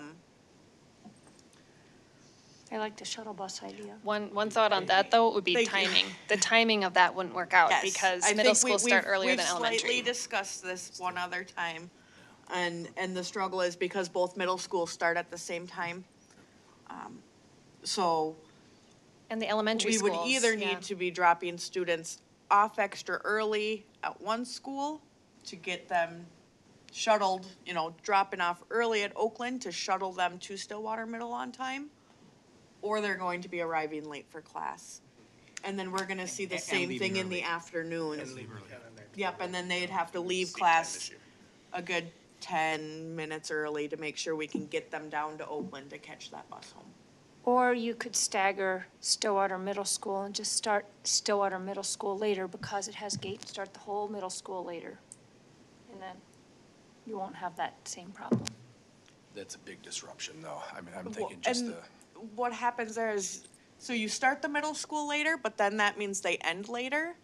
And then we have timing issues with the afternoon shuttle, because then at that point, They can't get back. Oakland Middle is, yep.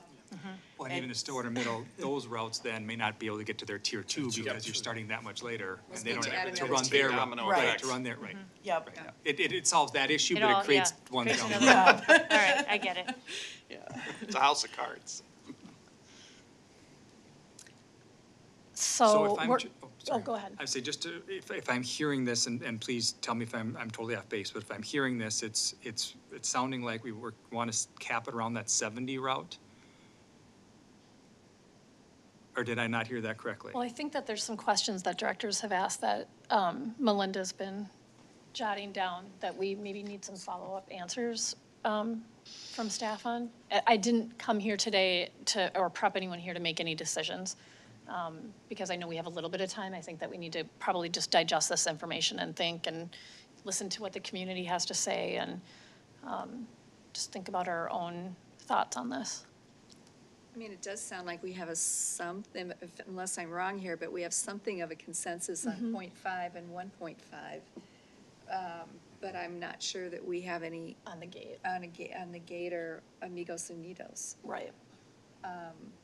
And I know Amigos Unidos has asked for transportation because like you said, it's for the kind of native speakers, but there's also families in a lot of other parts of the district that aren't able to get to that program too. It's the same equity issue that exists for GATE. The school is even crowded. I mean, where are we going to put those extra kids? Well, it's Licamo just has that they, structural if they issues. don't get transportation, a lot of people don't apply. It'd still be the same ladder, like, system, you wouldn't be Same number of increasing. kids. But, some people in other schools just don't even apply because there's no Right. transportation.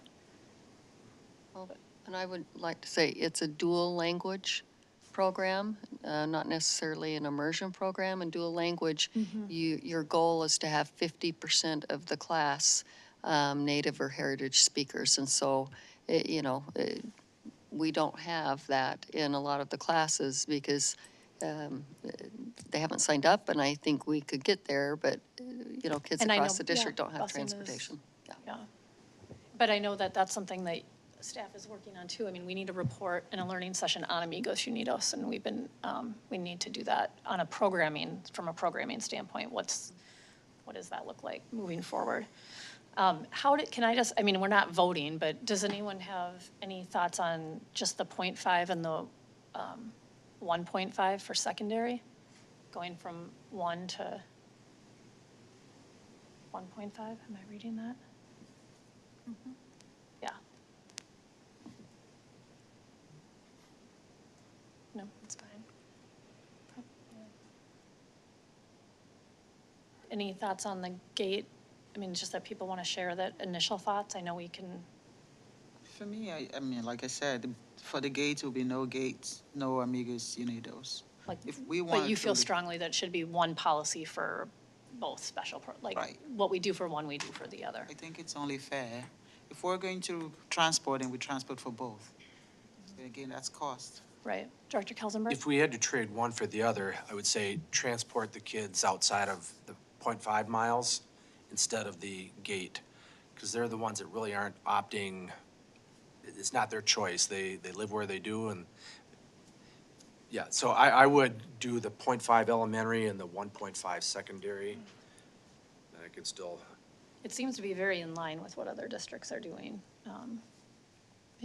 I don't know, does anyone else have any thoughts? and if before you're we- wrong, you could still add them in. You could still add them along the way a lot more easily than changing your mind the other direction, removing the routes.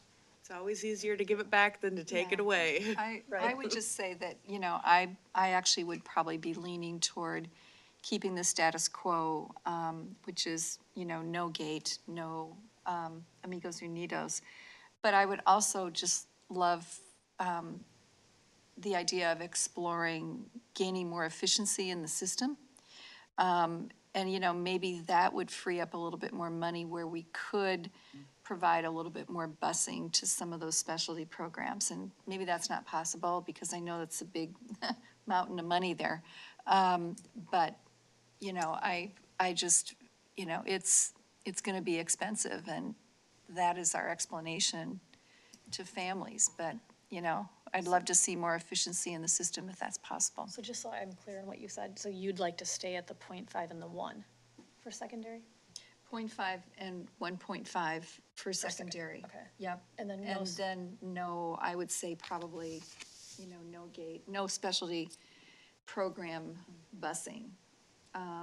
We can't even really provide it right now anyway because we don't seem to have any buses. So, it's just a hard thing because I know the families in the south that don't have a bus to Stillwater, because in the north of 36, because it's going to the middle school, any elementary school child could get on the bus to go to Stillwater Middle for GATE versus Amigos Unidos, you have to literally reside in, it's in Lake Elmo. It's a Stillwater Middle feeder school, not necessarily 36. Years ago, it used to be Like the the dividing Stillwater line. Middle, like the families more, that feed into Stillwater Middle. Correct, If you correct. live at Lily Lake, Rutherford, Stonebridge, yeah. Stonebridge, you can get on that bus. Correct. So even though we're not providing busing for special programming, you are in the case of GATE because half of our schools are boundaried to Stillwater Middle. So you really are cutting off. That's the struggle for me is because you really are saying, okay, the south of the feeder schools into Oakland have an option versus Amigos Unidos. I mean, it's unfortunate all the way around. It's late. But We should be forever. you're not adding transportation. The transportation already exists, and they're just tapping into it. Yes, in a way that other people can't. Versus, I mean, it's the same thing in Amigos Unidos. The people that live in Lake Elmo transportation area have access to the program differently than other families. So we could look at, we could do an analysis of looking at, neighborhood stops and also finding out, how many students, secondary students right now currently get parking passes, and to see if that would even make an impact on the number of buses. At least this way you'd have some numbers, behind that, and I think that would be helpful with that, because we could look at how many stops do you have in the entire district. We could look at a neighborhood and look at how many stops do you actually have in that neighborhood as compared to the number of students. And for us, getting a bus on the road it's really determined how long does it take to pick up certain number of students. And the more stops it makes, the longer it takes. So we could look at, from an efficiency standpoint, are we stopping too many times before that bus is full to get to the school site? And that's an efficiency value, study that we could look at, get some numbers and bring it back to you and say, okay, does that fit within board policy? And if it doesn't, then that's when we get to that cap, and now we need to look at, does policy need to change to reflect, what needs to happen? Does that make sense? There are some areas that really lend themselves to that hub stop, at Liberty and Stillwater. There's actually already shelters there. Abercrombie has some shelters that you'd be making one stop that people would gather, and instead, especially Liberty, driving those skinny streets, that just, it's slow going in there. But if you could just stop at that one spot at Newman and Liberty, pick them all up at once, you just saved 20 minutes. And the last thing I guess I would say, if we did go to the 1.5 in the secondary, and it looks like there's the 225 kids, I just want to make sure that we're, from an equity standpoint, we're not, I just worry like what neighborhoods, I know that you guys, the staff and principals know what areas are really need and rely on that transportation. So that would be. A lot of gate come from Lake Elmo area? I don't know. We don't have a lot of gate from Lake Elmo. I thought there was. Or maybe it's Brookview area. I think it might be Brookview. There's a lot in that Brookview area. Yeah, I think it's Brookview. The southwestern Yeah. that's part what of the I thought. district. Yeah, no, you're right. When we looked at the report back in November on GATE, there were very few free and reduced lunch GATE students, and there were almost no students of color in GATE. And just so we're clear, when I'm saying 1.5, I'm talking about across the whole district, like going to 1.5 in secondary. I just want to make sure principals are aware, like, hey, what neighborhoods in all of our like Lily Lake, Anderson, I mean, we have, like, Lily Lake is our most free and reduced lunch school, I think, right? Yeah, but we would be at 0.5, and that is where the board was before the pandemic with all elementary. Oh, now we're not going to even consider doing the 1.5 for secondary? Well, 1.5, that would just be the secondary schools. I thought it was 0.5 for elementary and 1.5 Yeah, so for we're staying at secondary. 6.5. Right, but is equity not a concern if you're? Secondary. We'll look at secondary, Yeah. but elementary should be good to go. Oh, sorry, I wasn't saying, sorry, it's late, we've been meeting for. See, it's not only me. I know, right? I'm just gonna beat I mean, I that think drum that all you have a day. lot of good questions, but yeah, like in Oakland, in Stillwater Check Middle. the 3 secondary schools. Right, check the 3 secondary schools, because I just wouldn't want to be changing something to 1.5. And the ALC too, it's part of, so. Yes, an ALC. Got that one. It's true. When you add back in routes, you could probably take that into consideration too, right? Right. So we'll get these questions answered and kind of do some more information providing, and we'll kind of meet back. Correct. Okay, great. And I just want to thank the board for staying a little late tonight, because we are on such a tight time frame with this transportation company, we want to support them too, because we have a lot to do between now and the start of school. Come, I love 5-hour meetings. Don't we all? Thank you, guys. Thank you. We're adjourned. I'll give you a couple of my hours if you want. No, thanks.